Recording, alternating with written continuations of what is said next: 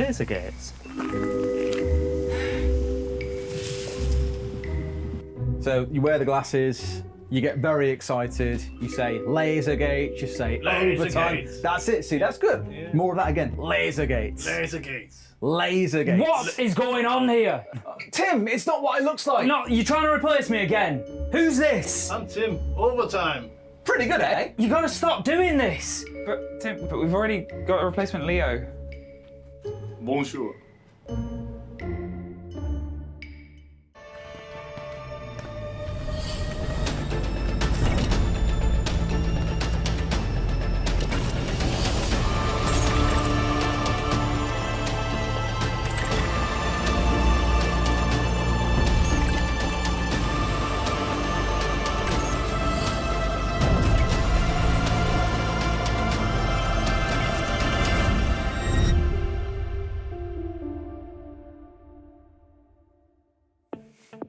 Hello, everybody, and welcome back to EML. It is stage 2, and we're kicking things off in a grand old way. Hello, welcome back to the Fortress here in Copenhagen, and we're live for some more action. 5 best of ones every single week until we hit playoffs and all of that. I'm Milos, your host. With me are Leo, Alfama, and Jack, and they didn't replace you, but you look different. You're not Laszlo. Bonjour. Bonjour. Bonjour. I can't wait to see you, Tim, casting this time. The last cameo was incredible in that open.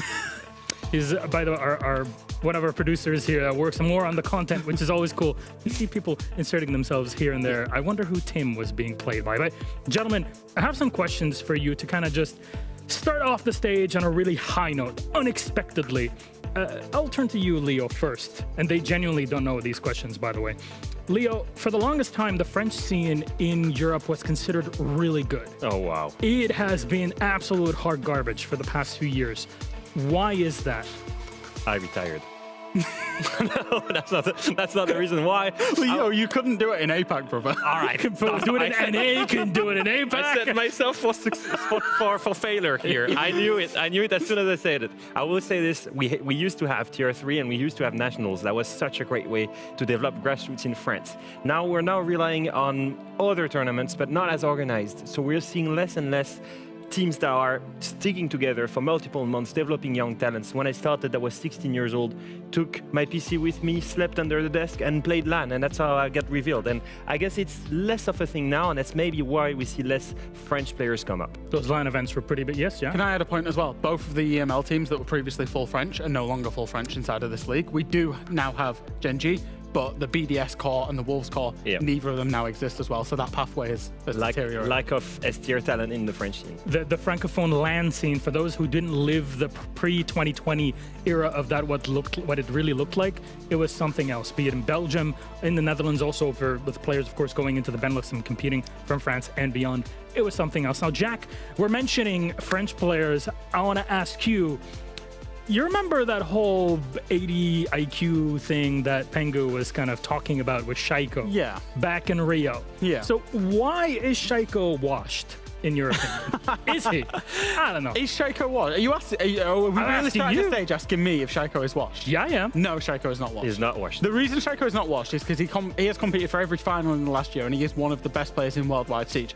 I will say, in this current Falcons roster, his performance on an individual basis has deteriorated. It has struggled. He's had to play more of a team dynamic, whereas he thrives when he's got drones in front of him. He's the main guy, and everything is played for him. Playing everything for the team allows the team ceiling to get better, but Shaiko's kind of ceiling drops off, and it's only marginally. He's still an incredible player. And he's got a charm in the game.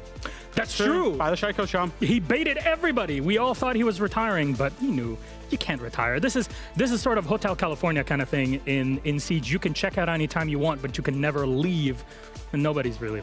We're all here to enjoy it all together. Speaking of which, we're going to be enjoying Stage 2 of 2025 all together here in the studio. And to set things off, there's, of course, a lot of things that have happened from Stage 1 and on to our brand new operation. First up, our new operator, Denati, joining us from Switzerland. Gentlemen, quick words on Denati. How does he work? Well, Tim is going to be really happy because he's bringing more laser gates. And he's bringing them, and it's been interesting so far. We've seen him being played a couple of times in pro play so far. A little bit situational, Jack.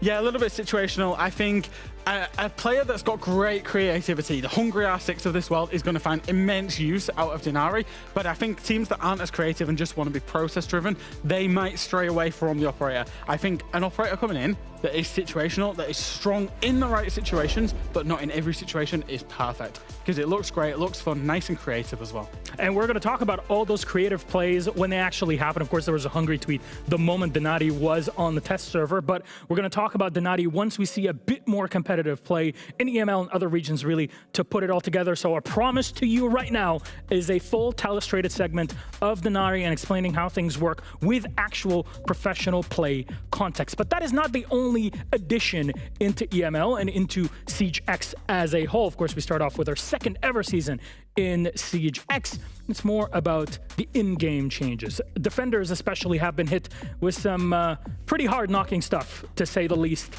All fully automatic weapons on defense have lost their ACOGs. Magnification sights are really being chopped down for defense. Yeah, on paper, it should be a good news to balance the game. We've seen defense being a little bit at the advantage for a long time. Now, with the fact that they have removed the ACOGs on automatic weapons, it means that now DMRs are being super strong and are really seeing a surge in pick rate. And I like that it's on a weapon class basis rather than on pick and mix operator basis, which is quite nice. We now know what the ACOGs are going to be on which weapons.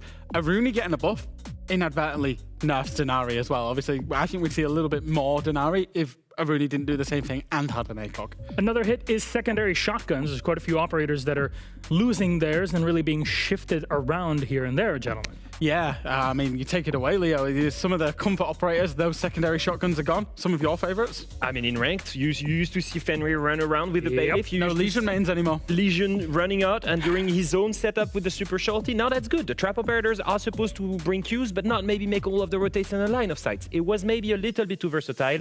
To see it on Wamai, I prefer it. I think from a pro play perspective, all of our pro teams, they will just shift onto the operators that make sense for the site setup, but it will change the dynamic. They will just adapt and overcome, but we'll start seeing new operators. Wamai is that big one. I love a big shift. This is something we will be talking about, of course, as the stage continues. And thirdly, for shield plays out there, Jack and Demo, I know you're watching, it's a hit. If you're a Blackbeard player, you're not doing things as you were before. Shield in general, you actually have to go through an animation like every other character where you pull the shield aside and actually chuck your grenades or whatever you want to use. Wow, that's crazy, isn't it, Jack? Yeah, it's crazy.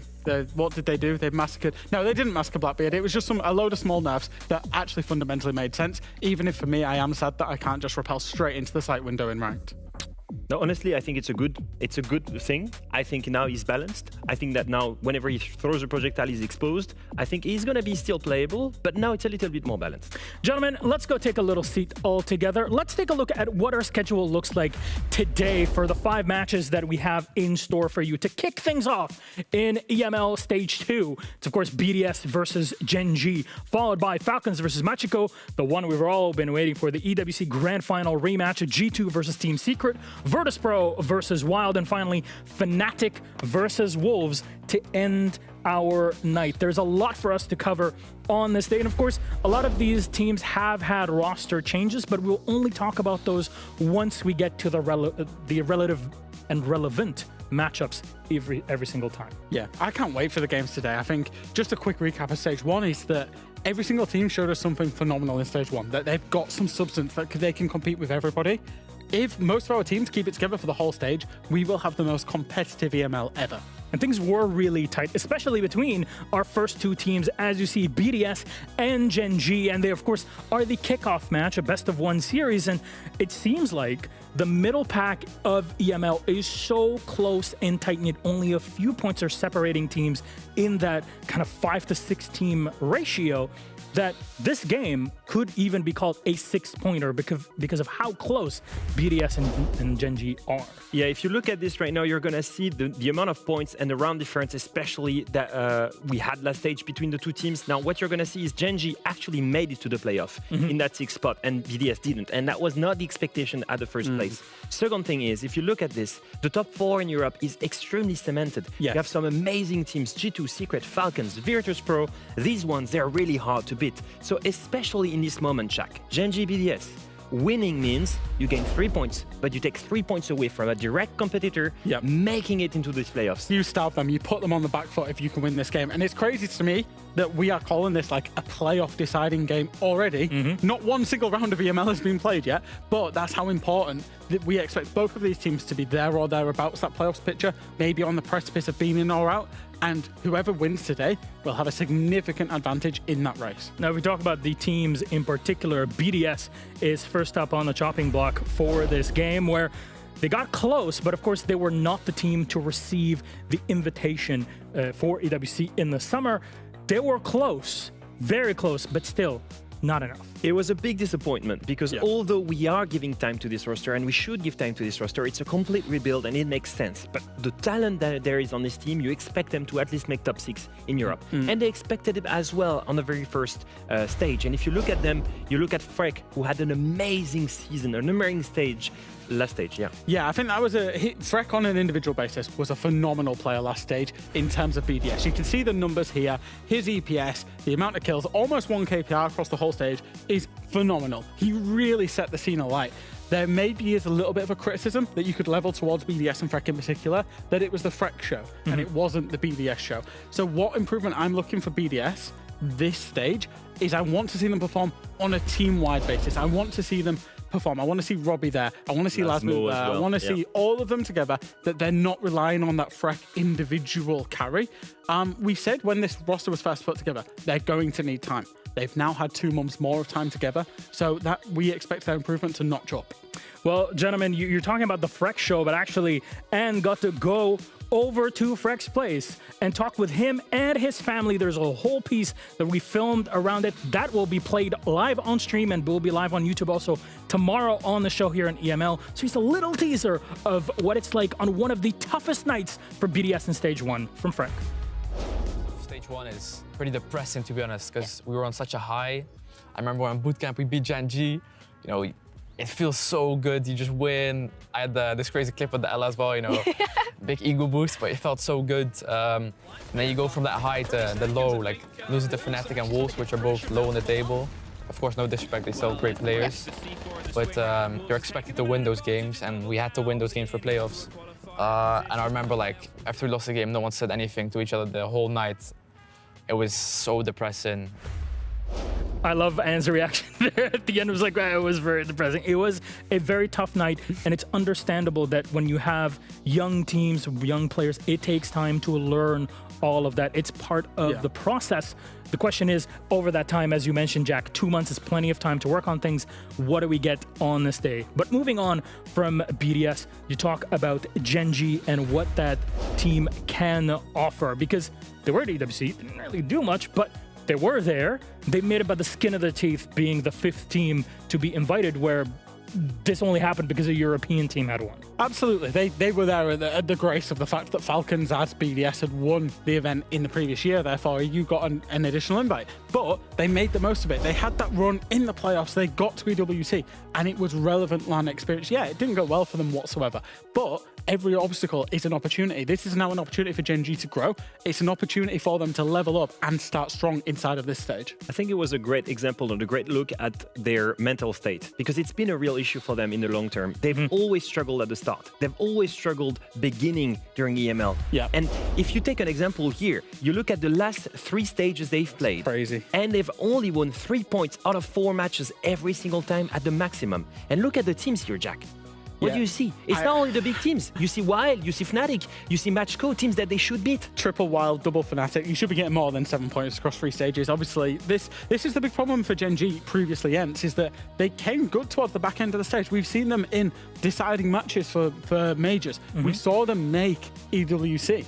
Like, they genuinely can get there, but they're always playing from behind. They're always starting so slow. This stage, it has to be a real focus for them. And today's a great opportunity, by the way, against a similarly, leveled, ranked opponent to get 3 points on the board and kind of kick that curse. And again, in a match that not only gets you 3 points if you win the whole thing, but also pushing away BDS that could be a big challenger as they were in Stage 1. Though, for this Best of 1 series, we have our maps. As always, it is still, again, a 9-map pool. Leo, can you please take us through our first one. Interesting. So we see Gen.G choose at the last moment to go to Clubhouse, their hometown. They've played it 5 times on the official circuit in just 50 days. It was also the map that they had as decider against Weibo. It's a map that they love to play. It's a map on which they beat Secret last stage. It's a map that they love. When you look at BDS, you think, that's a weird one. Since BDS created this whole roster, we've not seen them play that map at tier 1 level. I've got no idea on this, but that looks like BDS. That looks like a counter-strat plan. Yeah, and actually it's a really good level. What's the big question I had about BDS? Can you not become the Frex show? Can you become the BDS team in terms of the show? Clubhouse is the perfect map to show your team synergy on, so I'm very excited to see BDS on this map. But like Leo says, Gen.G love the map, so BDS is going to know what's coming. And we know, as always, Clubhouse is that big tester. It tests all your skills in basic Siege. And actually, we want to test things out with our wonderful casters for today. Let's bring them up. We got plenty of laser gates to go through it. Tim and Monsieur Dez, how are we doing today? Gents, it's so good to see your faces again.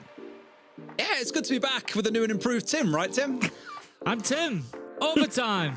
That was far too much fun shooting say that the line, content. Leo. We loved it. Bonjour.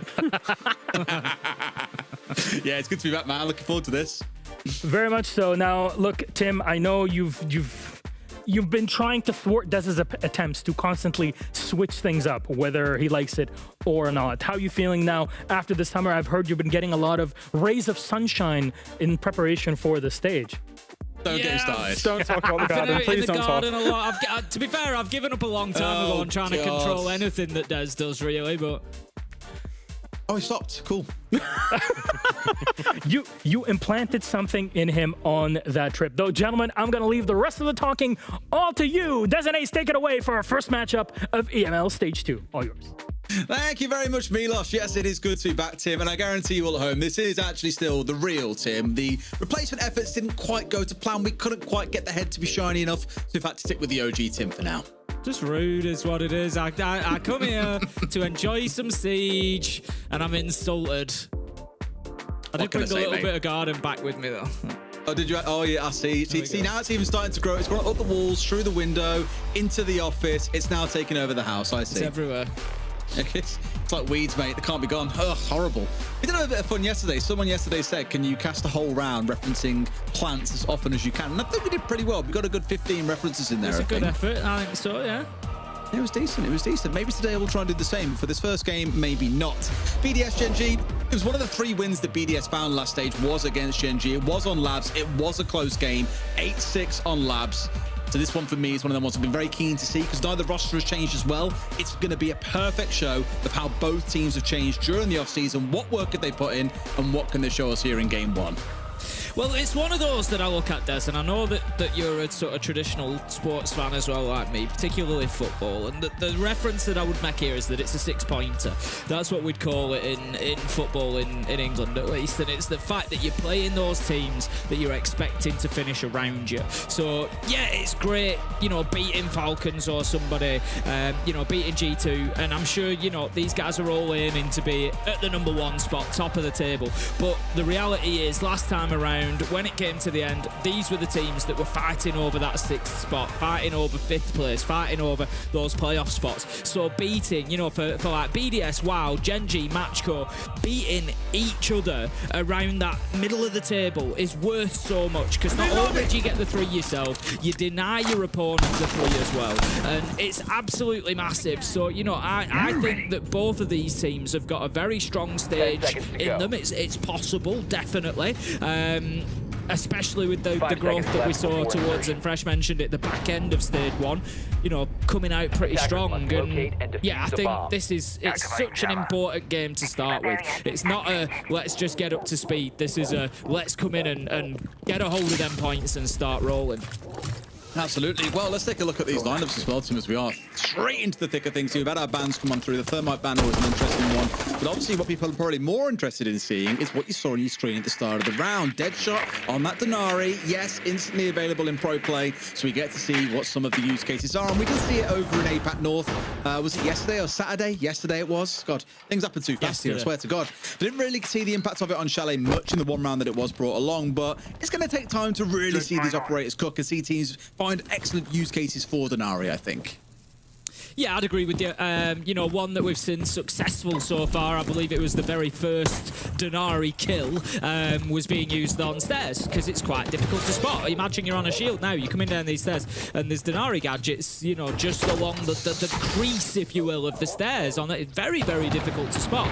You know, can take a lot of time. Talking about spotting, Frank is going to spot Azox, takes him out. Big loss there, that's the Azami gone. For a Church and Arsenal hold, you love to have that Azami in the corner of Arsenal with the bastion of Kiba barricades set up to hide in behind, control dirt, control the kitchen drop, control blue. Not going to be able to do that now. Absolutely. I mean, I'm wondering to see if we're going to see those Kiva barriers actually already set up for his teammates to use, but the key point you're making there, obviously, is they can't replace them once they start getting shoot-throughs, so it is going to make life that little bit harder, especially when you lose the second player. That's Denari falling down. The third one goes as Robbie gets rid of Skies. There's a solitary kill coming back the other way as Virtue falls at the same time, but BDS here too have got 75 seconds to play in a 4v2. They can't be losing this, and one more player dead to right, surely. Trying to find him, but no, they've let him go. Nakwo, he's out of there. Unfortunate. Takes a lot of damage along the way, though. He's not going to be much good for any fights for the rest of this round. He just needs to try and play his life, but careful there. He may just overextend, and I think it was Aster actually who was going to be showing his toes to the enemy, but they've loads of time here of BDS. This is, I'd be very surprised to see them not take this round from here. They've plenty of time. They don't need to, you know, get over aggressive. They don't need to give any opportunities to the two remaining for Gen.G. Just get a few drones in there, find out where they're playing, go and just take them 2v1. You know, just take those fights so you're guaranteeing the win when you do go in. Fret manages to pick up Macko, last little bit of health that he's got left. Aster trying to do what he can, but Diffuser's going down. I don't see any way he closes this out. Really good stuff here. A flash onto the triple wall, including Yin Candela's coming in towards the double door. There is no way he is getting out of there without a full white screen. Great play by BDS. Got a little bit nervous as we got towards the 25-second mark. I was like, guys, we've been here since 1:15 and we haven't really made moves yet, but it was more about knowing where those players were. They saw them on drones, knew exactly what to do, dump in the util and close out the round confidently. And that's a nice thing to see. It sounds like such a simple thing to celebrate, but I always get nervous about teams that we see kind of fighting around the mid-table, around the bottom. Often it's little silly rounds that get thrown away rather than getting like outright rolled. It's they have themselves in these man advantage situations and things just fall apart. They make a small mistake. They let one player slip through the net. But that was really well disciplined and really well drilled from BDS. Great to see. And now we go to gym and bedroom. Gen.G not going to repeat the downstairs. And hopefully, Tim, we see a Bravo coming along here because we've got Azax across onto that Maestro. Yeah, I mean, I don't want to get, you know, carried away, but BDS looked fantastic during that round. Really, really good stuff from them. Like you say, well drilled, knew everything that was going on, very good intel game, you know, starting to look really, really polished. And I love that the team has stayed together. There's not been any changes. They've given themselves that time to, you know, they know that there's a few newer players in there. They're going to take time to pick up that experience from players like P4 and Virtue to, you know, learn those lessons. And the fact that they've stayed together, I think, is already, I know we're only one round in, we'll see how the rest of the game goes, but I don't want to get carried away, but I genuinely think it's starting to show that they've had, you know, a good amount of off time to work together to prepare for exactly this, and they look good. Round one, they look good. Yeah. Cynic on the other side, naturally being me, he would say as well, it's got to work now, because if it doesn't, then it's a wash. Like, you've had that extra, like, 6 weeks or so of off time. Didn't make it to EWC, for example, finishing 8th in stage 1. It has to work now, or it's going to feel like this 4, 5, 6 month project is, you know, not showing the results that it should be. So yes, it's one round, and we'll see how the rest go. It started well, but here we are, focused on this extended hold out towards Cash and CC, and you can just see almost every single player of Gen.G backing away here, down through construction, back in towards site. They're acknowledging, look, the walls start to cave in a little bit there as these walls get opened up, and you saw Lasmo, who was watching on towards this construction window, hoping to catch them on the retreat, but this is why you bring the Azami, drop it on those lumber stacks, and it covers you from that window at least a little bit better than what you would be without it being in position. So a good bit of time wasted, but maybe not as much as they would hope here. About a minute's gone, and we're already starting this march on forward towards site. Yeah, I think what I like so far that I'm seeing out of BDS is that they're clearing sort of power positions really, really well. And it's something that we saw, I saw it in the SAL last night in the South American League, was ENX, one of the teams there, really struggling to do that. And it was on Clubhouse, that's why I referenced it. So, for example, Garage Catwalk, for example, the Roam when you're attacking Church and Arsenal, Cash when you're attacking Gym and Bedroom. These power positions, these extensions, positions that defending teams will try to set up, BDS have actually been breaking them down pretty well so far, so that's really good for them. As it is, they've lost a man along the way, make that 2 as Deadshot manages to pick up Lasmo, so despite being able to get control of those big areas, it's not paying off at the minute for BDS as Asa manages to slam Robbie, and right now Gen.G, they've got the answers. I knew this was going to be a good game, both of them looking polished in their passages of play. Now, Fnatic in me says you've got a Monty on side. He wants to play slow, that's kind of his nature, but we push forward quite aggressively here without the Monty being involved in play. He's still dancing around inside of construction, getting his way in towards Logi. We've had 3 players try and make moves up towards main stairs. Granted, that one you can forgive. The other 2, a little bit less so. You should not be losing those players this early on. And I almost feel bad for BDS because 3 players, as you can see, are down to below half HP on the side of Gen.G. A couple of other bullets, and that could have made the difference here. It could be them that sat in the 5 versus 2. As it stands, they're in a temporary 2 versus 4 as Nate goes on the deck, but Skies, well, no problem, steps out, takes the scout clean off Virtue, and Freck's all alone. He might be 3-0, Tim, but something tells me he ain't getting this round over the line by himself. We'll have it up to 1 apiece, and now we can say that the game is really started with both teams getting on the board. Yeah, and the thing is, both teams, I think, have been very convincing in the rounds that they've won. So, you know, that's great for us as neutral viewers. We just get to sit back and enjoy this because, you know, both of these teams coming in winning rounds 1 and 2, it's a great foundation for what is going to be a bit of a brawl between these two. I think, like I said, they'll know that come the end of the stage, these are teams that they are probably going to be fighting against, you know, for positions, for playoff spots, and so they know the value even of a play day 1 matchup between these two. So yeah, great stuff from Gen.G. What a response! You can't come out better, really, can you? You know, BDS absolutely battered them in the first round. They were all over them, and then, you know, flip reverse, Gen.G do exactly the same to them. So message sent and received both ways, I think. Absolutely. And of course, we'll see what it looks like getting into round 3 and what site we step into. I wonder if we see a repeat of going into the basement, Church and Arsenal, or if we go towards Cash and CC instead. I was about to say maybe a brief pause going on here, but no, you just heard that, and it sounds like we are going to be in game in just a second as well, which is always good news.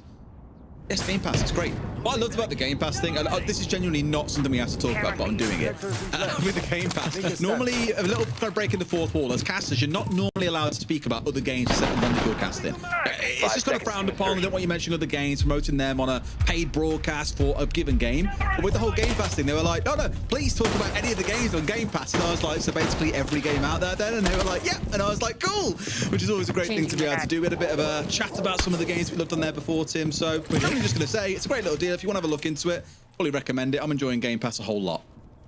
Yeah, same. I've had it a good while. It's one of them good opportunities just to try stuff, isn't it? You know, my PayPal balance hasn't gone up, by the way. I'm very disappointed. Microsoft, I thought you'd be watching. But no, it's all good. We're into round 3. Let's go, Tim. We are down to Church and Arsenal, as you expected we might be. We got a good opportunity to see exactly what I was talking about with the Denari trip gadgets on the stairs as well, just playing them right in that fold, that crease of where the stair drops down to the next level. Makes it very, very difficult. It's just time consuming, having to check that out, having to make sure, you know, yeah, you can drop an EMP down the stairs, you can, you know, do other things to speed the process up, but it's already, it was Elevate, I'm pretty sure. I've go as far as saying it was Psycho who was playing the Denari, but I could be wrong with that. But it was Elevate who got a kill. It was on Clubhouse, actually. I think it was in that. It wasn't in that position. It was on the level above. It was going up to Master Bedroom. But yeah, I think we're going to see a lot of success in the kind of sneaky areas like that for Denari. Because it's much the same as Frost Match. You know, it's the same reason that you get the success out of Frost Match as well. There's just so many things to watch and check that sometimes it's not always possible. But in goes P4, takes out the destructible ingredient there, just gets rid of the pipe so it's not causing any problems later on. We've got some positions in stock as well, but they're not doing a great job today. They've got an IQ on side of clearing out these Valkyrie cameras.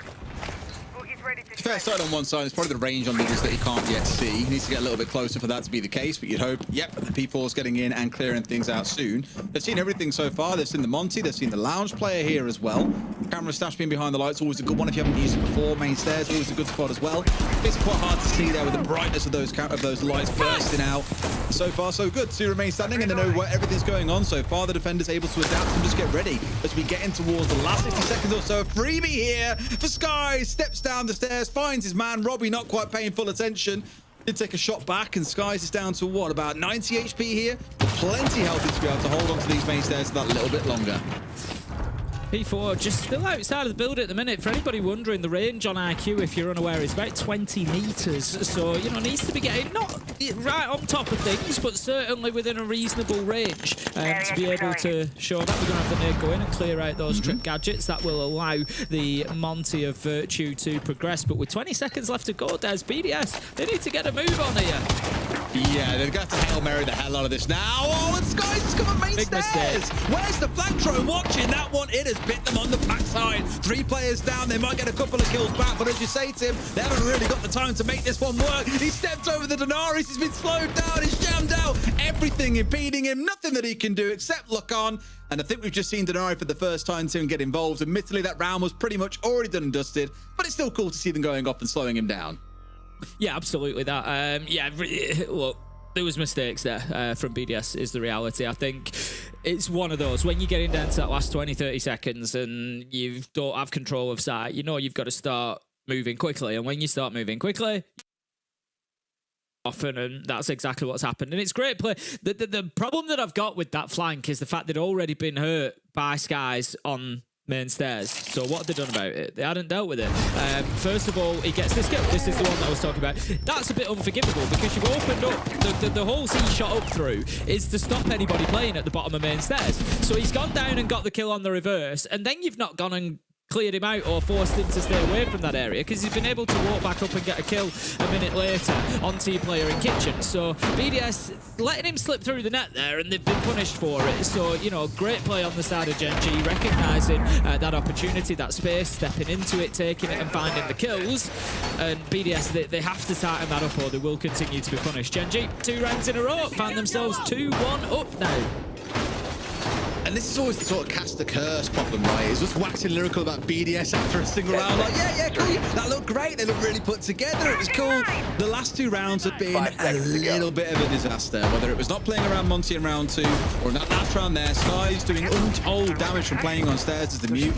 Little things here, these little mistakes that I was mentioning, creep in and start to see teams dropping rounds that they really shouldn't be losing. This will build up into a map loss if you're not too careful. And yes, BDS on the attacking side, Gen.G on the defense, you generally expect to see defenders doing better. Whatever, you still want to see BDS playing a little bit more effectively. And I like how, at least in this round, we've seen them step away from what they've been using so far. We've got Virtue across on the Capitao, stepping away from playing on the Monty. Drone just doing its job.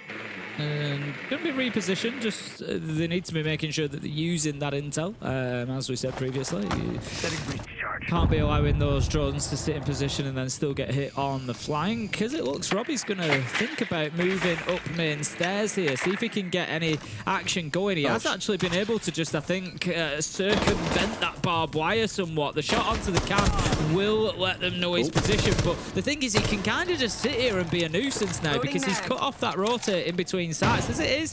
He drops that down. He's got a little bit of concern about a flank from underneath. BDS now obviously having been bitten once, shy twice, and don't want to be getting caught out again. Absolutely not. But again, they're seeing a lot of things here, a lot of camera work being used so far. No! Medic, what have you done? Fixed it for a second. He'll find a way around it. Observers are absolute geniuses. There you go, solved it, no problem. What's the issue? And almost been marched forwards. I was going to say, so a lot of these cameras catching out a lot of things. Definitely some of the work we're seeing come out of the observers here to catch out what's going on. That was an unfortunate throw. Not quite in the spot intended, but there's 3 quick kills that fly to the way of Gen.G. Once again, have just stunted this push forward from the side of BDS. Fret, by the way, hasn't died yet. His team have lost 2 rounds. How curious. I don't know if I've cursed BDS, you know, with waxing lyrical about their opening round performance here, but ever since then, Gen.G have just absolutely turned it on. They've hit the afterburners, and BDS just cannot keep up with them right now. Gen.G looking fantastic the last few rounds. BDS really struggling to break them down, struggling to take map control. What control they get, they're struggling to sort of utilize and make the most of it. Difficult day for them after that first round, and I can imagine that, you know, spirits might be a little bit low in there at the minute. Tactical timeout maybe just to boost them back up because, you know, they came in so strong to begin with and now don't seem to have any of the answers. Absolutely. I saw some people asking, by the way, like, oh, is this map attack leaning or is it defender leaning? It is one of our actually most attacker leaning over the last month or so. In fact, to tell you what, I'll do us all a favor and go back even further than that. Look at the last 6 months or so, and I'll tell you what it looks like in a second. But of the maps that we've seen played over the last, well, really the start of the stage, 4 or 5 times we've seen it played now, it is one of our more attacker-leaning maps, and probably because there's that expectation of a map that's well known. You know, teams that are choosing to go there have definitely got a plan going into it. So when I get the full 6-month data, we'll take a good look and see exactly which way it leans. But I would imagine it leans more toward defender-sided than attacker-sided, Tim. Yes, I would. I don't. Put your chips down now, Tim, because I'm waiting for the data to load up. I fancy Clubhouse to be quite even, to be honest, because there was a point in time where we saw the attackers having a little bit of an advantage on Clubhouse and doing pretty well, and then the defenders do seem to have had a resurgence lately. So I'd agree with you, but I'd guess maybe like 47-53 at most in favour of defenders, possible. I think it'll be quite close. Attackers have located a bomb. We'll find out soon enough. I'll tell you when I can get it up there. For now, we'll focus on round 5 as we load in. Fair to say, BDS needed that tack time out, Tim. Really, you want to be finding yourself getting 2, if not 3 rounds on the attack here to set yourself up for a comfortable defensive half. But with how those last 3 rounds have gone, you could easily see this going towards being a 5-1. Gen.G just look different gravy across those last 3 rounds. In fact, I think BDS have only found themselves with about 5 kills across those 3 rounds.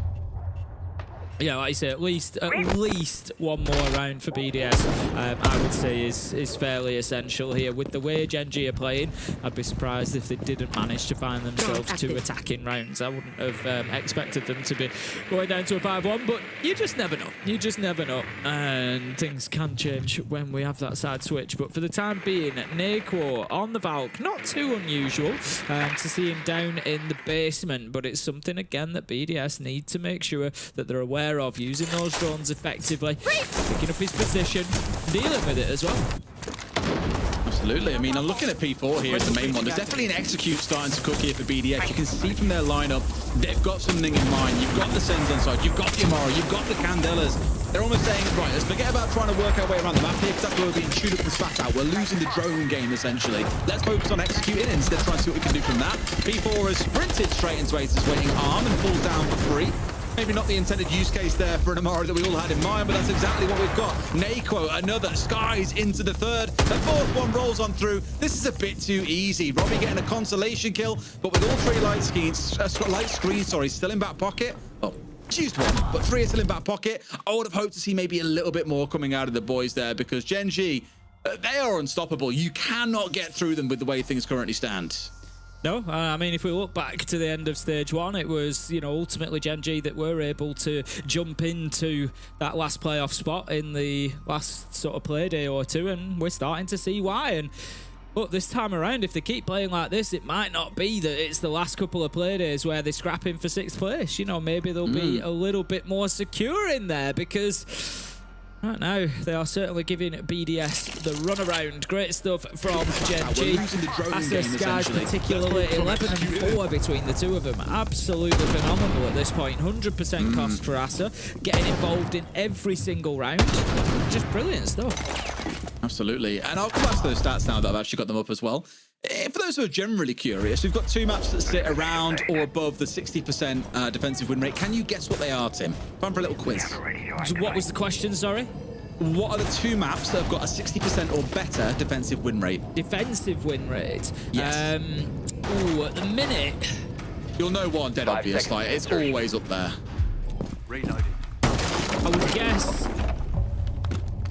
maybe Cafe?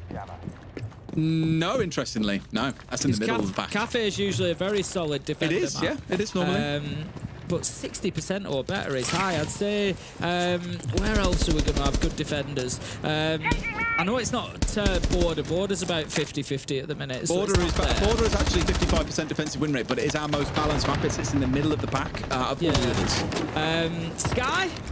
Correct, yep. Sky is the most defensive win rate at 62%. Sky, always very difficult for the attackers. The other one... You might not get the second, but it begins with C. I'll give you a clue. I'm gonna Consulate or Clubhouse. I fancy Clubhouse really, but ooh, it is Consulate. You were right out of one of the 2 that you found. Yeah, and then you've got Clubhouse Club for it, but yeah, Club's at 55% alongside Lair, Border, and Cafe. So they're all around that middle of the pack, and then you've got Labs, Bank, and Chalet near the more attacker-sided ones. Yeah, I thought Club would be closer to the even mark, if you will. It's number 3. So don't get me wrong. It's number 3. Number 3. All good.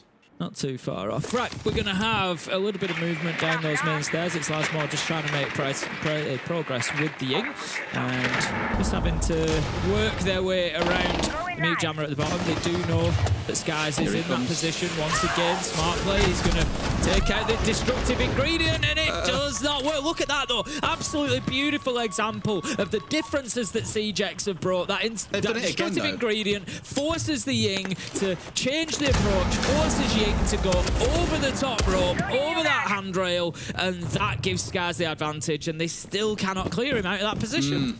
That wasn't really the main thing that gave the advantage, though, because for the second round now, they've ran over those Denari characters. They haven't learned the lesson. The sound effect comes out, and Skies is like, oh, guess who's there? It's a enemy player. I'm just going to shoot him as soon as he shows himself, because I can hear exactly where he is. And again, it's the second time now they've run over those Denaris on the stairs. They haven't learned to deal with them. There's no nade rolling down the stairs, so they paid the price there by a very, very silly mistake that could have been avoided. Gen.G absolutely deleting BDS across not just these last 4 rounds now, these last 5. They are looking damn good, and BDS can't quite get around together. Virtue gets one back, but it's a 2 versus 4 and only 35 seconds to play. This one feels done, Tim. It's going to be a 5-1 half. Yeah, I agree. And, you know, look at the time. Gen.G could do this in under 30 minutes, practically. You know, depending how those first 2 attacking rounds go, they know that he's up above. I think he just missed him there, Azox. Oh, please, no. He can't get this on the pistol. This can't be allowed to happen. He knows that the challenge is there. He's trying to get aggressive. He was concerned about the swing from the door. I think Azox could have focused a little bit more on that fight directly. He kind of saw his head above the balustrade. He knew he was in behind the shield. He was just far too worried about the door. Deadshot does manage to pick up Virtue as he drops, and we found ourselves 1v2. 2 seconds left to go. Robbie can do nothing. Gen.G 5-1, and what a defensive performance from Club that has been. It was, yeah. It's the catch the curse, mate. I'm so sorry to BDS. We were sat there being like, yeah, they're looking good after round 1. Things looking quite impressive. And then Gen.G have just gone, wait. 1 moment, please. And have shown us across those last 5 rounds an absolute defensive shutout. Yeah, again, I don't want to take it from Gen.G because they played it well. Gen.G, sorry, they played it well there. But for BDS, it was the mistakes that they were making throughout. Again, drones in some cases, just not being aware about players sat on stairs waiting for them. Denaris, they were stung out by them twice. There's just several things that have gone wrong time and time again. P4, full sprinting on Amaru, up those back stairs. It's like, these are things that are avoidable. And these are the small mistakes that I was speaking about earlier that teams have got to avoid. Before we go into the second half, Tim, I've got another quiz for you. What do you think has been our most played map over the last 6 months? What are we talking? Worldwide? Worldwide, yes. Worldwide most played. I feel like we've actually seen quite a lot of Lair. See, I would also say Lair, but that is actually 6th place. 6th, really? That surprised me. Yeah. I definitely would have thrown Lair in the mix. I'd say possibly Border as well. We do see a lot of Border. Border is 7th, mate. Oh, good heavens. Good heavens. Is it going to be something like a Nighthaven? Labs is 4th. Or Chalet. Chalet could be up there. Chalet is 5th. I've named 4th to 7th. I haven't even named the top 3. That's wow. No. So you're playing pointless, mate. What's going on? I'm doing well then, at least. I'm winning. I mean, obviously, I assume Club is going to be up in the top 3. Correct. It is our most played at 66 plays over the last 6 months. That surprises me because I felt like Club had dropped off a little bit in popularity. I thought the same. You don't really gain anything from going to Club because everybody can play Club, so you don't really gain anything. So I thought we'd seen a bit less Club, but I guess it is like a safety map as well. It's like... If you're not too sure, go to Club. To be fair, it's quite tight. Like Lair up to like Bank, all in the 50s, and then you've got Club and Cafe at the top, having been played 65 and 66 times respectively. So there you go. There we go. I've got no more quizzes to give you now, mate. But I'm not going to try and make you guess which one's got the most rounds played, because that's just cruel. It's very kind of you. It's not Club. The Boogie Drone is going to go out and start ripping up that floor. Deadshot manages to take down Freck, and it's not looking good for BDS. Switching sides, obviously now Gen.G moving on to the attack, only needing 2 rounds, and I don't think this is necessarily about attack and defense anymore, Des. I think this becomes about mentality. This comes about, you know, sort of vibes and energy within the team and being able to fight back. And look at this, Azox with a beautiful double. 4 versus versus 2. Gen.G with all the time in the world to just soften this site up and get the round done, get themselves onto match point. No reason that they don't win this one. No, I was going to say to you, we've got Virtue upstairs, we had Lasmo out on East stairs, we're inside the storage. I was like, wow, they're going to 2v1 this guy in Garage. And then look at what happens. It's completely bottle it. Azok's just sat around Harry Potter, crouched down behind the cabinet, and gets himself a couple of kills. It could have gone so right for BDS, but instead it has gone so wrong. Half the round still to play here. And Gen.G, it feels a lot like back in round 1, Tim, where we had BDS in a 4 versus 2 with 75 seconds to play. They close things out super clean. And I'm expecting the same out of Gen.G now as well. I don't see them losing this round. However, Robbie manages to pick up Azok, so that gives them something to build on here, BDS, but the plant is going down. They're going to need to do something about this. Deadshot manages to find Robbie, and that leaves it all up to P4. He can do nothing. Shut down Gen.G, managed to get themselves up to 6-1, and like I said during that round, I don't think this is about attack and defense anymore. I think this is about BDS being beaten up. I think this is about the mentality. This is maybe the energy dropping a little bit. This is like nothing you do is working, and all of a sudden the momentum, the energy, everything is behind Gen.G, and they are just steamrolling through this matchup. Make it look a little bit too easy, aren't they? Yeah, it's really unfortunate. Lasbo got his single kill to get himself on the board, but this one again a little bit unforgivable, really. Got to be doing better. I'm not sure what Virtue was after. Like, they knew that he was in there because Lasbo was looking for the challenge. To then bolt yourself over the barricade when you can't ADS anymore, it just feels like, are we not talking? Are we forgetting how words work? It's a mistake they've made there, which again is basic stuff that you shouldn't be slipping up on. But all it's led to is us sitting here with a 6-1 scoreline to Gen.G, who have played this brilliantly well, looking like a great team, about to absolutely slam BDS on the opening day of the EML. Definitely is heading in that direction. Gym and bedroom is where it could all be over, to be honest. If BDS don't wake up, I know they need 5 rounds in a row, but I would say you can't think about that at this point. It's too big a hill to climb. You've got to break it down. You've got to take it into bite-sized, manageable pieces. And so for BDS, I think, you know, yeah, we could look and say 1 round at a time, but I think they need 2. They need to get themselves 2. Just get back-to-back rounds. You're at 6-3, and that can be that mentality reset for you. That can be that little bit of energy. It sends that, you know, a little bit of a warning shot to Gen.G where they start wondering whether they're going to come back at them or not. But it's all going to start with one. Time being, Tubrau is going to freeze out the exothermic charge, and it's going to be mirror tricked as well. Beautiful stuff. That's going to clear out that utility. Immediately smashed out, but it does mean that Asa has only got 1 remaining. And to get this opened up, tends to go away for us in time. They've got impacts on Lasmo, but that's not going to be enough for them, I think, unless he gets himself over. But I highly doubt it. Yeah, they can't really stop this now because he's not in the right position to be able to stop this, unfortunately. And look at this, Macko getting a freebie onto Virtue. Got to be conscious of that. Also keep an eye on Skies, by the way. He's currently hovering around stage, just waiting for his chance to move. But he is, of course, on the Nook and is looking to get a backstab off once his team start applying pressure in towards construction. Yeah, I love this from Gen.G, but again, BDS just not really reacting quickly enough. Just tricking the book, get the book into stock, and, you know, start opening up the floor and get somebody up alongside. It's that easy. Asa manages to pick up Freck. There goes the garage catwalk. This is over, Des. So well coordinated because the 2 firebolts went off towards the other side of catwalk, by the way. So they throw a nade up there, knowing he's either got to run down the stairs or vault over and guaranteed die, or die to the nade, and he chose the nade. Such a clean round from Gen.G, anticipating everything. BDS seemingly unaware of a lot of what was going on, and the scoreline reflects that, a 7-1 victory on the opening day of the EML. Yeah, fantastic stuff from Gen.G. Every right to be very pleased with themselves. Great performance, not just about the score on the scoreboard and the result, but the manner in which they did it. They looked really, really solid beyond that first round. It was a bit wobbly to start with. They got run over, but after that, the response was brilliant. Well, Tim, that's our first game wrapped up in half an hour or so's time. We'll go to a break. When we come back, our desk will break it down for you before we get into game 2. See you soon.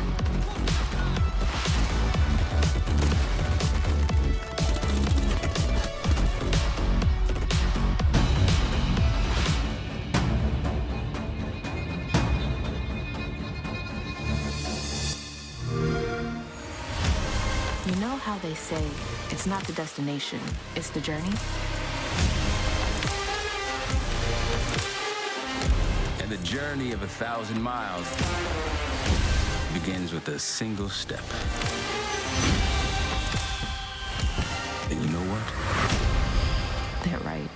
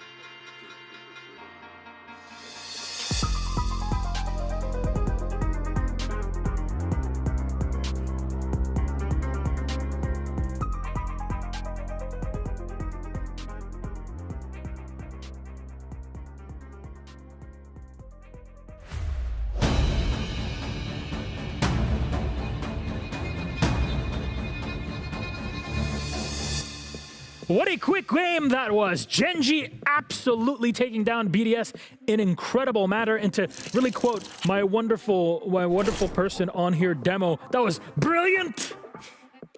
Brilliant play. So good. That's so good. I wasn't expecting that. Yeah, no. Do you know, it was so good from Gen.G. Everything made sense. They got themselves onto that comfortable map, that clubhouse that we know that they're phenomenal on. They didn't change anything, by the way. So if BDS were counter-stratting, there wasn't a lot change from Gen.G. The positions that we're seeing them play, Azox, you know, was playing the Izami on the blue stairs. Sky's playing here, main stairs with a shotgun. Yeah. God knows what Lasmu's doing here, by the way. Solo taking that 1v1. No vert is done above the guy. Got a question mark. So if the mute runs down the main stairs, no one can fight him. But Gen.G, they put up the same performances they previously had done. They were there to be countered, but the teamwork was phenomenal from them. They displayed the individual talent. They've started this stage how they left stage 1, and that was the challenge that we put in front of them. Can they start strong? Well, you can't get any better than 7 rounds in a row and a 7-1 victory. We were waiting to see momentum, and we saw it here, Milosh. We saw that, and we were expecting something, a reaction from the BDS, and I saw that they had a game plan. They came in with new operators almost every single round. They tried the Monty, they tried the Sense. They clearly had a game plan, just could not execute it whatsoever, being blindsided almost at all times, especially when they were in attack. If anything, you're happy if you're Gen.G and back then ends, because over the past year and a half, that has been the big problem. Takes them over 4 games to get actual points on the board, and here, a massive win for the middle of the table. Technically, we're calling this a 6-point game, just because how close these two teams were in stage 1 to make it into playoffs, which Gen.G, of course, were able to click through, but still the question marks around BDS. We were saying, no more Freck show, let's get a whole team together. First round, they had us in the first one. They're like, oh my God, they're playing well. And then, nah. They had us in the first, then they made my blood boil, genuinely. I don't think it was a bad choice to go to Clubhouse, especially if you think that Gen.G are going to play exactly the same way. You know they're going to go back there. I think the macro strategy was good. They wanted Virtue on the Monty that first round. It was devastating. I was like, hey, BDS are here to play. And then it creeped in, didn't it? There was solo plays where, you know, we saw Lasmu with the Ying shotgun jumping the main stairs. We saw Robbie trying to make plays. We saw Freck, and, you know, we've got to call it out a little bit, baiting in the late round, being last alive. They were 3 rounds gone. He hadn't had a death, and they'd lost 2 of those rounds.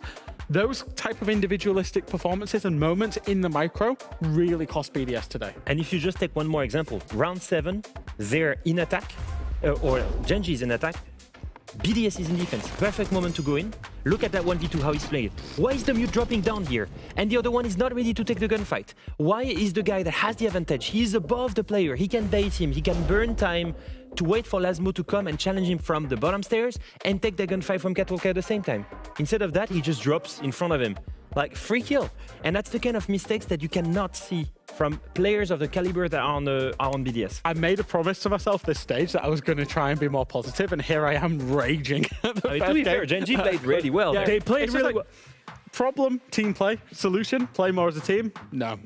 And it's not as easy as that. It's not as easy as that, and I know it's not as easy as that. We've got to make it look simple for the broadcast, but it was really disappointing from BDS. There's a word for this in Arabic. We say fashet khalit, which means it's like a pressure valve being completely released, and that's what we got today, watching Gen.G and how they were, because it was so impressive, the teamwork that they were putting up. Speaking of which, let's have a chat with Macko, who's joining us from the squad. First of all, congratulations, an incredible kickoff to the stage. How are you feeling? You broke the cycle of always taking time to warm up into the stage. Yeah, it feels amazing. Again, we start the season like you said, like we ended the first stage, so it feels great. Finally being good at the beginning of the stage and not in the middle or in the end. So yeah, it's amazing. How did you see your evolution after EWC? What did you guys do in the off season to keep that momentum? I mean, we had change in the team. Like I would say, like some roles changed. And I think it's better now. So we worked a lot on Scream, VOD and stuff, and it's working right now. So let's keep the work up. Nice. With the game today on Clubhouse, was you expecting BDS? Firstly, was you expecting BDS to go to Clubhouse against you? No. No, not at all. No, not at all. I wonder why. and then, I mean, when I saw I was watching the bad map, I saw they left Clubhouse open, and we had the plans for other maps. And I said, guys, even if they counter strat, I don't care. We go on Clubhouse. We are gonna smash them. That was going to be my second question. When you expect them to play Clubhouse, or when you know you're going to Clubhouse, you know a counter strat's coming. How did you prepare for that? Because clearly they had a plan. I mean, we know we don't have like a lot of vote on them on Clubhouse, but we know their playstyle, exec, shield. So we knew we had to bring Denari for main stairs, for example, Warden. So even we were comfortable even if they anti-strat, because I think we didn't change our strat, but the way we play as a team changed a lot. It feels like you're just playing for yourself. You're not forcing strategy, a specific team on a specific map. Do you think that helps you now that you're going into back-to-back play days on Mondays and Tuesdays? There's not a lot of time to change and counter strat for the next team that you're coming up with and kind of learning from that first play day. Yeah, I think it can help, not changing everything of your basic game plan. Just bring some little adaptation and it works. There you go. Gentlemen, we got it here. Macko, again, congratulations on the big win to kick things off. It's our first game, and it's a 7-1. It's Gen.G that are doing excellently, so I can't wait to see you playing again tomorrow. Let's get more of that teamwork on there, and well, we wish you all the best. Thank you, guys. Have a good day. Have a good night. There you go. It's good to see youth really doing their best. This is something that we need to highlight more in EML through 2025 and hopefully into next year, that there is still a lot of fresh blood that is still unexplored to their maximum potential. A lot of French blood. Fresh blood. Yep, I see it. We'll talk about Noah later. That's and they are the best French team in the league, being the only French team in the league. The best and the worst at the same time. It's nice to see Macko with a smile, though. We did a Faces of Macko last stage where his first interview, he was raging. But no, he starts play day one, win, happy smiles. Great job. Thank you very much from the best English analyst on the EML. And the worst. At the same time, the dichotomy. Anyways, gentlemen, thank you so much. We still have more games to go. Of course, 5 and 4 right after this. We'll see you after the break.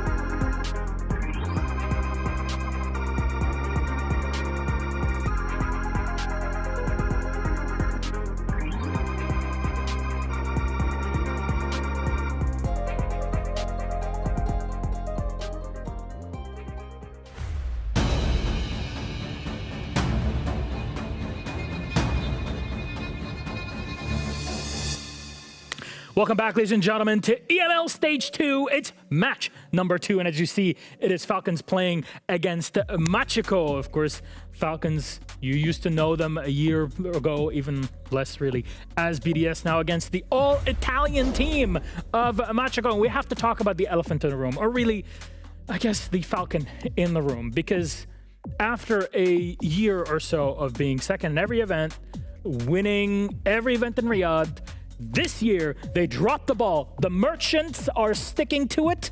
Well, no more, actually, because they lost. They got knocked out just at the beginning, Leo. Yeah, they really have a target on their back. It feels like, because everyone speaks about them dropping the ball. Everyone speaks about them not making it past that main stage on EWC. They could not get there. And especially after joining Falcons, the organization that wanted them to perform at EWC, letting them down by losing here versus Space Station was a big issue. Now we'll say this, look at FaZe. FaZe, world champions in Boston, struggled as well. If you look at Falcons, it's just a story of a team that has been consistently at the top level and that is going through a rough patch. I'm not worried for them. They just need to find the right ingredient. And when you see what it means for Liquefact here, especially on the screen, it means so much for him. They will work hard to come back. I think Falcons have lost their cloak of like invulnerability, invincibility. I think teams used to roll over and die for Falcons, just expecting to lose. Teams don't do that anymore. And I think Falcons are in their own heads a little bit. They expect to just turn up and stomp teams. And I don't think they think that anymore. I think there's a big mental issue going on because we can't question their skill. Like, look, the players behind me, we cannot question their skill. They are so goddamn good. Every single one of these players is a top player inside of the world, not even inside of Europe. Their strategy is good, their macro is good, but it's not quite clicking in the server, and it hasn't quite been clicking in the server. We saw it in stage 1, and they get away with it in Europe. They still will get away with it in Europe because they're so good, but they got found out at the last international event at Esports World Cup, and I hope that's triggered like a big change for them, because they can go on and win everything this game has to offer, but they need to find how to get over that hurdle. You cannot stagnate, that's for sure. That's something that previous dynasties, not that I'm calling Falcons a dynasty because they haven't won. They were second, it's very good, but not a dynasty. They're not Furia levels in that performance, but teams like Furia stagnate. Teams like G2 Penta back in the day, they stagnated and they fell off, and Falcons cannot already get into that before they've lifted a singular trophy in this current form. They did back in the day, but that was almost what? We're coming up on the 4th year or 3rd year of that now in November 2022. Yeah, so on LAN, it's a whole different beast for this squad. However, we have to talk about the squad on the opposite side of it, Macko, because they can impress in many ways. As the full Italian squad, they have La Squadra here has a lot of aspirations behind it. Just a little change here and there, and they could definitely make it beyond. Yeah, we were really curious as to how Macko would perform in the first year in Tier 1, first stage, and I think they outlived expectations. I think they made it to playoffs and very narrowly missed on EWC. They could have went there. It was a really rough match against Gen.G, but if you look at it, we always felt like they kind of outperformed their real level, because every single time they would go in overtime and somehow win off of certain clutches and some hero plays, and it was good for them. But still, it's the flair. As a team, if you looked at the statistics of the whole team, they were quite poor. But still, they were. But the clutches were keeping them in. The clutches kept them in them. They have made a change. They've made a change. They've decided to move Ghost on from this roster. They've brought in Raiden as well. So sticking with the Italian theme. And I'm just going to be honest. Again, I was trying to start the stage positively, but Ghost needed to leave the roster. I think he was clearly, statistically, objectively, the odd man out. He was really struggling. He wasn't hanging at this level, but also the eyeball test as well. He wasn't playing the same way as the team. He felt like the odd man out. Even if he was doing well, he felt like the odd man out of the team. They've moved him on. They've brought Raiden in. It's his first opportunity at a Tier 1 level, previously on the ITB-A roster as well. Known as a good player, so I'm excited to see what he can bring. Does he have any pedigree, though, to just earn the spot in EML? Well, first of all, Macko recruited the former Wild analyst. He was analyst for a while, but also an amazing player. And as you can see here, that was Southbridge end of 2024, when with ex-ITB Academy, they beat none other than Macko in a Tier 2 tournament. He managed to beat them, and at this very moment, I think they had their eyes on him. They knew he was going to be a good recruit in the potentially to join that team later. One thing that's curious for me about Macko, and I don't know because I've had conflicting things from teams about scrims against Macko and practice against Macko, is how they're going to play. Because Raiden, when he was on this ITBA roster, what they were known for is playing quite default, playing quite slow, fundamentally sound Siege, but quite slow. Macko, when Macko were in Tier 2, and we've seen it in Tier 1 as well, play quite fast, quite cheesy strategies almost, take a lot of risks. Which Macko will turn up? Will they be the Macko Stage 1? Will they be that fundamental? Or will they change to kind of Raiden's vision of the game? Or will they have both? Will they have the adaptability to play both and have that depth of strategy? And that's what I'm excited to find out. Yeah, the certain thing with Macko now is that they were having a weak link the entire Stage 1 and still managed to make it to playoffs. With now a complete roster, and let's see how Raiden performs, but it's going to be hard to do worse than what Ghost did. So, in theory, we're looking at a team that's looking much more complete on paper. I'm quietly excited about this Macko roster. There's a lot that is up there to prove for this roster. It's a big game to have your kickoff match of EML, especially with a new player that has never competed in EML, to just be against Falcons. And from a mental point of view, since we talked about the kind of mental block that's happening with Falcons right now, there has to be something where you cannot respect Falcons just a name. As you mentioned, Jack, where so many teams in the past would kind of just, well, we're going to lose to them anyway, so whatever. Macko cannot go in with that mindset. I don't think people really thought that way. I think that in general, and every time we had Likefak in an interview, he told us the same. Falcons had a target on their back at all times. Everyone was trying to take down the Titan. Yeah. So you were not going into that game thinking, it's already done, I'm going to lose to Falcons. No, it was, they're so good, I want to beat them so bad. It's more when you lost to them that you said, it doesn't matter. It's okay, anyway. We went to overtime, we're fine. We put in a good performance against Falcons, whatever. Whereas if people lost to Falcons last stage, they were like, we could have got points there. I think that's the difference. Yeah, and that reveals the kind of spaces that you can exploit within Falcons, especially on this opening day. Though, our map bands, they're ready to go. Let's put them up on the screen. Jack, friend, can you take us through them, please? Yeah, we're going to see Clubhouse, and this is a map that Falcons absolutely love. We've seen them go there time and time and time and time again. And it's kind of funny because it doesn't necessarily suit their not playstyle, but some of the issues they've been having. They've been issues having played fundamental Siege, playing as a team, needing individual performances to get them over the line. Clubhouse forces you to play the team. We've just seen a team play as individuals on Clubhouse in match 1 and get absolutely battered. So for Falcons, it's a real weird juxtaposition that actually they love this map, but it doesn't necessarily suit the issues that they're going through right now. So they're always going to want to go there, Leo. Yeah, my theory on this is that it gives them a simple frame as to how to play as a team, which then helps them have some kind of basic team play on top of being incredible individuals. You know what's going to happen, even if IGLing's not on point or somebody's communications. Exactly. You know how it's going to play. Everyone knows the right steps. Yeah, true. The attacks are almost always the same. So in that order, even though the communication is a little bit struggling, you know what are going to be the next things, and you can try and have some natural chemistry there.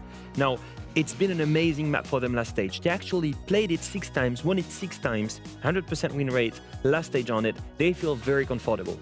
But when you look at Macko, and especially the last time they played it, the 2 last time they played it was against Falcons. So now it's going to be the 3rd head-to-head and the 3rd time in a row that they play Clubhouse. Now, each time they lost, but there was a pattern here. The first time they played Macko on that map, Falcons played Macko on that map, it was 7-3 for Falcons. Yep. The second time, it was 8-7. It's getting closer. They're getting closer to each other, and that's the gap that's closing. Now that Falcons have failed at EWC, do we see Macko take over finally as the recent team going into Tier 1? Or finally do we see Falcons create another gap? That's the story of this matchup. In case you can't see it in our eyes, that is a Sparkle saying, I love an underdog story. And maybe today, with those wings still a bit battered on the Falcon side, that Macko can take over, can really get an opening for themselves. And I'm sure every other EML team that would be competing in playoffs in the future is watching this game with eyes wide open. That's the target that Falcons have had on their back over the past year and a half, especially through Stage 1 and through EWC. They're vulnerable. This is a moment to come in. How does the axe swing? Can you cut off the head on the first day and exploit that? It's a question that is still in the air. For this in Clubhouse might just be the right map for it, but then again, historically speaking, Falcons and their performance on it has been incredible. Yeah, at the same time, they will start in attack. We've seen how good defense can be for Clubhouse. We've seen a couple of use of Denari on that map that can be pretty good as well. I think Macko starting in defense is always an advantage, something that maybe can help them gain a couple rounds and the momentum. Gentlemen, as always, we're kind of used to having IGL summits. We like to sit down with the big brains from every team and really pick them, see what really happens in there and what makes them tick in the actual competition and heading into games. But Teb and Likefak were both in there, and Teb, bless his heart, had a great question that left everybody's jaws on the floor that he asked Likefak, so let's watch it together. What do you think as an IGL went wrong from like winning tournaments and then like slowly don't win in finals? Yeah. And then like last tournament you couldn't. Yeah. I mean, like you said. Kind of sad to be honest. Yeah, I want to hear that. Classic. He was leaning back and he just waited for his moment and just went like, kind of sad. I knew it would be calm. As soon as he's like, as soon as he started leading up, and he said that just after being in grand finals of EWC. It's very ironic, isn't it, after what had happened in that grand final? Is it not, Alamo? And it is a very poignant question. And by the way, all of that, the answer itself and more, you'll get to watch later on tonight as this premieres this evening. Go to watch the whole thing also on YouTube, so we're gonna have a lot of fun with that. However, that is Falcons versus their opponents setting up just behind me here. Macko, our casters are set, our players are as well, so let's send it down to them and have some fun. Thank you very much, Milos. Indeed, it's game time, Tim, and everyone, I don't want to say is preying on the downfall of Falcons. There are many out there that want to see them fight their way back up, but at this point, it kind of feels like they're their own worst enemy, and you kind of wonder how far is this pit, how deep is this pit that they seem to have fallen into? Look, I look at Falcons and I think they play better. I feel sometimes like there's almost the curve of how much does the match matter? How important is the match? And how well do Falcons play? And it's like the less important the match, the better and better they play. You know, it seems to be the pressure, the size of the stage, everything else seems to impact on that performance as time goes on. You know, so yes, it was overtime last time these two played. It was 8-7 Falcons when they played on Clubhouse. That was part of the playoffs for EML Stage 1. So I would argue quite an important match. The pressure was up a little bit. It was close. I'm actually expecting Falcons to come out and have a better performance than that today. It's not to say it wasn't a good performance back in the playoffs, but I personally back Falcons for like maybe a 7-3, 7-4 and a solid win on play day 1, because I think at this point it probably feels like there's less riding on it. It's play day 1, plenty of time to go, doesn't matter, we go in and play our game, and I just feel like that's when Falcons turn it on and play their best. Well, we're hoping to see that, Tim. Of course, some of the recent changes, things like the very, I don't want to call them like major nerfs to Blackbeard because they're not. They're quite minor. That could well have an impact. We know the users love to run around and the operators. There'll be some changes that no doubt have an impact here. All eyes, though, are going to turn towards that other side and what we can see Raiden adding to this Macko side. Does he have more than what we saw Ghost bring into them before? We're going to find out here as Macko kick things off on defense. By the way, that Alamo quote of being like, it's kind of sad, actually. I kind of wanted to grab that. And you know, the whole, like, an apology, wasn't familiar with your game, like, template. I want to put Alamo's face on there and have that quote next to him and say, like, Alamo talking about BDS's downfall. And just have that when something goes horribly wrong for G2. It feels like it fits far too well.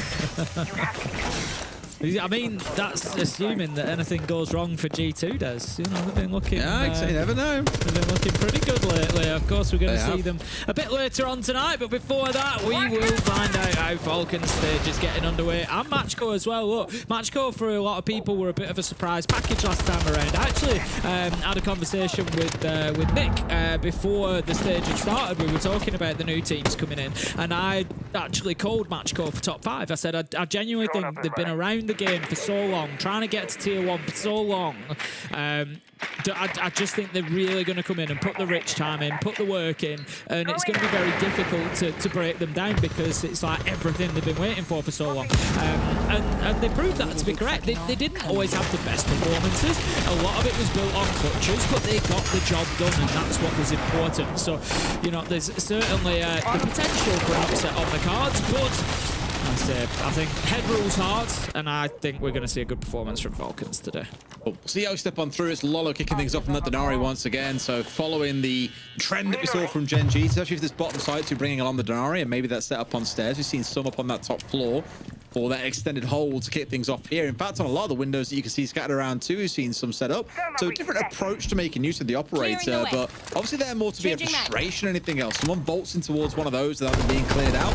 Well, one, you're slow. Two, you're making a hell of a lot of noise. It's not going to be a good time, and it could even be a freebie for the defenders to collect overall. But I'm looking at the attackers team. You're seeing that Deimos. We're seeing the Dokkaebi, that pairing that we speak about all the time coming together for this team.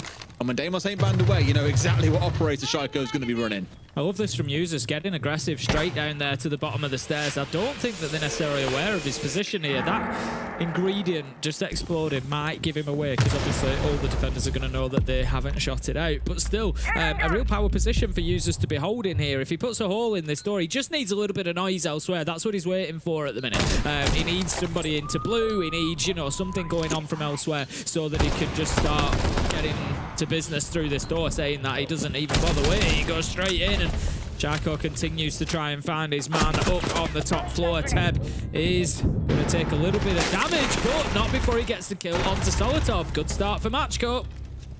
Absolutely. I mean, at least one back the other way as well, far from the end of the world, but it is all the onus now coming onto Falcons. Well, in that last 25 seconds, we saw a flash of the diffuser going down for Brede, but clearly didn't feel too safe. Has got away with a kill, turned it into a second. It's a 2v2, and Shite goes in for the backstab. 2 kills for himself now. Teb has got to retake site here. No doubt with the diffuser going down, and guess what, Tim? This is the problem when the Deimos left alive too late. You're going to have a track on you until the bitter end here. Plant definitely going to get stuck, and he dies out to the fire, unfortunately. Shaiko just being that backstab X factor, but let's not take away from Brede as well. Dropping in, looking for the defuse to go down, but comes off and gets a kill, so he's then secure to go forward again. Good closing round play by him and Shaiko. This is going to be super critical of me. I'm going to give that caveat before I say this. I am well aware of that, but I just think there was maybe, I just think maybe the comms were a little bit slow for Macko down in the basement there. So Shaiko comes down, confirms the kill onto the player downed in blue, and here it is. So he confirms his kill, and then he turns around and there's no reaction towards him there from Raiden, unfortunately. That call needs to, like, the player downed on the ground sees Shaiko, gets killed by Shaiko. You know, he needs to be saying, he's bottom blue. He's bottom blue. He's generator. He's coming that door. Raiden needs to be pre-firing that door. I get it. It's super critical. We're talking about a second maybe that he's got to react in that time. But those are the fine margins, unfortunately, when you're playing against a team like Falcons. You know, that's about as good an opportunity as you're going to get. You know, if you're already looking in that direction to be like, right, I'm just going to pre-fire this, the likelihood is that he tries to push through here. You know, maybe you get the kill onto Shaiko and the round looks a little bit different. But like I said, I know that I'm being super critical there. It was actually a really good push from Falcons at the end of the round. You know, they created a lot of noise in multiple places. They made it very difficult for Macko to actually watch anywhere and be aware of what was going on. They had a number of angles. So, yeah, good stuff from Falcons. All right, well, a change up in tack coming this round for Falcons. Quite literally got themselves a Blackbeard on side that we spoke about earlier on. Dokkaebi still going to stay, and I've often said this about Falcons. It's been kind of like a, not really a criticism, but an observation, is as a team, they tend to play a hell of a lot better when they've got things like the Dokkaebi on side, because they're very good as a team at moving forward as a group when those calls go off. You'll often see them make these little movements or gain ground inside the map while those calls are ringing out. And I think it is so central to their gameplay overall that it's never a bad idea to have. They've made a call now, for example, and you might well see a couple of players start to march on forward. If nothing else, the early call coming through is just to make sure there's no funny business going on as they start getting themselves set up, figure out who's playing where, exactly what's going on. Is there anyone lurking out around the map? And from there can start to think about what does an executor like force in this round. And the answer, Tim, appears to be a construction-sided take, but it's a 3C4 over the top. Shaiko probably should have read into that one, my buddy. A C4 over the top, and they lose the Capitao. Not an ideal operator to lose early on, because now they can afford to play a lot more aggressively on towards Bandit tricking that wall if they desire. Yeah, that's great from Macko. Not only does it help your Bandit trick if you wish, it keeps your Garage Catwalk secure. Teb's still playing out there on the Azami. So Falcons immediately have got their work cut out for them. They're not actually pushing to that side at the minute, and I think the loss of the Capite will really have cemented the decision of, you know, we're going to have to push construction side here. Solotov is trying to work the Blackbeard through. Interestingly, last time they played on Clubhouse, Macko banned Blackbeard as the first ban operator, so interesting to keep an eye on Solotov and how much value they can get out of that operator now that it is available this time around. But Falcons just look like they're stalling a little bit here. They need Reader to get that wall open sooner rather than later. Another C4.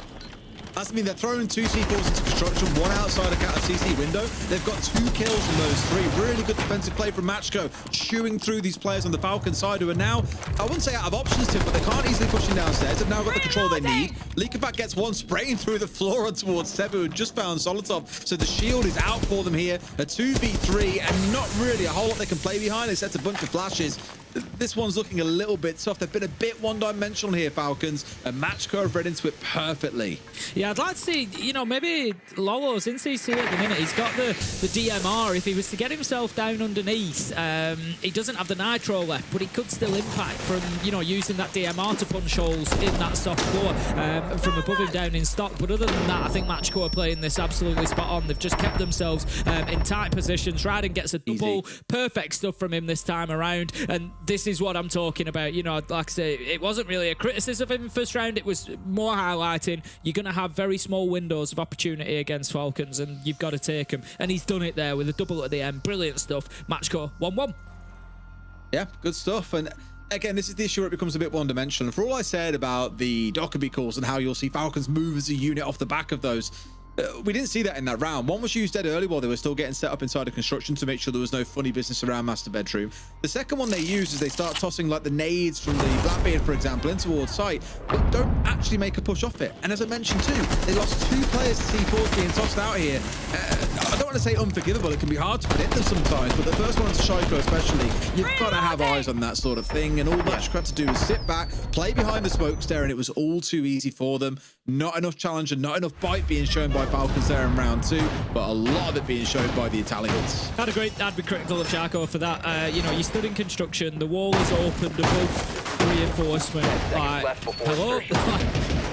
What do you think might happen? What do you know, it's the universal sign for we're going to impact trick or we're going to send a nitro over here, you know, so yeah, really needs to be more aware of that. And like you said, the loss of the Capitao, I think, really hurt them on the attack. So Falcons will move on into round 3. This time they're going to be attacking gym and bedroom, aware of the player inside of CCTV. Not going to be giving up anything easily there.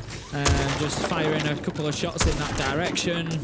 Minute, it's just kind of util play. Get rid of logistics hatch, open up the angles that you need, get yourself established inside a garage, and then you can start working through towards cash. Yeah, all the focus over towards this east side for now, very understandably. It was quite cheeky because you see the reinforcement, you think, okay, they're going to be holding down the extended hold. Don't think they're quite expected to have a player positioned actually on that soft wall itself. Of course, we saw the yellow pin come through and they've dealt with that, but very quickly we've got all the Falcons moving in towards this east side. Problem is, they've not met any resistance yet, and they're going to start meeting it now as we have got 3 players set up over here. 1 top red stairs, 2 inside a cache. They're going to make this really hard for Falcons to start pushing on Fordston, but they've got to find a way through. I did wonder for a minute there, the X-Kairos pellets on the soft wall, it's always a big risk, as it is with any breach on the soft wall, because it's so easy to just shoot them off from the other side, which is exactly what's happened. But I think Falcons have got the angle that they wanted ultimately. 1 minute 45 left on the clock. Still not established anywhere near inside of cash yet. Macko are holding on to this brilliantly. They've still got top red, they've still got cash. Shaiko shuts down Lolo though, and that is going to start opening things up now. Question is, how do Macko react? Casual as anything, just shoots out the C4 coming skyward. Moves the man, and that's now Fedora stepping back from this point. They have held this ground for a long time to me. It doesn't matter how much breach is going off, how many drones they're seeing, how many gunfights they're having to take. They've really took themselves in here and looked to provide a hell of a lot of threat. Now finally pulled themselves back, and it's a 1-for-1 trade going out here as well. Users getting rid of Teb, but Akwi's immediately there to get one back. It's still Falcons with the advantage, but it's taken 2 minutes to get control of Cash and CC. Yeah, the players over that side have done a fantastic job. They've soaked up 1 minute 45 P45 and a ton of utility, and it's now just about holding on from inside a site. But this is the difficulty against a team like Falcons. It's kind of, oh, you just need to hold on now. Oh, I just need to hold on, do I? I just need to not be killed by Solotov and Likafak and Macko. That becomes the difficulty. But for now, Macko have got themselves in good positions. They've got one that's watching logistics, so it's not going to be an easy pushing through there for Falcons. Time is ticking down, 30 seconds left to go, and they're kind of still posturing, still positioning themselves. They're going to work the windows now. Macko, if they hold these angles, 20 seconds, they could find themselves picking up a couple of kills as Falcons have to rush in. I swear he just saw the frost mat. Please tell me he saw that frost mat.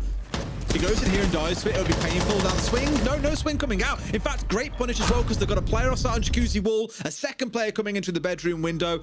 I was a bit scared for Brede at first, but if they had swung onto him, dead to rights anyway. Well played by Falcons to close the round out. Yeah, shame for Macko. They actually, like we said, did really, really well at the beginning of that round. The hold of Cash and top red, I thought was really solid. A minute 45 and all the utility they absorbed and everything else. Great stuff from them. But ultimately, like I said, the difficulty is when you're trying to hold on inside of sight for a minute against players like Falcons, you're going to struggle, because they're going to come in and they're going to win gunfights and create space, and that's exactly what they've done there, as they've done countless times before. So 2-1 Falcons. Interestingly, I know it's beautiful. It just hit fire. It was so casual. I've looked back at the clubhouse game from Stage 1 playoffs, and it was interestingly 4-2 on attack both halves, and that's what saw us go through to overtime. So it was attacker favoured that day. It is attacker favoured this day so far. The big question, therefore, comes when Falcons get into this second half. If they can have a more solid defensive performance, Macko then could be in trouble. Absolutely. We'll see how things keep on shaping forwards. It's now into that second quarter. We've got the other hard breach band coming out. Surprising no one really. You see those two hard breach bands, you're going to see another one coming out. So commonly what you'll see is things like the Hibana being banned away here, and you tend to leave up the Thermite and the Maverick because it means someone's got to get nice and close to the wall. And as they start opening things up, C4s head out, as we've already seen. Macko pretty proficient with them. Instead here what they've left up is the Hibana, who typically on this map does pretty well, especially going in towards the basement. Remarks as the queen of hatches because of how many X-Kyro she's got to play with. 4 of them will destroy a hatch. Has 18 in back pocket, 4 hatches if you can do a little bit of quick math. So I'm sort of surprised that hasn't been the band they're taken away. It also means things like the castle aren't going to be as effective here. Brede can have a lot of impact in this round. Macko still just rotating around the map here, looking to get involved. Dora supporting Teb, trying to watch each other's backs in and around Strip, and Bar. Likafaka's got himself inside. I don't know if he knows that there's one just hard right of his position on main stairs. I think he is in there, so he goes looking, but he's going upwards, not down, and that could be a big problem for him. Likafak certainly aware of a position here, but also playing it very, very cautiously. He's going to get caught in between two here. I don't think he knows. He gets himself out of dodge maybe just in time, as the Smart Mine is going to stun him, and they go for the kill, but the support is there, as he's got Solotov coming in behind him, manages to down Dora, and that leaves us effectively 5 versus 4.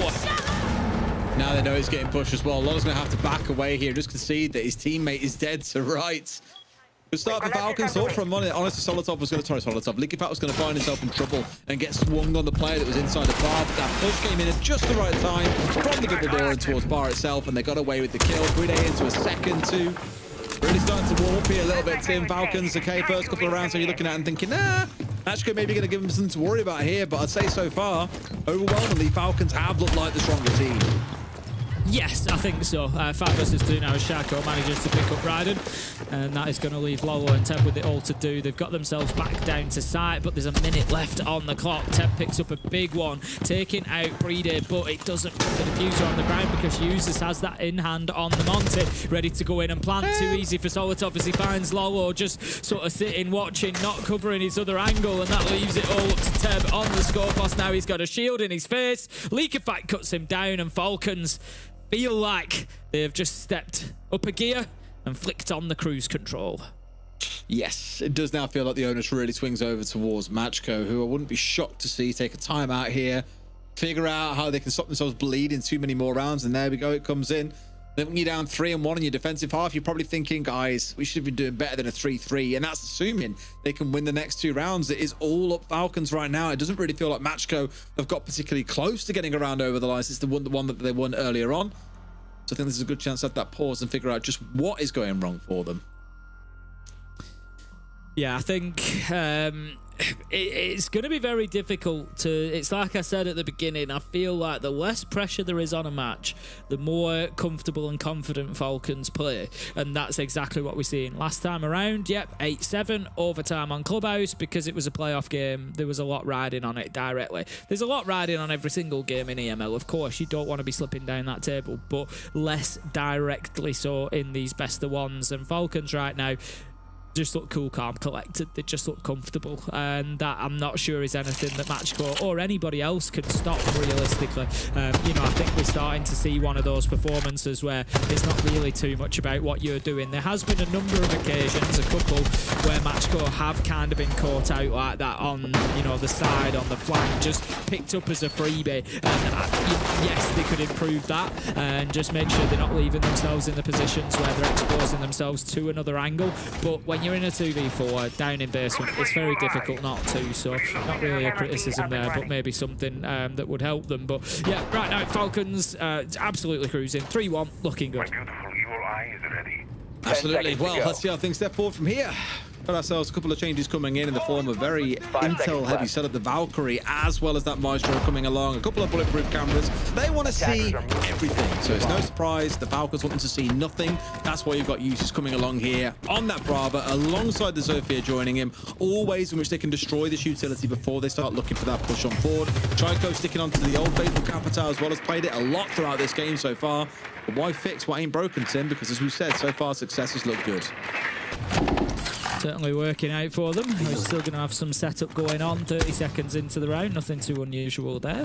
And just trying to give himself the information, the opportunity to be able to hold on to that catwalk. We saw last time around it wasn't something that Falcons actually tried to get a hold of. They just went purely over on that construction side. Didn't really work out for them, so maybe they'll change things up this time around. They do still have Shaiko alive on the Capitao, 7-1 at the minute as well, it's worth mentioning. Having an absolutely fantastic game. And if he can, yeah, he's going to be down by Garage this time. So if he can start putting that to use and making it so that that player has to be forced out. There we go, they get the evil eye as well. This is looking good for clearing catwalk. Yeah, to be able to do that with all the utility they've got on side, like even the Capitao itself is often more than enough, but obviously they've got everything still sat in back pocket here. Could be holding on to it when the execute starts to come on through. Make sure they've got a way to deal with those castle barricades. Again, having the Habana on side can be very, very helpful for that. So all this setup they're doing right now, making sure they've got that garage control being established, a different take to what we saw go horribly wrong for them last time on towards that construction side, as now we have that firepower coming out, trying to force the player on catwalk away, but now still dug in there. Impact underneath as well to try and deal with those ADSs. They've got it as well. Fire over the top. He's forced to run. Is there anyone to challenge? Yes, there is. There's 2 players. Great team play so far from Falcons today. They're looking on fire, Tim. Yeah, they really are. Like I said, they already notched it up a gear. They've managed to find another. Shaiko goes 9-1 now after he takes down Raiden. Seems to be unstoppable. Got a bulletproof camera there. Thank you. Attention has been paid to it now. It's going to be taken out. And they're in a position now to start thinking about getting this diffuser down. I'm not sure where Breeder is. He's just outside at the minute. So they just need to get him fed up to the top of that catwalk, and they can get in behind the server stacks and start putting this diffuser down. There's not really much to stop them. There's a nitro, a couple of smoke canisters, but with 35 seconds, they should be able to burn them out and stop those from coming over. He can just run deep, for example. He can just plant on the breach instead. He can do a number of things to get out of that position. Leakerfight, no, you're going to have to move. What's he doing? 25 seconds, guys. Leakerfight goes down far too easily. Drops the diffuser in no man's land, and all of a sudden, this is doable for Macko. They've got the C4 in back pocket, but there's no doubt with someone who's got their clay pigeon shooting skills on lock. C4 looking to go up, but no, Dora's found one more. Diffuser down again. Is it really starting to slip? They've got smokes, they've got flashes, they've got locks they can still do, but they've got to make their mind up on what are they going to do. A C4 at the ready as Dora falls down. Can they deny here? Up and over the top. Will it find Brede? No! Didn't even get shot out in time, but the Diffuser sticks. A 3v1. We all know how this ends, Tim. Uses with the shotgun at close range, but that was very nearly a wasted opportunity by Falcons. Yeah, I can't say that it was a great attack from them. Look, they had everything they need. It's one of the easiest attacks in Siege, to be honest. When you get the wall open, if you've got CCTV wall open and you've got catwalk control and you can play somebody underneath in lounge, there was absolutely nothing to stop Falcons getting that diffuser down, except for Leakyfact running into the middle of the Toxic Babe and thinking that he was going to clear it, and he didn't. But the thing is, they could have even just planted on Breach. If you go hard right of Breach, where the little wall is, you can't be seen from red stairs. Clear out the castle barricade. They had time that was on garage window, and then you can prevent anybody pushing from red stairs and just, you know, find an alternative plant location. You don't have to, you know, lock into that position that they're very clearly defending. It all works to be done, really, isn't there? Just a little bit, yeah. The thing is, I think this often happens like as a visual thing because of the way that the smoke blooms. What we see on our screen and what he sees in his might not always be quite the same thing.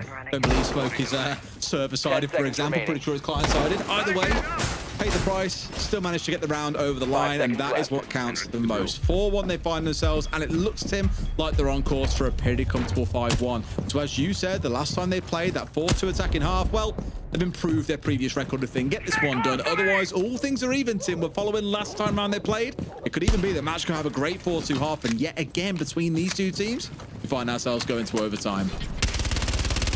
Changing mag!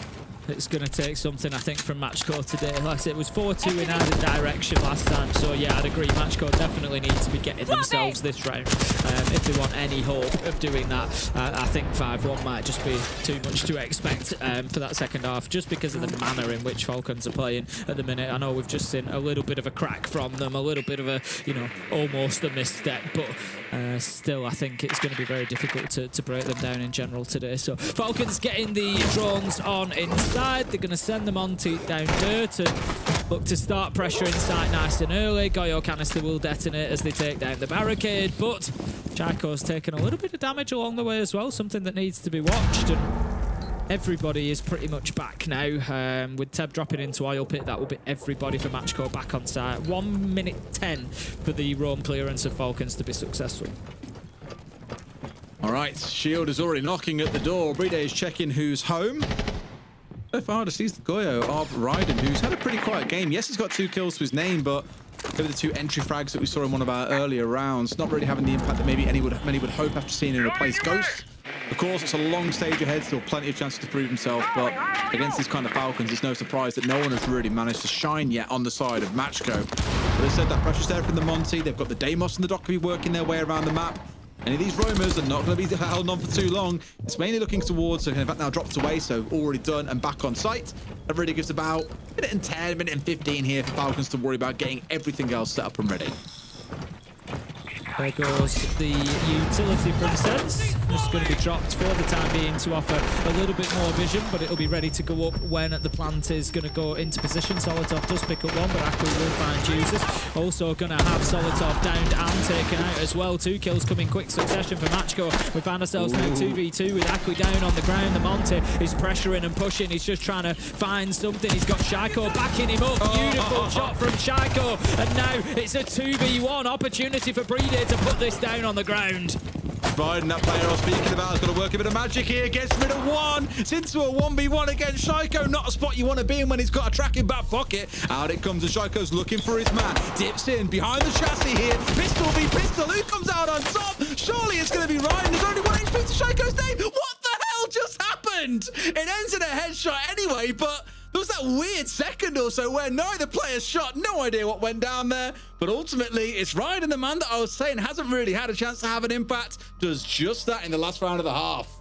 Overcomes the 1v1 final boss of Shaiko to get his team that second round that I said they so desperately needed. I've got to call a bit of a mistake on the side of Falcons there again. It's, you know, we saw it towards the end of round 5. I've got to say end of round 6. You've got Shaiko, you've got Bride on a Monte. You know, it's a 2v1. They should know that by then because the player was downed in corridor, so they should absolutely know that. Why is Bride full sprinting at Raiden going for the kill? I don't understand the call of go for the kill there.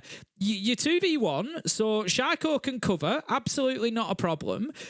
You can put the diffuser down on the ground. You know exactly where Raiden is.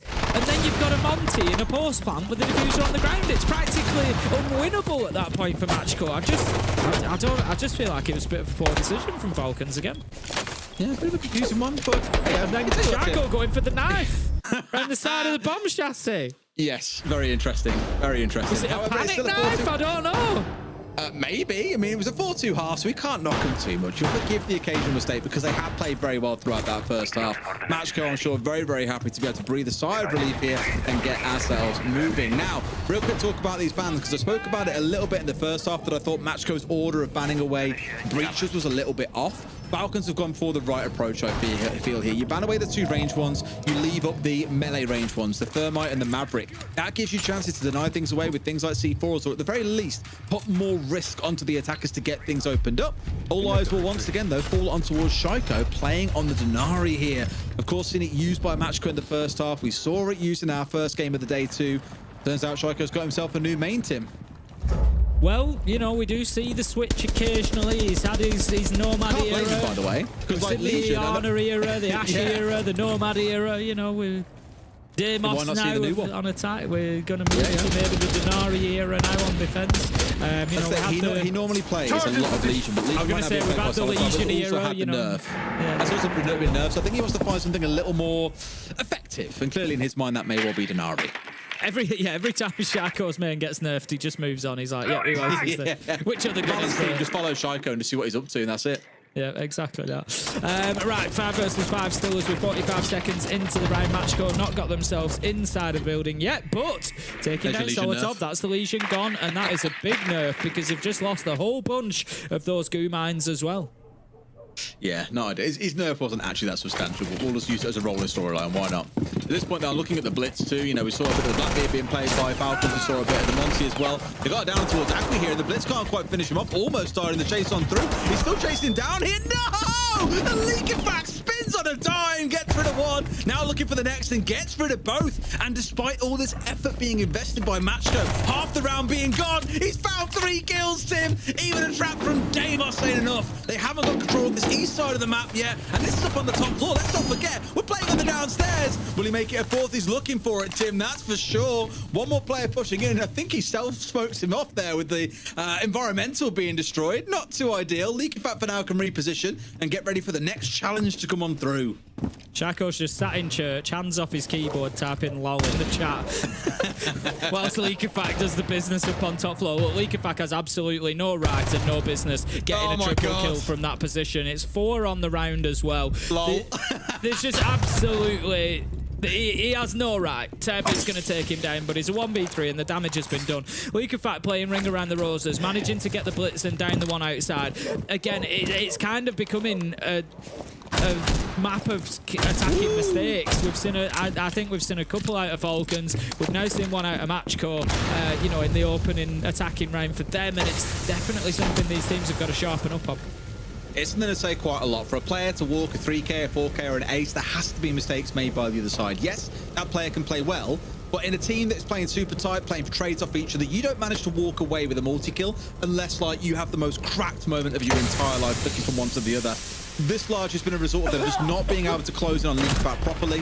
Teb now looking pretty low and uses the coughing sound cue to spray through the wall, get rid of his man. Very comfortable first defensive round there coming out for Falcons. Yeah, 5-2 there for Falcons. I think they've got away with one to a degree. Leakafak should have been cleared out by the blitz. He certainly shouldn't have been getting 4 kills from that position.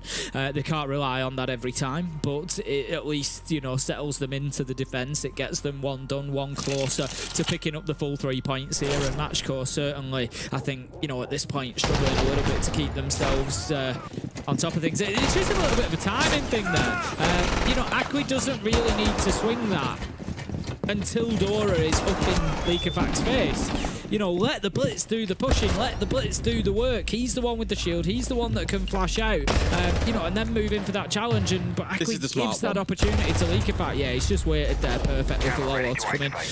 But yeah, Leakafak plays it. Don't get me wrong. For, you know, for every mistake, there's got to be something done right on the other side to punish it. And Leakafak did everything right.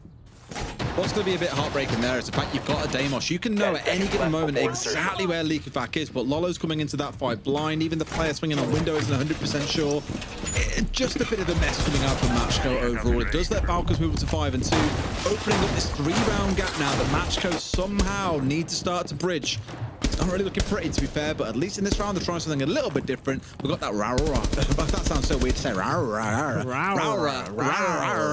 Oh my god, we're both in our 30s and 40s, by the way. Raura is on side, and we're starting to march on forward with that. Clipped. Oh my god. It's like the one time I was casting a Jackal once, and it was like, the Jackal's like, oh yeah, it's like feet. Yes, I love feet. Someone clipped that and was like, oh, Des loves feet. I was like, no, I don't. I was saying about, just got me big time. Either way, we'll see what they can do in this round, because they've got to find something on the board now. You can't afford to start out this attacking half with 2 round losses. Otherwise, just close it up now and have it done. Interesting that we're starting to see. We're starting to see more of the DMRs and the TCSGs, and the with the removal of the ACOGs from defense, we are starting to see a little bit of a shift in the weapons that we're seeing on defense. Not wholesale, but we are definitely seeing more of those options like the TCSG, like the DMRs coming through, and it's something that we're seeing both on Sentry and on Goyo in this one. Liquefact managing to pick up a kill onto Wallow with one. It's too easy. It's too easy. Somebody turn up Liquefact's difficulty, please. Bro's still playing the tutorial at this point. He's looking for a third. Barks towards Aqui. He's trying to challenge into him here, but Tim, let's not forget, this is out towards Strip. We're not even looking at the site at this point. Finds another shot, but takes a little bit himself as the second player starts rounding in for a close range swing. But half the round is gone. Is C4 over the top? Will he find the man just outside? No, he will not.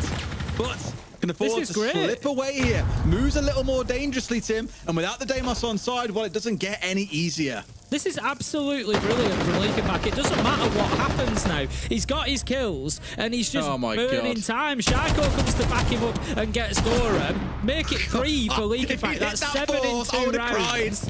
7 in 2 rounds, and he's just wasted 2 minutes inside a strip. It's absolutely perfect from Liquefact. He's just played that brilliantly, and the fact that he just disappeared deeper and deeper into strip, he made no attempt to leave whatsoever, shows that he knows my job is done.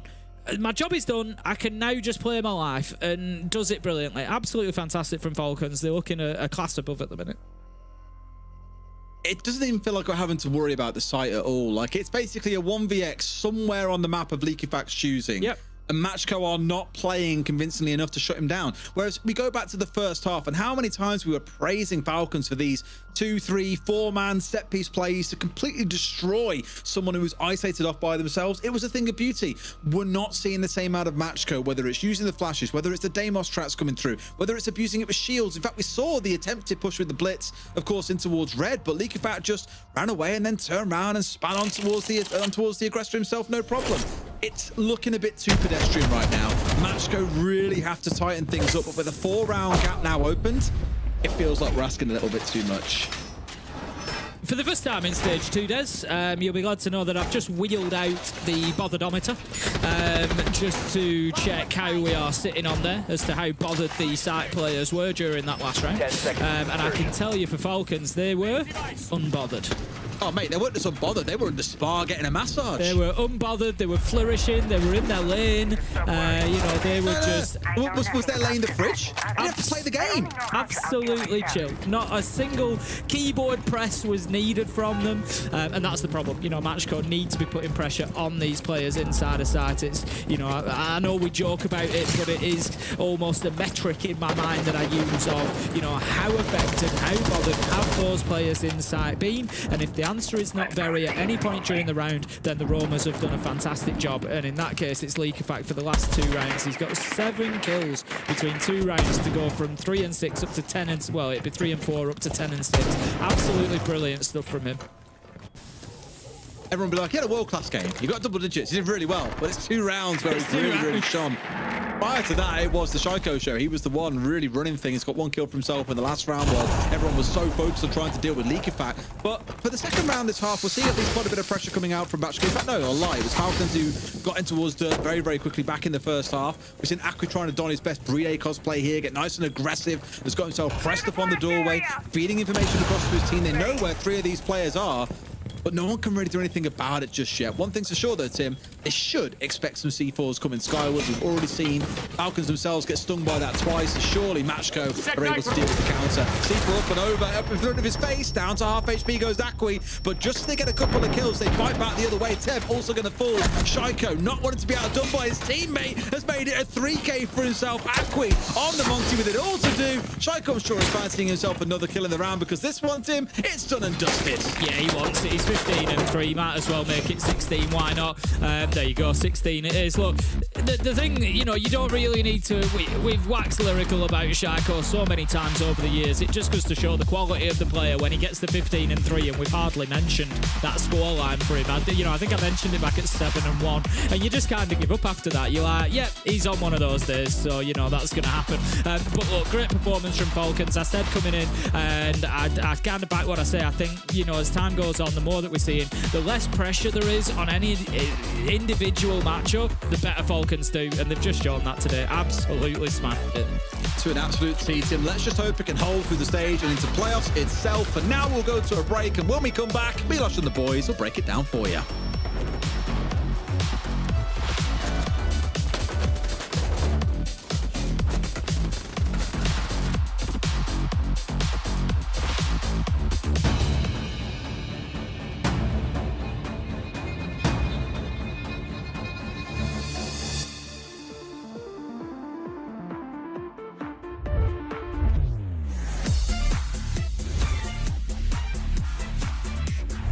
And dash together. Unbelievable. Can he get there in time? Cameraman's going to complete. Biggie T finds a huge 4K and Gimbo. There's only 4 seconds left. There's no way. Whilst not easy, is potentially winnable. No. They give him a 1v1. And they've given him both downs. They find the down as well. Yesterday they took the crown from NA. Today they take the kingdom of Blackout.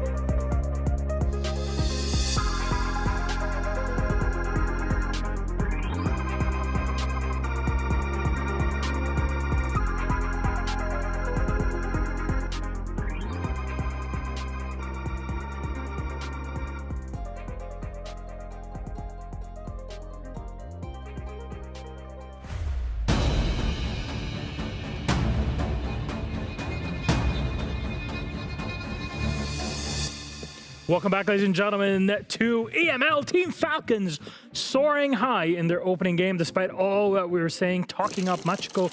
At the end, the more experienced squad was able to take a massive 7-2 victory on the mother of all maps, Clubhouse. El Clásico. What a game. What a performance. Honestly, what a performance from Falcons. Like, we said it before, right? One of the limiting factor of that roster and the weaknesses that we have spotted throughout the year had been the team play. And today we saw a complete team. We saw a team perform. We saw a team that were able to overcome certain obstacles, to go step by step, to play around the map. Yes, it's a map that is pretty clear in terms of frame. You know what are the steps to do, except for that one moment. I will say this, that round was terrible. So he is human. The question is here, is Shaiko washed or not after that play? No. Well, I say going 16-3 allows you to butcher one of those clutches. Fair enough. But I will say this, when Brille rushes in with the Monty, expect Shaiko to be straight behind him, take that 2v1, and there was a bit of miscommunication there. That's fine, happens to the best of them. Likefak here, absolutely crazy. The job he's doing here, the work he's doing on that Goyo. And this is beautiful. That round especially was crazy. Yeah. Round 8, and holding the whole strip, that was insane. Yeah, I think for Falcons, the challenge was put to them. The occasion was put to them in the way that Macko played is, especially when Macko were defending, they banned the breaches. They said to Falcons, come and play with team play. Like, force, go through your defaults, get those walls open, execute onto us, and Falcons rose to that, and that was the impressive bit for me. I expected Falcons to win, but I didn't want them to win on individual prowess. I wanted them to win as a team. They won as a team. Yes, Shaiko and Likefak went nuts, but it wasn't at the expense of anybody else. This seems to be a recurring topic when it comes to every match and every team that we discuss here in EML is, hey, we have big players that can pop off here and there, but what will really set you up, because we're not just looking at how do you play online, right? We are anticipating what do you do when you get to LAN, and of course everybody's playing to get opportunities in Munich. So this is the anticipation. We're trying to hit up that moment where there you have to play as a team to make sure that happens. Yeah, and so far they're showing at least good signs. We're seeing both the individuals on the side of Falcons having the right momentum, playing well, and at the same time, we're seeing the team play when Macko give them so much pace like this. Yep. You see multiple examples of Falcons going really quickly, and one example of that is that garage round. The garage round where they clear everything. Look, double EMP, Shaiko is in, send the fire, one guy picks him from the doorway, one guy picks him from server breach. That guy cannot do anything. I would hate to be the catwalk player. And after that, they get domino effect, one kill here, another one after. They've cleared garage in 25 seconds, and they've gotten 3 kills out of it. You give them too much space, you play 2 default, they will problem solve you, no problem. After all, they're really high caliber players. It wasn't a bad decision to go for that play, though, right? Or to go for that strategy from Macko's perspective, because those were the weaknesses that Falcons had shown through Esports World Cup, through Stage 1, and Falcons rose to that occasion today. They fixed those errors. The team play there was magnificent. It really, really was good. If Falcons can string that together consistently across the stage, that's when you'll start saying Falcons are back. It does feel good to see that not only is it Shaiko that's putting up the numbers like we were used to in the past, especially after that rough spot in the summer, but also Likefak rising to the occasion of, yes, there's a lot of frustration happening, but you're able to go beyond that. Now both players playing things up together, Leo. Out of the 10 kills of Likefak, how many were in the 2 rounds where he was roaming? Half? 7. He 8? got 7 kills in 2 rounds. 4 with the Goyo, roaming all the way upstairs, burning a lot of time, playing it perfectly, isolating the gunfights, and 3 kills on that sentry. That was absolutely insane from him. And obviously Shaiko, Kings of Kings. Is he watched? I don't think he's watched.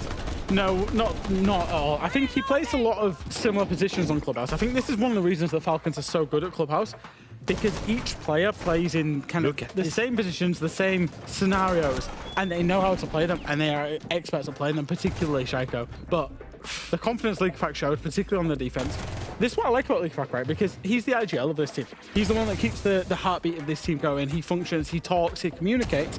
But then when he needs to, he can have these big plays and these big rounds that it changes the dynamic. Both of those rounds where he got 7 kills, he won them around on his own by just causing a problem. It wasn't about the macro of, can you do a default take? Can you execute? It was like, oh, I'm just changing this dynamic. We're off into strip. We're going to have a fight over that. We know that in Siege right now, it is not enough to just be a good IGL and calling. You also have to be able to put numbers on the board. It's something that back in the day, Fabian, for example, would do on that G2 era when Buck actually had grenades and you can time them well. That's one thing that is always stuck in my head, but you have to learn from all of that and continue putting numbers up. This is one thing why I really like the IGL summits that we do in every region, because you get to hear from those players, how do they combine all of that, where you have to call and see things in the macro level, but also play on your own. There's a lot that happens in their brain. It's really on another level. Speaking of which, let's have a chat with the IGL of the squad. Likefak joining us on the interview. Likefak, congratulations. Big win today. Expected in many ways still. I want to ask you though, the elephant in the room, how's it been now after the devastation from EWC to now? What did you do in the meantime? How did you reset and set yourself up for this stage? Hello guys. Yes, that was a huge defeat, huge victory. Firstly, today, so I'm really happy about this. And about Esports World Cup, yeah, we fall from far, from 3 times winning the tournament and getting first round. So that was hard. Then we just looking at our stage 1, looking at Esports World Cup, something was wrong. And during this small break, we really worked hard in Scrim, finding solution, everyone had to put extra work to do something better. And I think we showed today that if we keep this, we can be much better for the major incoming. Likefak was so one of the noticeable improvements for me today seemed to be the team play, the coordinated aggression. Was that one of the things that you focused on? Yes, clearly, during the stage 1, we were literally missing this. It was enough to qualify for the Esports World Cup, but we don't want just to qualify for event. We want to be a good, to try to win it, and playing like we did during the stage 1, it will not be possible. So team play was actually the main point. And so speaking more of individual plays, I'd like to show you the round where you play Sentry, because you go and commit to play into strip. Can you talk me what's your decision making there? What do you wanted to achieve here during that round? I mean, I was basement first at the start, so I wanted to be annoying towards Jacuzzi Bridge. Then I know Lolo was coming on me, so I just rotate. I hear him rotating strip sides, so I just wait for him. And then I take the opportunity, because he put the bridge here, I take the opportunity to swing the Jacuzzi Bridge. And I was lucky that the Termite was on his cam. And then here my whole point is just to waste time. If I get a kill, it's good. If teammate get a kill when they try to push me, it's good. But my main point after I get the 2 kills is just to waste time. Honestly, the 2 rounds back-to-back were insane, because you do that also on Goyo. You get chased by a blitz. There is one guy server window. There is one guy server breach. You get all 3 kills. And when you go in garage, you're facing Demos and another guy, and you still get a kill. That was insane. Yeah, no, this round, I think 6 months ago when the Blitz came out, the meta with shield and stuff, we were a bit rookie against shields. I feel like in Scrim and even in ranked, you play a lot against shield, and now it's easier to understand and to counter. That's why 6 months ago I would never kill the Blitz, and today I just success, so it's good. It means that I improve, so it's good. How do you get better in competitive Siege? Well, you play a lot of ranked and you face against the weirdest compositions until you learn hard. Exactly. This is why I say gold is the best place to go and prepare yourself for matches. Likefak, what happens, when you're making these big plays or when you're just on the defense? Because obviously you IGL this team. Does anybody else take over when you're just in strip having a fight with 3 guys? What happens with the team there? You're like, guys, just give me the comms or what? No, yeah, I mean, they try to hit me, but I'm locked in. I'm just saying, let me die. As long as I get one, I get a trade, it's good. I got 2, so even when Solotov died, that was fine. Yeah. I'm just saying, the only comment I'm saying is just 3v2 when it was the 4v2, because I know I can't come back to sites. Yeah. So I'm just wasting time. Very good. I mean, it's always good to hear from someone with so much experience in the game, especially after, because it feels like you are refreshed. Right?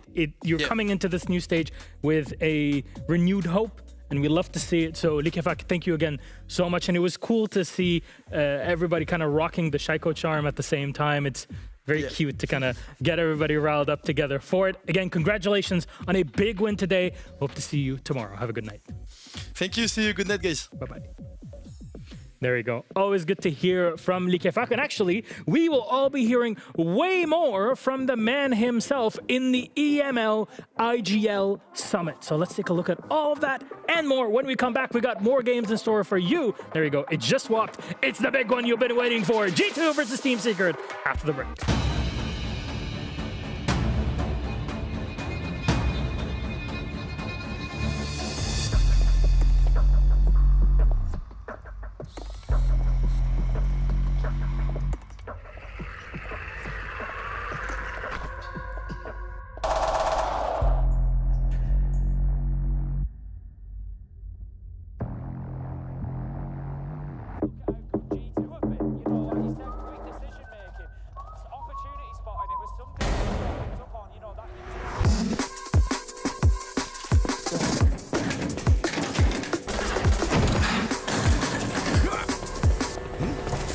Easy, easy, teammate. Jesus. Nice. All right, listen. There's a few guys left. I'm going to entry. You're with me. I need you to stay on cams and support us if we need. Got it. All right, with me.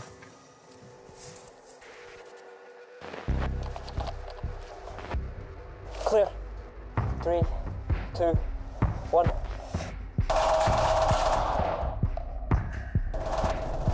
Cover me.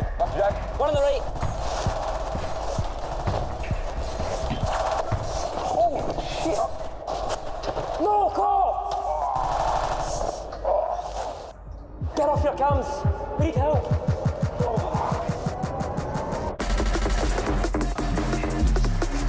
Fucking Alamo. Take the case. Go on without me. Shut the fuck up, Jack.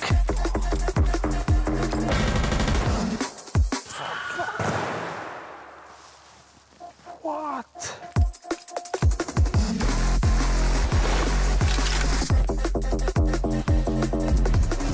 Is he okay?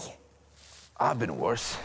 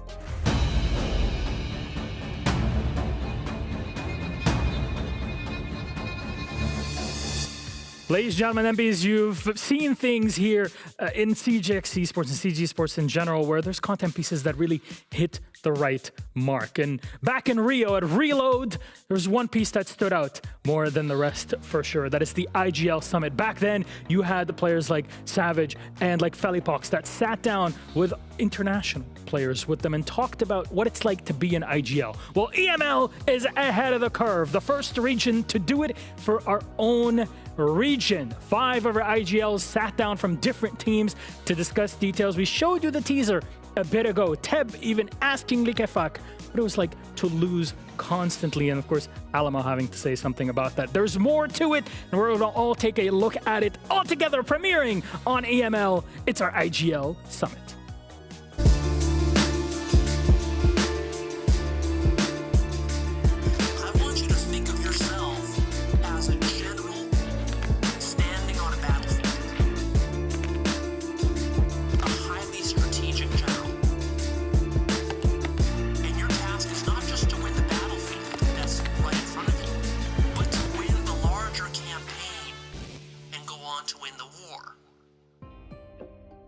Okay, guys, I have 2 questions. First with you. What do you think as an IGL went wrong from like winning tournaments and then like slowly don't win in finals? Yeah. And then like last tournament you couldn't? Yeah. I mean, like you said... Kind of sad, to be honest. Yeah, kind of. I want to hear that. It's a bad question, but I want to... No, I mean, it's really hard because, like you said, you start on the top instantly, then you slowly... I think last year was still good.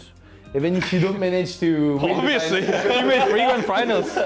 No, obviously. You know, it's kind of like a failure when you don't win, like, you lose 3 finals. You win like 4, but it was Malta, Stage, and Esports World Cup. So it's not like the same thing as Major. Nah, Esports World Cup, I would say it's better than Major. Yeah, okay, Esports World Cup, but I lose 2 Major finals. Yeah, but it's fine, you won that. So that was still fine, you know. But now, like, the downfall, like, between Rio and now Esports World Cup, it's hard because you feel like, I don't know if I'm the problem, I don't know if something else is the problem, so you kinda like try to change, try into new stuff, and now I just want to see if it will work, but it's hard because you feel like you have the pressure, like why the team is not working when it was working before with the same thing, you know. So I feel the same thing because it happened to us as well. Like before, like the last year, like we're doing like playoffs on the majors, and then like suddenly like we start like losing, then like we change lineup, we keep losing, and then that's how like we change IGL as well, because like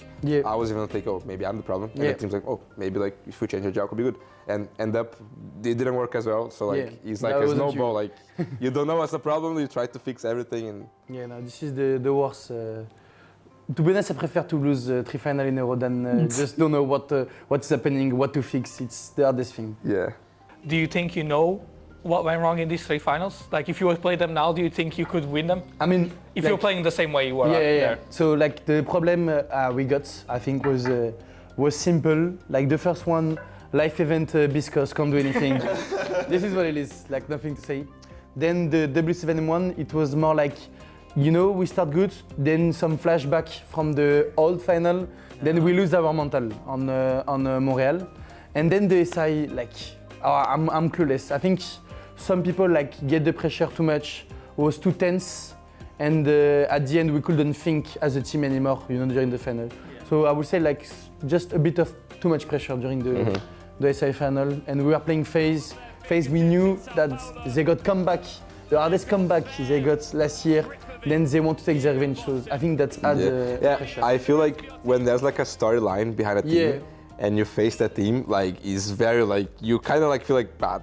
The whole universe is like conspiring to like this team. Like we had a storyline during this final, but there's a better storyline. Like, we can't do anything. Yeah. I used to feel like I was like that against like the Fury roster. Like they always like were winning everything. Every time we would play against them, okay, like they won both majors. Now they're gonna win the SI in Brazil, of course. The SI in Brazil. That's part of the game. My other question was the other part of the medal. What do you guys think was the difference from before to now that you went both to the final? Then obviously, like You win and you lose. Stompen. But, I mean, I feel like changing Uno for Stompen and the IGL role, I think like change everything, because like Uno was like a support player and way different playstyle than Stompen, and I would say like also like maybe like on these important games, the difference of like performance, like even Uno doing like a support role, he wasn't doing like a support role that well, you know, like on these important games, like even like on some easy games on Rio, for example, like he didn't play good as a support, and then like we get Stompen, which is like a star player who doesn't feel the pressure, and like, you know, it's completely different. Like you bring Blast as well a bit more down. So yeah, and then like Blast plays good the support role, and like even me like playing even more shields, like, and being on a position that I can IGL better. You balance more, right? Yeah, like everyone's like. Because like now like Stompen and Lore can like do like maybe like roles that I would do in the past with Uno as a support, and then I can like play Yasuo like as a support with Blast and be better as IGL. So I think like it changed everything, and Stompen is just like the greatest.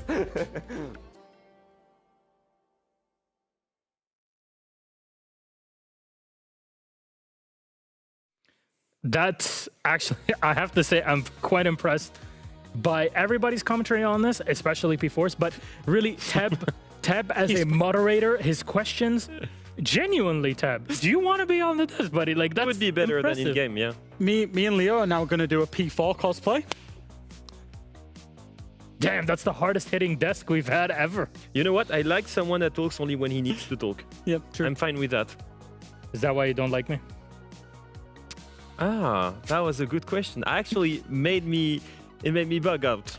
Well, there you go. Let's let that question simmer, as maybe you guys can also help us explore it, because that took a while. Anyways, up next, the big highlight game of the night, the rematch of the EWC Grand Final, G2 versus Team Secret. Gentlemen, this game, it was incredible to witness over the summer.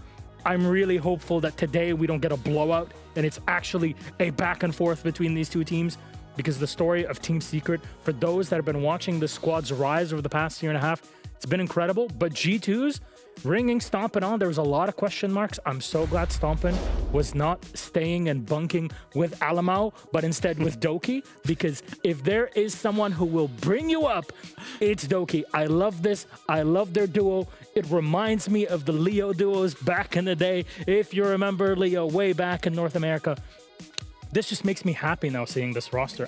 As a G2 hater myself, it's reversing course. You a G2 hater, Milos? I was in stage one. I was.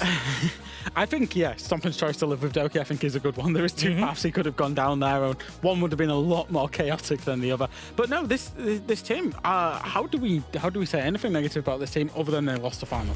And in reality, that is not a negative whatsoever. They were dominant through stage one. They lost to one team, entirety of stage one, played some lights out siege, confident siege, playing teams on their best maps and winning. They go to Esports World Cup. They do similarly all the way to the final. Yes, they lost the final. But as a return on that first stage, when they've brought in a rookie, that's an incredible return for me. I think we just had some elements, some glimpses of things, that new elements that we saw that really, in general, helped G2 rise its level in that interview, in that piece, where Alemao says, yes, I went back to IGL, but with the help of Blast, for example, now I have a little bit more freedom. He can play the support role, and I can go back and maybe play a little bit more flexible. All the way back then when he won the Mexico Major, he was a flex IGL. And so when you look at that roster overall, you have incredible individuals, you have the right players at the right spot, and especially, and that's the most important with Stompen coming in, they all buy into the vision of Alemao. So they play very aggressive, they're unpredictable, and they're all as one. And so for the longest time, we thought maybe that's a honeymoon, and now is the moment to prove it. Yes, they lost the grand final. For me, that's a detail, because they want to go and win a major and an SI, and that's the real target. And so it starts now by showing and proving to us this was not a honeymoon. This is an actual team that performs.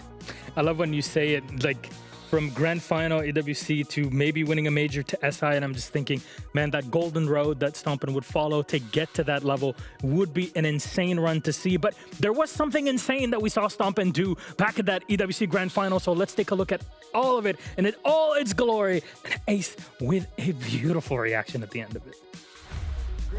Both close shot. And he's got a shotgun of his own he could bring to this fight as he decides how does he play this secret wiggling, tempting to make this a fight. Adrian and Savage just need to time this well. No. Oh my God! I am fucking him. Oh my my god! Holy shit, man!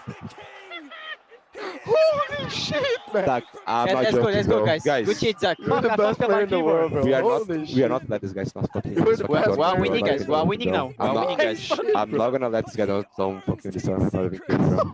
Blocking, guys. Lock the fucking, bro. You are so good, bro. It's actually insane, bro. Let's go, guys. We win for Zach now, okay, guys? I love the positivity. I love the hyping each Yeah. other. I love also that Zach was confident. And that was one of the main things. A tier 1 rookie that comes in, performs like this, is he going to perform on the stage?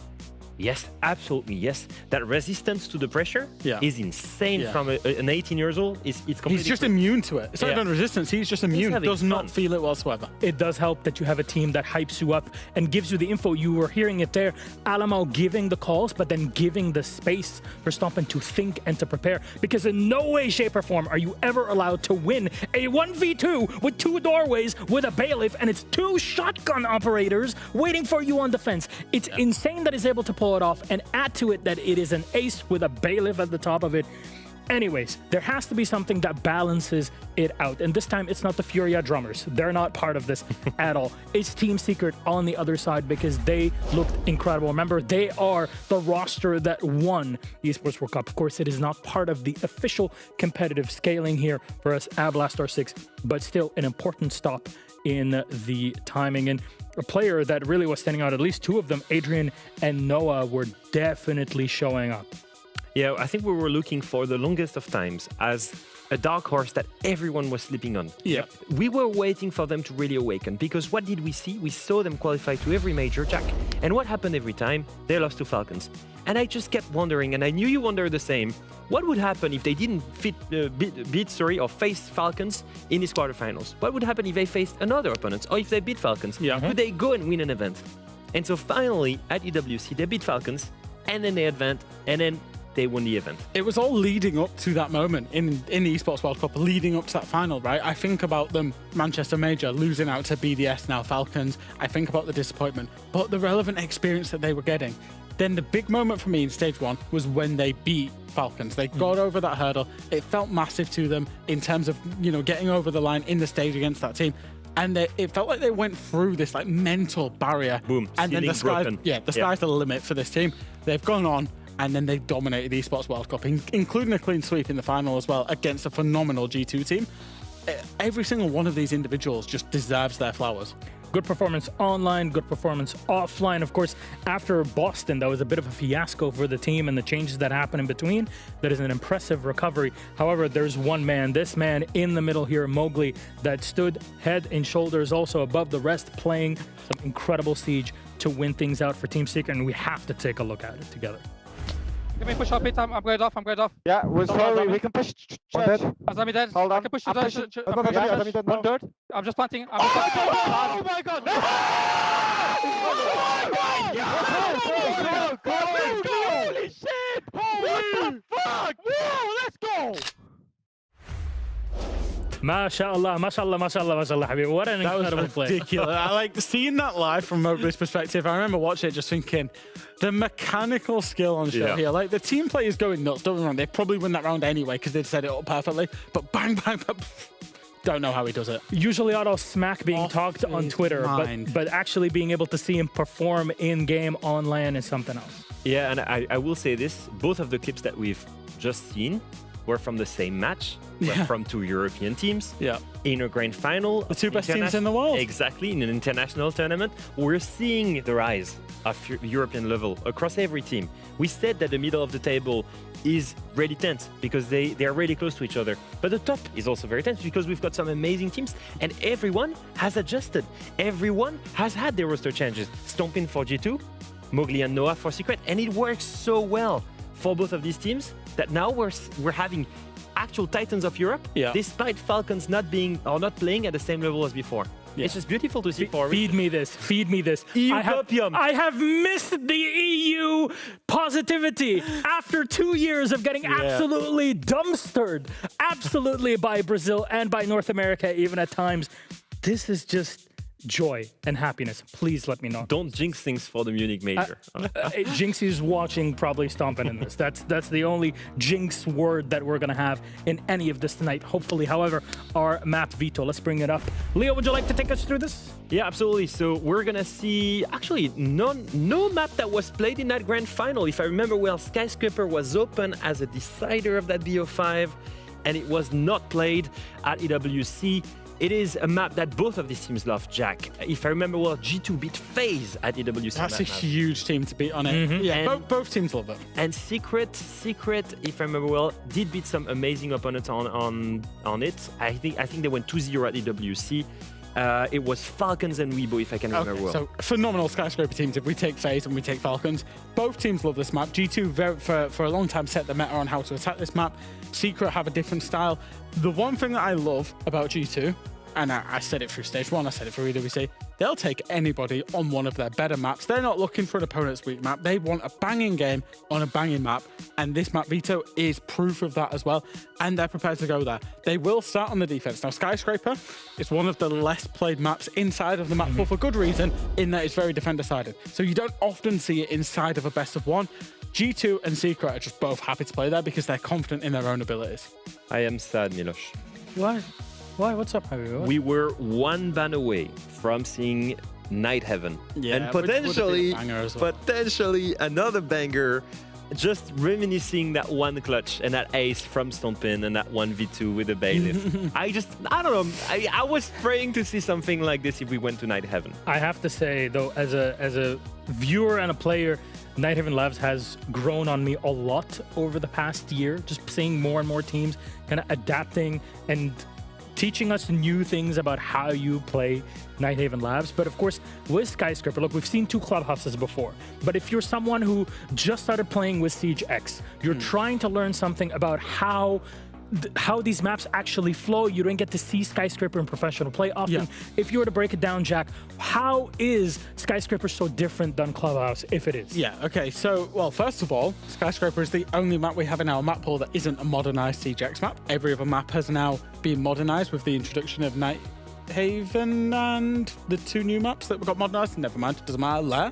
I think it was Lair in the most recent update. But how does it play out? Why is it so defender-sided? If you think about how Skyscraper plays out, it's a big rectangle, right? Now, the reason that Skyscraper is quite defender-sided is there's 2 ways to attack it. You either go direct to site, or you do a cross-clear across.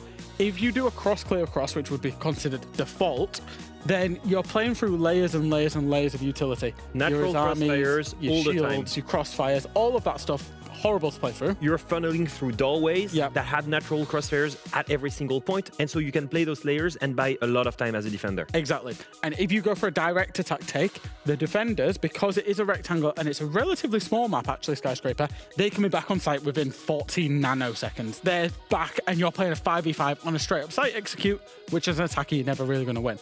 And what that means is it's a really, really, really difficult map to attack, and the cut-off points in the middle of the rectangle, being the window outside of Dragon and the window outside of Terrace, very, very hard positions to play as an individual. Very different to Clubhouse, where you have a lot of openings, vertical also to play around with, not as common as Skyscraper. Makes me wish for Villa back. But that's just me. Maybe I'm a masochist. Anyways, let's bring up our commentators who are ready to go in just a second here. Des, Ace, you've had 2 Clubhouse games. Finally, you get a bit of variety on here. This is a big game between these 2 European giants now. How are you hyped up for it? I was pretty hyped up, 1 for the teams and 2 for the map. Like, Sky is one of my favourite maps, and I feel like I'm very alone in saying that. It is one of my favourites. So very, very excited to get to see him go here, because it also would have been the 5th map in that best of 5 grand final. Kind of feels like we're completing a tale that we didn't really get to see the full conclusion of in that grand final. Yeah, I think it's going to be really good. I'm a little bit concerned for G2 on Skyscraper, if I'm honest. I know it's a map that they love. We're well aware of that, but I know that they're on defense, but the last time we saw him play it, was BDS. They lost, and I don't know. They've got no footage of Secret on Skyscraper from recent times either. I'm just look. hopefully they prove it. You know, I'd love them to prove me wrong. I'm just a little bit concerned. That's all. They lost their first two defenses last time around, so exactly. I'm just a little bit concerned. They beat FaZe. They beat FaZe. They beat FaZe at World EWC. champions. Gentlemen, where have FaZe been over the past few months? Anyways, we can theorize about this all day, every day, but we have to get this going. We got Noah going against Stompin', Alamau against Savage, and we all get to explore together on Skyscraper with Des and Ace. Enjoy. Thank you very much, Milosh. The boys talking about beating FaZe as if beating a world champion in the few months after they've lifted the hammer is an achievement, Tim, because we know that there is a curse that follows every hammer lifter. It's so strange how it happens seemingly every single year. I really thought FaZe would be the one to break that curse, but we've seen how that's gone down so far. Anyway, this feels like a fun one. It's our match of the day for a reason. Big players in the game, a great rematch from what we had at the EWC finals, a great map to play it on. What more could you ask for? No, I agree. Like I said, I completely know that I'm going against the grain with my concern. And for G2 fans, you know, I hope they prove me wrong. I don't know. It's not that I feel like it's going to be a bad map for them. We know it's not. They're good on it. They beat FaZe. They love this map, or they have loved this map. But you know what? It's sort of Secret, and there's not a lot of footage of Secret playing this map, and I don't know. I think one way or another we're going to get a good game, and that's the important thing. You know, both we said it. I said it in SAL last night. I'll say it again here. You know, I love it when we get maps that line up for both teams. That are both. You know, there's no excuse for the map. You can't come in and be like, oh well, you know, we don't really play that. We don't like it. You know, if it's a map that both of you like and you both had success on it, then yeah, let's get there. Let's go to it and let's have a look. And I think that's the situation we've got here. So no excuses to the map. It's all going to come down to those individual performances. The question being, you know, who's going to rise above? Is it going to be Stompin'? Is it going to be Mowgli? Is it going to be Alamau, Adrian? You know, who is it that's going to step up and really take control of this one? That's the big question on our lips, and also probably for G2, that little revenge element in there. They know they got absolutely schooled during that best of 5 grand final. They don't want a repeat of that here. They want to set the record straight. They deserve to be on top here in Europe, and this is going to be the chance to do it. We're kicking things off inside of Exhibition and Office, and a couple of interesting bans coming through here, Tim. The Habana, probably the most surprising of the two. The Monty, didn't quite expect it, but as we always say about Secret, you can't really ban Savage out of a game, because you can ban all the shields you like. He'll still find one to run around on and still cause absolute chaos on, given the opportunity. Let's keep an eye on that specific chaos and see whether it appears or not. Straight away, heading towards Geisha Wall, Team Secret, and looking to get things started here. A little bit of attention towards top black stairs as well, and not messing about when it comes to putting themselves in position to get inside of the map. A little bit of a change of tack here. It looks like maybe getting a little bit more direct towards site rather than looking for that tea and karaoke work across. They are attacking into Office and Exhibition, of course, so just looking to maybe get that wall open into VIP and start putting a bit more direct pressure in. They want that control underneath to be able to deal with the bandit trick coming out from Loira, right? You get the Zofia in, you blow the floor out, you can't sit and play in that single wall. Hey, presto, it's easy, no problem, and your pressure then starts to push in towards VIP. That does mean you can then cut a player that's inside a Dragon, for example, so Shrine pressure starts to make a lot of sense. It's why you've got Mowgli playing up towards that side of things now. The main thing to worry about, though, is going to be these two players on G2 that are currently pushed out towards that west side of the map, looking to waste a little bit of time, give you a little bit of threat. And that's what I think Secret are being very, very cautious of here. Get one sorted, and tell you what, might die through the floor. No, just about gets away with it. And of course, there's no tricking to come through onto that VIP wall. It's been opened up, and Joom is also lurking around down there, hoping to capitalize. No one to be found. And for now, the wall stays closed thanks to the Tuberal, but that won't last forever. Yeah, G2 have maybe got away with one a little bit there, with having Joom underneath, not picking up the player that was down. Alamau is going to pick up Adrian.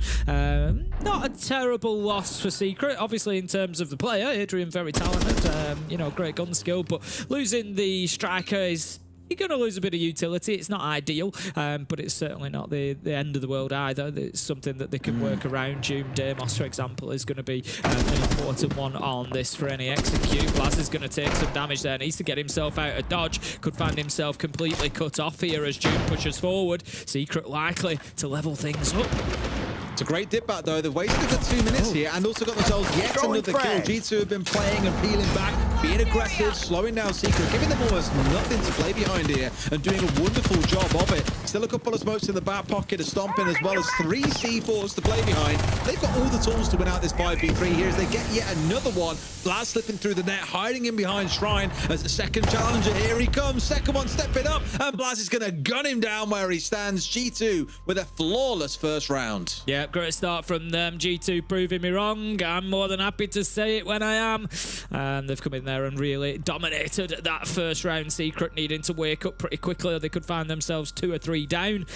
Not even managing to secure a kill inside of that one. I'd like to have seen maybe Secret to get themselves a bit more established inside the map. They kind of tried towards the late round, you know, got a little bit of presence at top black stairs and tried to push through, but they never really confidently took control of Drum or Dragon and, you know, played into VIP and played any real pressure in there. And that was down to G2 and the way that they held things. They had a player in Dragon being aggressive on that peak, trying to hold them back. They had the Tuberau preventing the VIP wall breaching. You know, there's a lot of utility use and a lot going on there that did a lot of good for G2 on the defense. So good first round from them.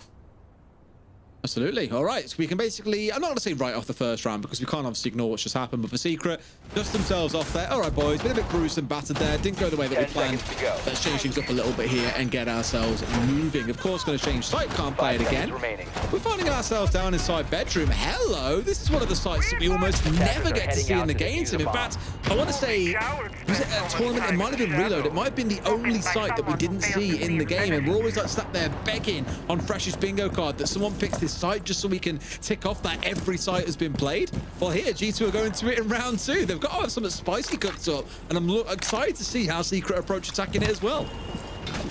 I'd expect to see Secret just fighting over the same sorts of positions, really. They're going to want to get Office and Exhibition cut down on that possibility for any vertical holds from above. Need to be careful of Loira as well. Picking up the Oryx, of course, it's going to make him, I'll say, ultra mobile. He'll be able to not only get around the map quickly, side to side, he's also able to jump up those hatches in reverse. Got to be winning that one, Mowgli. Blaz cuts him down with a beautiful headshot. That's the IQ off the board. Not going to do too much in terms of gadgetry surviving. There's no Valkyrie cams, for example, but there is the Smart Mines. It might have been nice to find, and I don't think they're aware what's... Oh, they are aware of Blaz's position. I was going to say, I think Savage was going to wander through there, but no. Takes him down. 4 versus 4. I think he's getting a little bit brave there. Where he killed Mowgli was almost an exact mirror of what we saw in the previous round. It was deja vu, right? That challenge from top black in towards site, and then Blaz walking away with being able to get back safely towards Dragon. But this time around, he tucked himself in nice and tight, tries to surprise either side, but things we've all seen a million times over. Savage ain't no slouch on those shields. And at this point, it's that 1-for-1 to kick things off. Not too bothered about losing Blaz. It is the castle, mind you. Look at this aggression coming out. The swing coming on through. Loira gets away 1 for 3. Almost a second, but now pays the price as Adrian is there to convert. But the thing is, Tim, yes, G2 are losing players in the same step as Secret, but we always say that it hurts the attackers more. You lose all that utility. You lose the ability to set up a multi-angle attack when it comes around to the execute. G2 won't mind that they're losing players here. They're more than happy to say, cool, we'll take a 3v3 in the execute. But it's always G2 ahead as well, isn't it? So far, it's G2 get a kill and Secret react to it, and you don't want to be the team that's reacting. You know, you want to be the team, especially on defense, that's on the front foot. Stomping, you know, he's getting away there. They're opening up these angles, but Secret haven't really been able to take full advantage of it. The primary, you know, purpose of this is to force them out of sight, which they have done. So they've started creating a little bit of space. But question is, can they get in somewhere to safely think about putting that defuse down? 3 versus 3, 30 seconds left to go. Secret, I think, really need the next kill. Tense background music to really keep things nice and close here as the two round onto each other, not quite finding his doom. A second player joining in, surely they pressure him out, but great for the team play coming out. Managed to get rid of one, but here comes Savage. Now into a 1v1 with 15 seconds to play. Alamau with an impact in back pocket. Can't do a whole lot about this, but there are these Grishmot mines around, down to the last 7 seconds. Here he comes, what can he do? Impact hit the ground, but you get run down by the Blackbeard. There's nothing you can do about it. Nerfs, who says Savage? Taking down 3 or 4 players in that round alone and getting it over the line. Yeah, G2 a little bit unfortunate in the 1v1 there. You want anybody but Blackbeard, don't you? It's, you know, and it's only a little thing, but I love how Savage played that. You know, it was super smart. If you watch, he didn't get sort of locked into the clock and thinking, I've got 15 seconds, I've got to get to him, I've got to get to him. When he knows where he is, we may see it on the highlights. If we do, just watch Savage's positioning. Only seems like like a small thing, but it's smart. He doesn't give Alamau the opportunity to challenge him at range. He keeps himself tight left onto that bedroom wall so that there's no chance for Alamau to do anything until he's right up in his face. And that was perfect how to play that. It was great stuff from Savage. And it just gave him the opportunity. Yep, the impact nade comes in, but it's too little too late. He's there for the bash. He gets the job done. There's a little bit of afters. You know, there's plenty on the line between these two teams, and I think they both really want this win. Well, it's always going to be tough to deal with shields in that sense, and I thought for a second they might get away with that. The little 2v1 on front desk was really, really smart. Of course, guaranteed they got a kill back, but just couldn't really convert out from there. So a close round, but still a round won by Secret. Then get a couple of attacks here, Tim. As we spoke about earlier on, Skyscraper is the most defender-sided map in the pool by quite some margin, up there at 62% defensive win rate.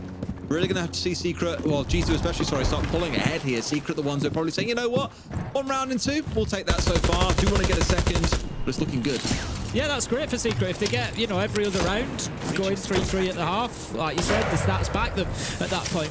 They're attacking this time onto Karaoke and T. 2 is going to be the minimum that they're looking for. They want a 2-4 half, absolutely minimum. So, you know, it's great that with 4 rounds still to go, Secret are halfway there. They're looking to get some presence and pressure over on Office and Exhibition side and then do a cross clearance, get themselves into Drum, get themselves into Dragon, maybe a little bit of presence at top black stairs. They've got somebody on Karaoke window, so they're really looking to sort of ensnare G2 in a net here, really surround them.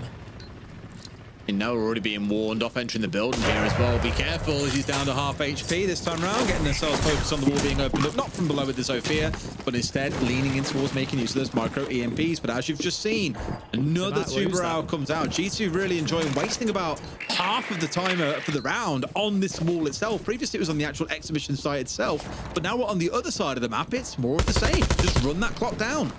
I'm going off very, very light sounds in the background, but I think VIP wall might have opened, which will increase the pressure on the players trying to keep themselves over there. Mowgli just on that absolute sliver of an angle there, just trying to bully Alamau, but he knows he doesn't need to overextend. He doesn't need to show himself here. He doesn't need to give Mowgli any opportunity whatsoever, so he's just going to keep himself back. Look at that, too easy. That's the second time Secret have been stung with that. I gave them the benefit of the doubt last time, and I wasn't too critical over Lyra getting the kill onto the balcony run out, but they cannot allow that to keep happening. It's too cheap, it's too easy, and G2 rightly punished them. 4 versus 1 now. This round's over. Lyra picks up another, and Secret, you've got to do better at stopping those jump outs onto the balconies. It's Skyscraper 101 stuff. It's, you know, it really should be simple.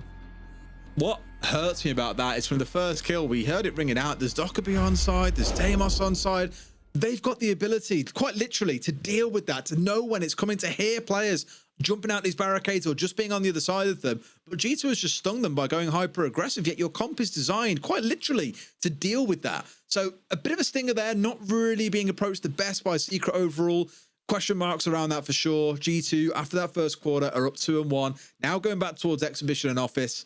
Now it's that back and forth battle between these two teams that we're going to experience. The only real time that we've seen Secret have any foothold in the game has really been off the back of Savage walking that 3K on the Blackbeard. I don't think he'll be able to get away with that time and time again. No, I would agree, and Secret need to improve the basics. Like I say, getting peaked by Lyra out of a breach that you've created when you're just going up on Repel, I'm sure they'll be frustrated with that. You know, you can't do that. And Lyra, it should be in that position, feeling unsafe, uncomfortable. I can't play here on the breach. I'm going to get, you know, I'm basically giving myself away. Lyra should have been a freebie, realistically.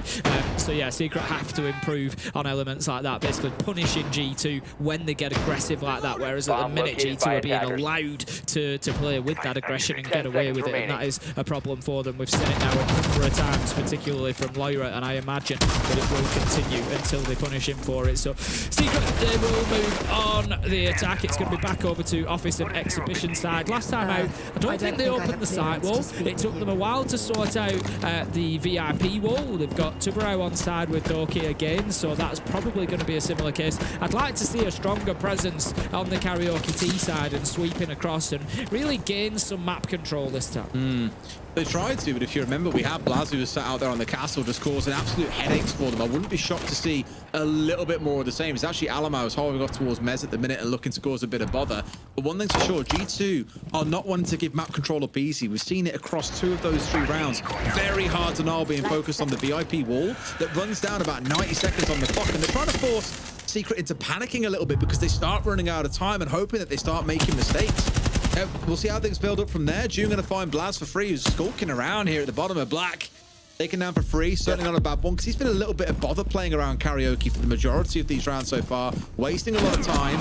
Now Alamal's the one being called out, and they found him as well. Zoom into a second. Great start to the round, and this is more of the Secret we expected to see. Yeah, they're just on a bit of a roller coaster ride at the minute, aren't they? Great round 2, great round 4, a bit of a wobbly round 3. It's kind of up and down, and they certainly seem to be on a surge of an upward trajectory again here, but Stompin still being allowed to exist inside of VIP. They need to make him feel uncomfortable, get him forced back to side. I think that might, no, I was going to say I think that might do it, but no, he's coming back for more at the minute, and eventually does decide it's time to get him back to a little bit of safety. 5 versus 3, 1 minute 25. They've got plenty of time here, but I don't want to see Secret just keep throwing utility into sight. Like, what have they just got for that Candela? They haven't really got anything. They haven't got any intel. They haven't taken any ground. They haven't pushed forward and got a kill. They haven't challenged off the back of it. They need to make sure that they're getting the most value they can out of that utility.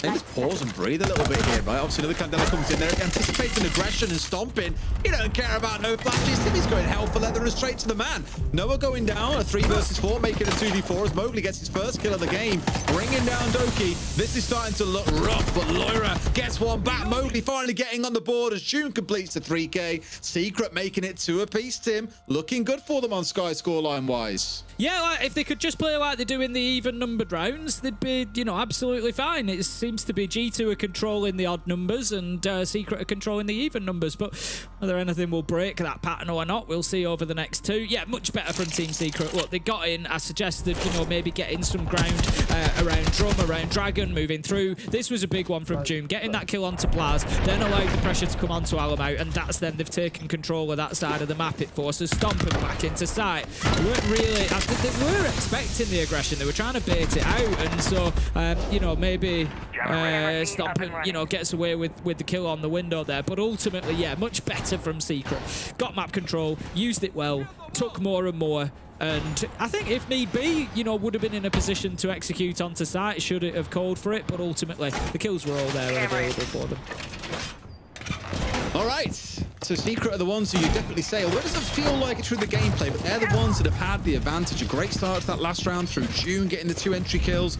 A couple of rounds prior, Savage bullying G2 around with that Blackbeard. Hasn't got any kills in any of the rounds, it's worth stressing. A couple of good moments is all they've needed to keep things equal here, and to have 2 attacking rounds on Sky feels absolutely fantastic. Now G2 are looking to really try and shut out the intel game, feeling that's what's been stinging them so far, that we've seen Secret playing off the back of intel. So what do? Mute and Mozzie come along, double trap operator in the Legion and the Ella, and also got some intel of their own coming along with the Valkyrie. Stomping being relieved of his smoke duties. So a bit of a change up from G2 as even they acknowledge things aren't quite going to plan. I'm watching for how Team Secret deal with Loira in particular this time around. He's on that side of the map again. He's over in Terrace at the minute, but we've seen him being an absolute nuisance out in Terrace, out in Office, out in Exhibition. Again, Team Secret are going to want that top floor control, particularly Geisha this time and Karaoke, so that they can work those verticals down into site, being Kitchen and Barbecue. And so, yeah, they have to deal with Loira. We can see his silhouette is the one that's just jumped out there. Okay. I think that proves my point. They need to response this time. They need to deal with Loira. They do manage to get the kill. Savage finds him. Loira's giving his life there to see who he can find. But, you know, again, not the end of the world from Loira to get that trade. Yeah, but that's 2 of them doubling up on the window, just really looking to shut the door. Almost quite literally to some level on Secret and not give them anything. It's one thing I do admire about the way G2 are playing it. They've been really aggressive in challenging everything on the map. I spoke about VIP a lot already, but other parts of the map we've seen them challenge. Stomping, swinging on towards the Shrine window being a great example. Here with 2 players looking on towards the site window. Yes, it's the site itself, but they're ready to challenge at any given moment's notice. The 2 players on front desk. They are playing the map very actively. It's just the Secret have found a couple of angles through so far. This round looking a little bit more paused out now as we're into this 4 versus 4. Blaz Blaz getting rid of Savage. That's diffused down and the Blackbeard gone. That is a massive win for G2. Yeah, it looks like they're going to be cruising towards the end of this round as Blaz, Doki, Stompin managed to find one apiece, and in a matter of seconds it is done. G2 continue the trend, winning the odd-numbered rounds. They're going to pick up round 5 pretty comfortably. No point with Secret really in too much control inside of that map. Loira again got away with another jump out. I think that's the 3rd time now that he's been successful in getting kills on breaches or out of windows, and it's something that Secret need to manage. But given that there's only 1 round left, there's not too much time left to worry about it. But going into round 6, I still think Secret come out of this half pretty well, given that they've already secured the 2. If they manage to get themselves the 3rd here, then I think, I won't put words in their mouth, but I think they'd be happy with that going into the defensive half. Given, you know, that Skyscraper is defensive sided, they'll back themselves to go 4-2 on the defense. If they can get the 3-3, you start lining up for the win overall. But you got to remember, you're playing against G2. These are 2 of the best teams in the world, I think, at the minute, you know, in the current meta and what we're seeing in competition. So, but anything could happen. Absolutely could. To get that 3-3, it'll be a steal. But that's what it's going to come down to for G2 now. Just hold on and persevere the way we've seen them doing it so far. So, another change up in competition here. Still keeping hold of that mute. Again, that intel denial serving them pretty well in the last round to be able to punish the Blackbeard when they can't figure out where everybody is. Still leaning on the trap operator, but now you're also getting one of those very, very rare magnified scopes coming along on the defensive side with Stomping and going across the playing on the Aruni. And I, for one, Tim, am all for this because it means I get to hear you say laser gates more often. Going to be plenty of laser gates, Des, and that's, as you say, because the lack of ACOGs means more DMRs, means more Aruni, and that is just how it's going to be. We've got Blaz on one as well with the Tuberou, and it's just trying to give themselves that advantage. To be fair, the DMRs are super powerful anyway, they're really good, so it's certainly not the end of the world to take one so that you can have that ACOG along with it. Right, so G2 using that Tuberou again. It's been used consistently throughout. Team Secret chose not to ban it away. I'm not criticising the bans. Kaid, Azame, Mirror, all, you know, extremely good bans and pretty much, you know, borderline essential for a Skyscraper attack, I think. But G2 have taken that opportunity to bring the Tuberou along, and they've just burnt so much time preventing those breaches. It's been really, really good from them. Yeah, but I mean, stock standard bans, it feels like, really, but understandably so. Why they are a stock standard ban is because they're so impressive as a trio. Not at all surprised to see where G2 clearly went a little bit more targeted. Maybe haven't quite capitalized on it the way that they would have liked, but it has forced a certain play style out of Secret that clearly so far has worked, dare I say, in their favor? Question mark. May yet not do that. May yet still prove to be a little bit of a challenge for them, given they could end this half at 3 apiece. For now, though, halfway into the round, no one has gone down early, so actually a bit of a change in play from G2, where it's been a bit more passive, or maybe more from Secret, where they haven't gone looking so aggressively. Blaz is still playing a similar sort of spot, hanging around Mez, hanging around this karaoke T side, a second player out there with him too in Alamau. But so far, Secret haven't come in for them. Finally, they start looking, but Blaz, well, he goes looking straight back. Adrian goes down, almost a second one. Mobley hunting down his man here and runs into the waiting arms of Doom. Not bad, but they're still searching here, Tim. Stomping, getting rid of Noah, and Secret lose 2 early on yet again. Ooh, yeah, Stompin manages to pick up Mowgli as well, 6-2 now, and really starting to get running. This is going to be, I think, the first half that probably everybody expected. If you looked at the stats, if you looked at the numbers, every single one you would have seen would have suggested a 4-2 half in favour of the defenders on Skyscraper. So we haven't really learned too much overall. I would have to say, at the minute, Doki gets the final kill as well. At the minute, I feel like G2 are the better team in this matchup. I feel like they have played, you know, the better Siege so far, but it has been on the defense of Skyscraper, so we've kind of got to hold that judgment until we see Secret now on the opposite side. But G2 have got a real opportunity here, you know, being on that defensive side first, getting that 4-2 cushion. If they can come out and grab, you know, that 1 or 2 attacks in the next 2, 3, even 4 rounds, they've got a good opportunity to go on and win this. I think G2 will look at that, because I always love when you speak to teams after a game and say, oh, okay, you know, you lost or you won, like, well done or unfortunate. And they're like, yeah, we should have won 3 of the rounds. So, like, 3 of the rounds, they're entirely our fault. And I think G2 would look at that and say, all right, the round when Savages walked to 3K, we shouldn't have let that happen. Like, been bullied there by a strong operator, and Savages are god with it. Fair play. The other round, we've seen June pop off there and have, I wouldn't call it a life round, but definitely a game round. Like, that's probably the strongest start he will have to any round in this game. And they'll look at that and say, we could have been 6-0 up. We just let our guard down for a couple of moments there, and it cost us big time, right? It's the way they'll look at it, but ultimately that 4-2 scoreline at the top of your screen is all that really matters. All eyes now turn to how well Secret can do on their defense and whether or not they can walk away with something special to get this one over the line and get it done. But I'm already sniffing, Tim, that there might be an overtime in the water. Yeah, I wouldn't be surprised. Okay, calm down. Wouldn't be surprised at all to see an overtime here, to see Secret just, return the statistics essentially with 60% attacker win rate, defender win rate on Skyscraper means that more often than not, 2 rounds out of 3 are going to go to the defenders. So yeah, 4-2 would make absolute sense. But let's see whether they can or not. Deployable shield in front, so that tells us they're going to be trying to hold on for a cross clearance. Maybe if G2 come in and try and take top black stairs, karaoke window, look for the plant inside of there, just bypass a little bit of that utility possibly. We'll see whether they choose to do that. They've got the Grim, they've got the Ying, they don't have any shields, which would suggest maybe not pushing into top black. You'd generally like something like a Monty or, even one of the smaller shields to just get in there and create a little bit of space. Monty Band maybe prevents them from doing that. So G2 at the minute certainly shaping up for a cross clearance, which might suit Secret down to the ground, because it's certainly what they've shaped up for. A rare F2 sighting as well seen. All of the DMRs we can see Twitch rocking along these days for very obvious reasons, though with the Isaiah band away maybe a little bit less of a concern. But one thing we're very used to seeing is the Ying shotgun become very, very popular at pro play. Not seeing much of the LNG coming along, just front-end shotgun people out, why not? Making use of the Candelas here to make sure they can get the breaching on towards this single bar wall. Not worrying so much, interestingly, about what's going on towards the VIP, which is where G2 invested a lot of their time and utility. And obviously, Tim, looking at the Kaid on side here as well, something we normally see banned away all the time, here has been left up. Yeah, Team Secret still playing this quite aggressively. The Tubarão of Noah is out on main house stairs.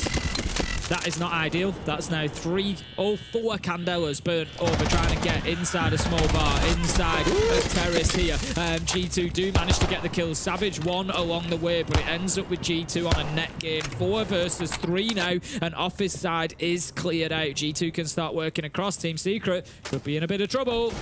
They'll take that. They can hold on for a second because Stompin's about to get the other call come online here. I'll speak to the death about Dokkaebi and how effective she is. It's great for a team to start pushing forward at the back of. No Candelas left, only the one flash. So they're going to have to do things pretty dry here. They're going to have to make use of the Grimbees, make use, of course, of that phone call coming in that I spoke about.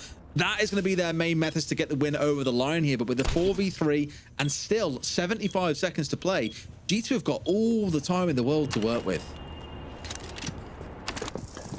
Laz is just going to be lining himself up on Geisha wall, like you say. Plenty of time for G2, going to grab those cameras as well, so they'll just be now gathering. It's like a secondary intel stage, really. Just gather as much information as you can. Doom is going to be pinged out by those Grimbees as well. Below. He's playing underneath. Lovely. Lyra comes in. Beautiful use of the intel there. Secret just not even on the same level, but Savage and Hadrian, they've got something to say about that. 2 versus 1 now, as Stomping in with a late trade. They must know where he is. They must have heard the call going off. In for steps 1, but no, Adrian misses his shots. And Doki out in towards the hallway, rounds for the second. Good closing bit of play from G2, even if it looked a little bit ropey there for a couple of seconds. Yeah, I think, overall, yeah, there's, bits that maybe they do differently within the round, but I think it was actually very good from G2. A great attack, and that really sets them up. Picking up that first attack, they're certainly making me eat my words now. Coming out and very, very dominant on Sky, both sides at the minute. There was just, I'm surprised at Secret, for a map that they so often see banned against them. Nobody wants to play them there. They really haven't been at the races today. I think they've certainly got much better Skyscraper performances in the locker, but they really haven't delivered it today. This from G2, the clearance of Exhibition and office side, taking Noah out, taking Mowgli out, and just getting themselves established over that side. The kill from underneath from Lawyer was beautiful with the information. They had the intel on Doom inside of Geisha. Just great stuff from G2, to be honest, using every tool available to them. Love to see it. 10 seconds to go.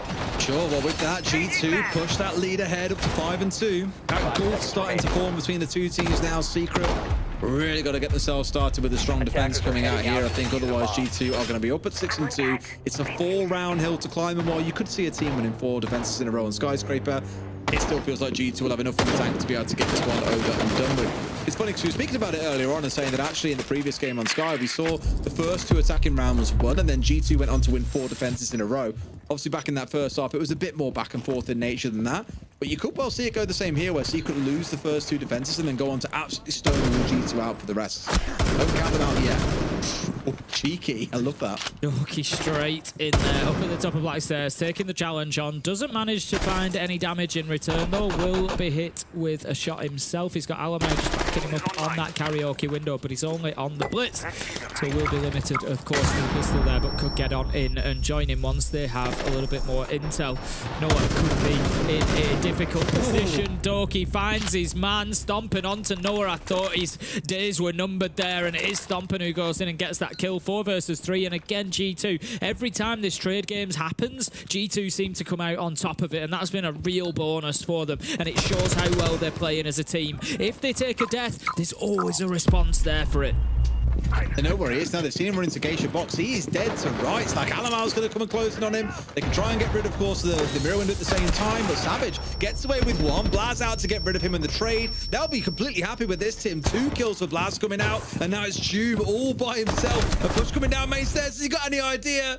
He does, but Blaz hits the 3K in the round. G2, 2 attacks back-to-back and 1 more to close out the game and secure revenge from that EWC Grand Final. Blaz has had a great game so far. I think that's just put him 10-4, and he just seems to be, as time goes on through stage 1 into stage 2, just settling more and more.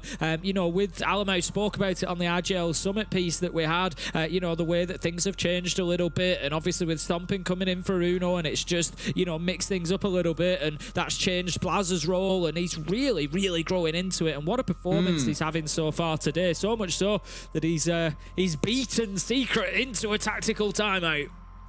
I do want to commend, there's 2 players who really want to commend here, and all of them are playing well is the one thing worth stressing, especially Stompin, Blaz, and Laura. But the 2 I'd highlight during this timeout is Stompin and Blaz, especially because they've played 2 such different roles. Look back at that first half. Blaz was always the one getting involved in those entry engagements. He was always the one playing out towards karaoke and T and dealing with this aggression, and outside of 1 or 2 rounds, playing it ridiculously well. And then you had Stompin playing more defensive on towards site itself and just being this old reliable rock sat back on site where things did start to crumble or look a little bit nervous. Well, he was always going to be there to close things out for them, and it's translated across towards the attacking side a little bit as well here, where Blaz has been the one alongside Stompin, alongside Doki, playing far more aggressively, and having these 3 players sort of all playing this pseudo entry role. They're doing absolute wonders with it, and the pair of them I think have really been the linchpin, the cornerstone of G2's success so far today. It's been brilliant to watch. Looking across the side of Secret as well, you can see where it's going wrong, you know, and it's not to single out performances, but Noah, Adrian, Mowgli, 5 kills across 3 of them. You know, even Doom on 5, it's just really not enough when you're 7 rounds into a game against G2 with the way G2 are playing at the minute. You know, Savage is kind of trying to prop him up, but you ain't going to carry against performances like 8 from Lyra, 10 from Blaz, 8 from Stompin. You just have to look across that leaderboard, and we often say kills don't tell the whole story in Siege. There's a lot of other gameplay going on, but when it's weighted this heavily, they are going to have a huge influence, and they are doing today. So yeah, Secret in serious trouble now. 4 rounds in a row, or it will be absolutely nothing for them on the league table.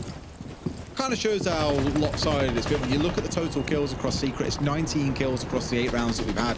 You're not even scratching it where you're just very close to, but not quite getting to a 2.5 kills per round average. On the G2 side, 2 players have almost got that exact count to themselves. It just shows how dominant these rounds have been overall, and the G2 really are the ones running away with the game. And as you sort of said, I think 3 players, especially on the Secret side, just not quite showing up to the races today. They've been neutered, they've been kept calm, they've been dealt with, and they're not quite showing the same ferocity that we saw back at that AWC Grand Final. Honestly, it looks like G2 have come into this map far more prepared, despite, like you said, not having tons of tape on Secret. Yeah, absolutely. They look fantastic. You know, like I said, coming in, and I'm always happy to eat my words. I was a little bit concerned. It was a map they lost in stage 1 to BDS. They beat FaZe at EWC, but it's been a little bit up and down. It's slipped down their preference list. I thought, you know, maybe Secret come in here with a big surprise for G2, but no, absolutely not. I've got to say, fair play, G2. I was not familiar with your game. That needs to be another one of them cards. I made the Alamar one that I said I was going to make on Twitter, and I need to do one of you. Just put it in the place of Shaq, and everything will be absolutely rosy. But yes, this looks like it could be theirs, done and dusted. Yes, Alamar is low. Starting to get themselves into a good position here. Secret, though, are not wilting away. This is the sort of stuff G2 are doing. Putting two players on the aggressive spot. Loira wants to challenge on towards Adrian, who's in a bad spot here. Marches up and gets a freebie. Will he find Savage? No. Just about manages to get away. Nicks him on his retreat, and he's down to about 5 HP. But a little bit of aggression from Loira has paid off dividends there. They know there's still one more. In fact, they see the second. They know where two of these last four players are. And G2, I was going to say, could really quickly find a couple of kills here, Tim, but they've lost one on the step through. Mowgli getting his third kill of the game as he brings down the Blackbeard. That's big for Mowgli, taking out the Blackbeard as well. If you want to remove anybody off that side of G2, it was going to be Alamau or Stomp, and get rid of the Blackbeard or get rid of the Dorkerbee. That's the utility that's really going to hurt you. But once again, they don't seem to be learning the lesson here, Team Secret. G2 underneath, finding kills, punishing them. June was hit like that previously as well. They need to make sure that they're controlling more of the map. G2 are having and enjoying far too much freedom, Des. They are, and then comes the second one. Loira stepping up, and it's Mowgli falling down. May well end his game on just the 3 kills that he's currently got. Savage, 5 HP, at least gets the trade across. Stomping, getting nicked here by these two players. One in Geisha, one just across. What was that? That was disgusting. Wow. Bye-bye, Doom. Bye-bye, Noah. Goodbye, Secret. King Stomping, closing things out for the boys. What a show from G2. A 7-2 domination of Secret to get their EML Stage 2 started. To quote Stompin about Stompin, I think he might be him, Des. That was might be him. That was an absolutely disgusting flick. Good stuff from Stompin, better stuff from G2. Fantastic closeout for a great win. Oh man, Stomping might be hitting a new peak this stage, Tim, and that's going to be a terrifying prospect to face off against. But our break is done. We'll stop glazing him. We'll let that be our desk job after a short break.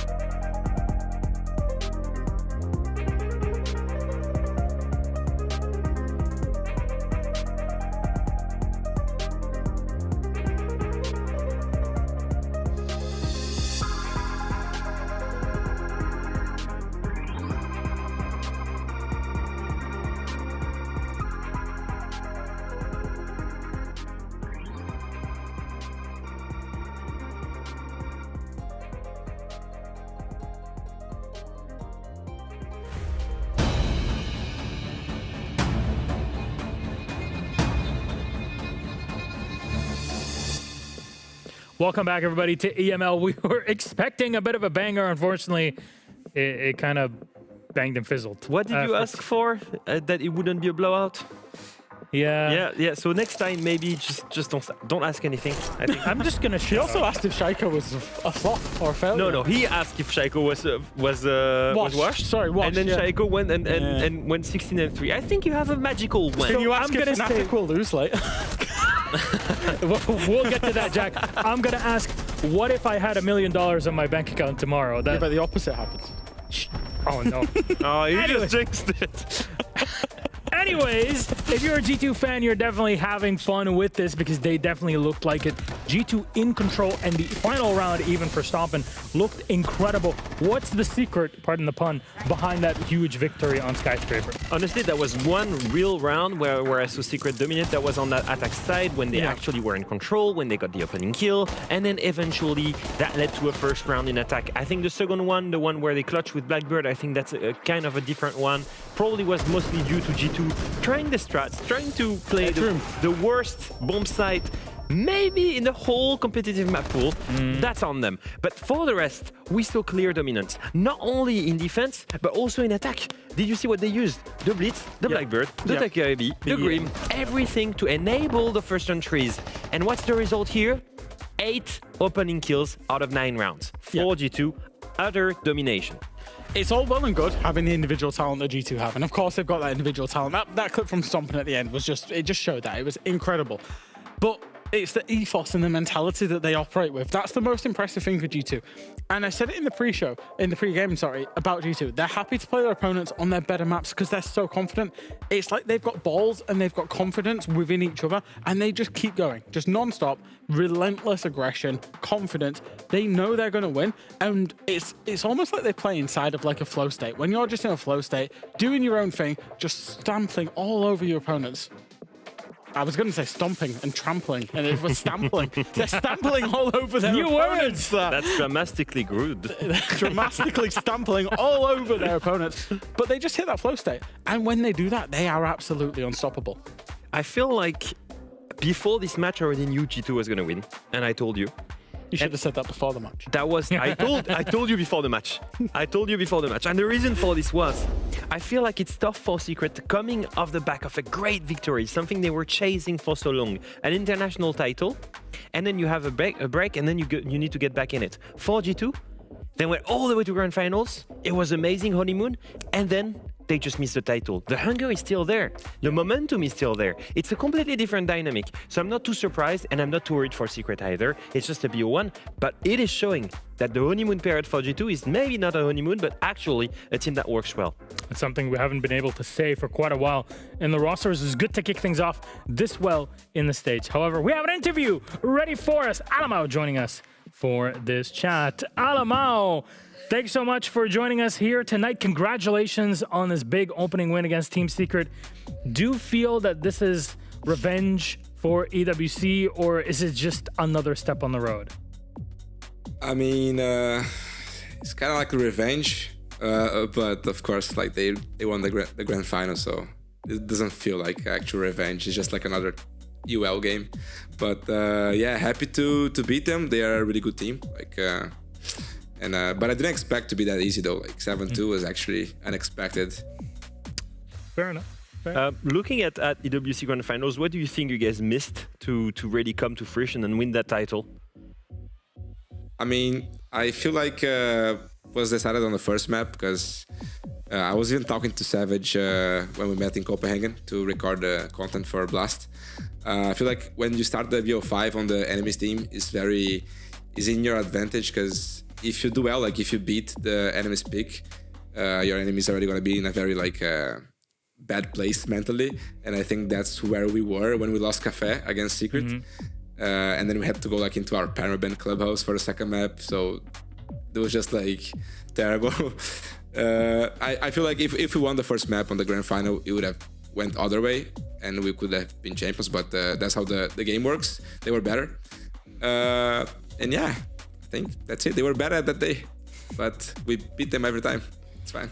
Carl, bringing it back to today in Beaten Secret, you was playing on Skyscraper, which is a famously hard map to attack, yet you made attacking look easy today. What's the reason behind that?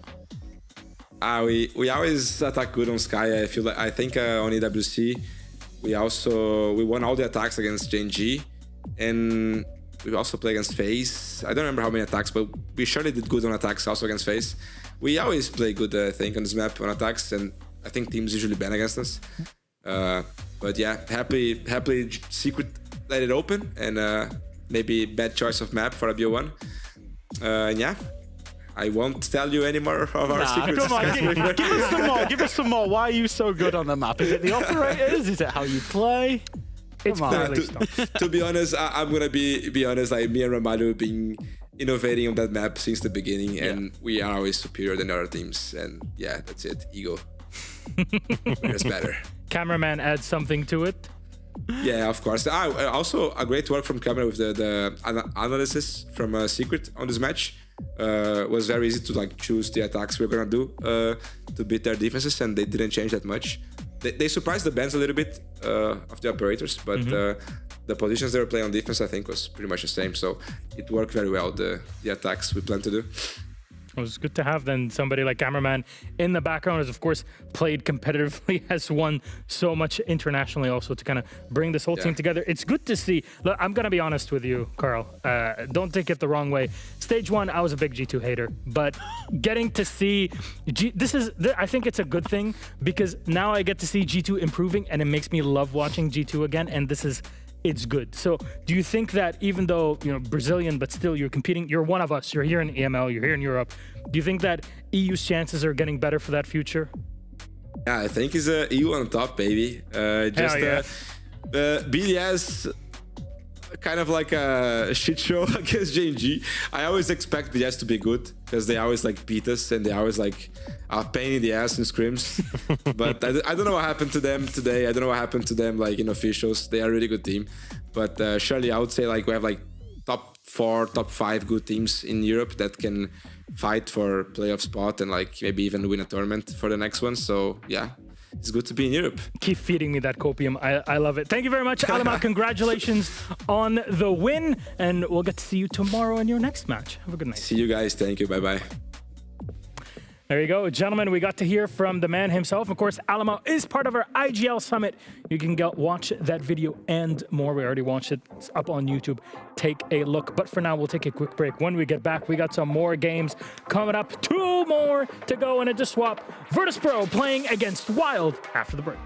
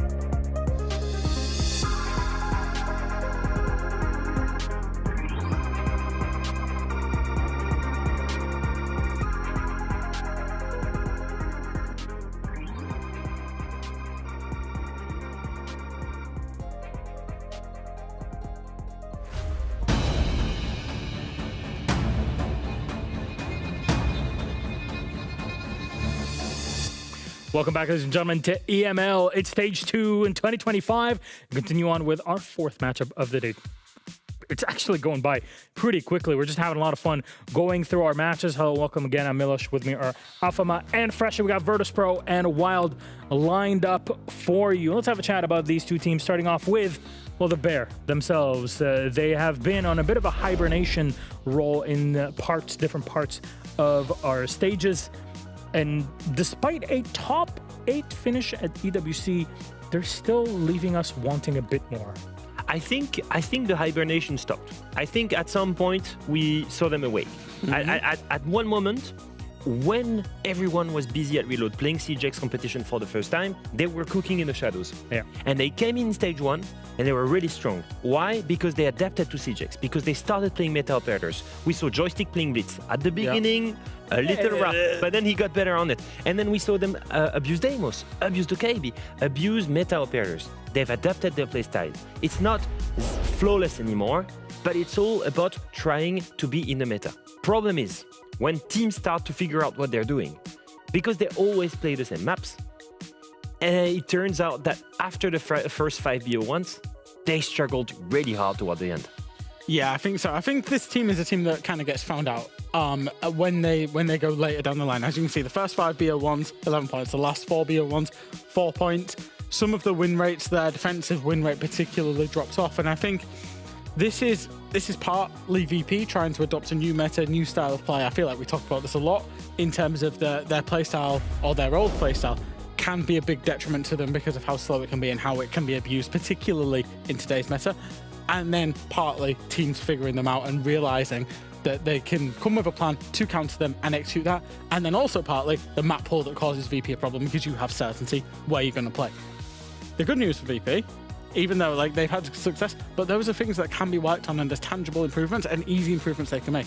If they've been cooking the last few weeks and just brought in one more map, a Night Haven, a Skyscraper, whatever, a layer, bring that map pool playing, into that map pool, boom. It's suddenly much harder to play against them. Because they've started to fix it. They've started to play layer. They've really trying to change right now. Because they get forced to in best of threes. Exactly. And it seems to work a little bit. I will say this. I am positive about VP being a top 4 team in Europe because the way they played at EWC, if it wasn't for the drums against Furia, I can attest. Maybe they would have went further. At least Was it that bad? You were both there. Was it that bad? Well, no, I was all the way. I lived in that backstage in that arena for 7 weeks, and I can tell you, I had to put on noise-canceling headphones. Okay. Because it would go on for 3 hours. I talked to Joystick afterwards. He was livid. Even JV not too happy with it. But still, you don't have that here anymore. True. So that can stay away. But it does show that in 4 months, VP that we all kept saying they're stuck in the same system for years now can get completely unstuck, rebuild themselves from scratch. Of course, that's going to open up holes, be it in the way that they play in their map pool, but still something to work on. We'll see if that has been happening over the past few weeks. However, Wild on the other side. What you love doing, esports. What can they bring to the table? Well, they have some changes more on the background, gentlemen. Go on, Leo. Did you not know? Did you not know that's what it stood for? I did not know that was the name. What you love doing, esports. I'm so sorry. I did not expect that to be the name. I always thought it was Wild. Well, that's the thing. They take you by surprise, and we're expecting them to take us by surprise.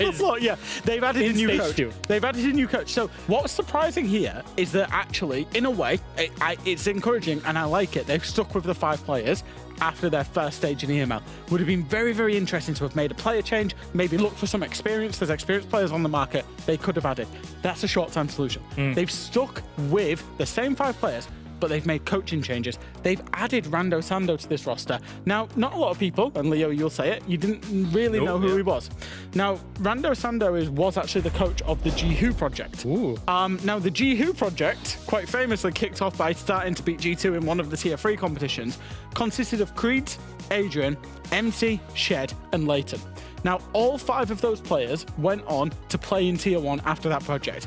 Adrian, of course, we've just seen him get beat by G2, but he is an EWC champion. Creed's played Major and an EWC with ITB. MC and Shed both played one with Elevate, and then Leighton also played in Tier 1 with, it was Wild, right? And then also with Gaming Gladiators last stage. The reason that I think this is a great move for Wild, by the way, is Rando has got a proven track record of bringing through Tier 3 players, Tier 2 players, and converting them into top Tier 1 talent. Now, Wild have stayed with the same 5 players who clearly looked very, very inexperienced in Stage 1 and got steamrolled for the most part of it. But this coach can help them develop through that, and he's got a track record in doing so.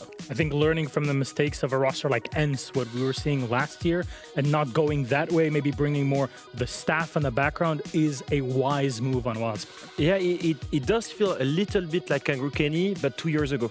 Yeah, and I feel like we've got a track record of that being really useful for younger players.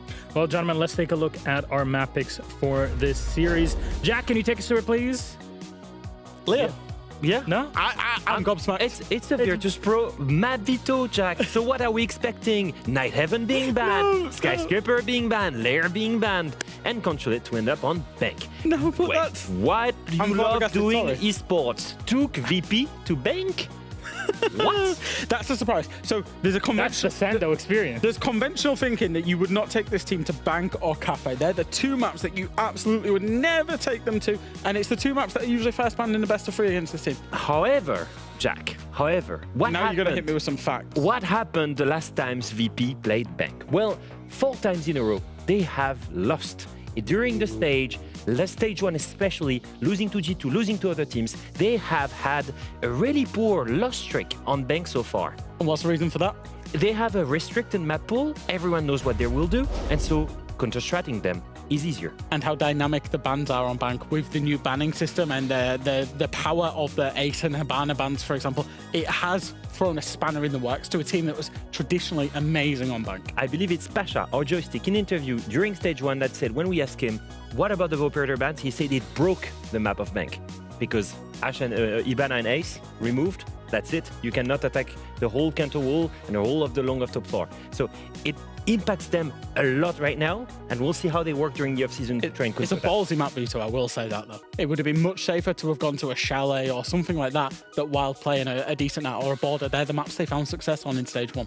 All I'm hearing is, I have no idea what can happen in this, and I really can't wait to get into it. Exactly my point here, because our casters are ready for it. Let's get into Wild versus VP right now with Ace and Des. Thank you very much, Milosh. And yes, Tim, I'm also with the Des. This is quite an astounding pick to take VP to Bank, but I think Wild are cooking something here. If you look at their banning behavior over the last 6 months, Bank is actually their favorite map. They've only banned it in 1 veto. They have been gagging to play this map, but teams, whether through scrims or whatever, I don't know, it is the most banned map against Wild. So say what you want about VP. I think Wild might have something cooking up here. Well, that's it. You can say a team loves a map all you want, but look back to the 1st of June, VP have lost Bank 3 times. 4 times in a row if you look further back than that. That's the reality. So, yeah, absolutely. Why not take them there? It's, like we've said, the impact of the dynamic banning. We're going to see Hibana and Ace come out as I'd be amazed, when Wild are on the defense if we don't see that double hard breach combination to make life difficult for Virtus Pro on the attack. And, yeah, they've just got to come out strong. Look, Wild finished stage 1 pretty good. They struggled at the beginning, I think it's fair to say, but it was a bit of a in at the deep end for a lot of these players, coming into tier 1, but they won 3 out of the last 5, and it put them in the discussion, it put them in the fight for a playoff spot. So we've got to give some respect to that, and they've learnt along the way, they've improved along the way, they've had the summer to go away and continue that work, and as the desk have talked about, they've got the coach in there as well now, and yeah, I think there's real potential for them to get something out of this. Definitely. I think many teams will be looking at this game and just breathing a massive sigh of relief, knowing that VP have not changed their banning tendencies. You still get to pick which of the 5 maps you want to get to go and play to, and Bank is the one that clearly Wild said, you know what, no one else lets us play it, but you guys, we know what you're going to ban. We know what we get to pick here, and we have seen, as you say, Tim, 4 teams beat Virtus Pro on this map. Clearly, they believe they can do the same thing. Let's see what work Rando Sando's been doing with these boys, because although Wild did struggle a bit last stage, Tim, they were only a couple of points outside of playoff position. That's not bad for a bunch of tier 3 and tier 2 players. And I think even you and I said at times that watching players like Garen play, like he was really impressive last stage. And I want to see what they can do as they've started cooking things up a little bit, maybe even change the odd roll here and there. They could surprise Virtus.pro today, and we'll see if they can do that, starting things off on the attacking side. Yeah, you know, Garen and Mats were the two particularly to keep an eye on here. They put up some real performances back in stage 1. You know, everybody had their moments, I think, on that team at times. So yeah, we'll see how they go. But look, to flip the discussion onto the other side as well, before we get anywhere sort of too deep into the action, Sneak is going to get aggressive for that clearance on the top floor, but the drones will have already told him that there's nobody up there, so he's good to go. You know, you look at Virtus.pro, and I'm left scratching my head there. It's like they've had summer, and you know, maybe we'll see as the stage goes on that it'll change, but why is this map pool not broadening? Like, surely if it's me and teams are saying that about me and teams are acting like I've just got a couple of maps that I play and my bans are always going to be the same, I'm thinking come out, play day 1 and play something different. I'm thinking put that work in, make sure I'm prepared, make sure I'm ready, come out and send a message of, you know, this is not going to continue in the same fashion, but it doesn't seem to be the case. Go on, ready. Oh boy, all right. I mean, for me, it looks like a very cut and dry Virtus.pro lineup here on the defense. Boomsy's in for a freebie onto Pasha. Surely you'd hear them coming in on that push forward and find something off the back of it. Paying the price, always trying to get a second, but no, being stung by Boozy, who's having a hell of a lot of fun so far with that secondary tier. The Reaper reaping on through and doing its business. 2 kills over to the side of Wild with half a round still to play. This is looking good. Yeah, and it's no surprise because, as we've said, teams are going into bank now knowing exactly what Virtus.pro are going to do, because not only, you know, they suffer into the bans, but like we said, they play it so often now that teams have got plenty of footage on them. We know exactly what they're going to do, and Virtus.pro historically have always been a team that would, you know, double down and do the same things and just do it better, so to speak. But right now, they're not doing it better. You know, they've lost Pasha, #1 player of stage 1. He's gone, and it was easy, it was free. And right now, they need a big play from somebody like that.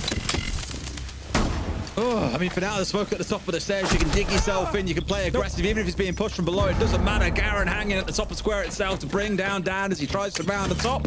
And pays the price for it. 2 now left standing as we get towards the last 30 seconds.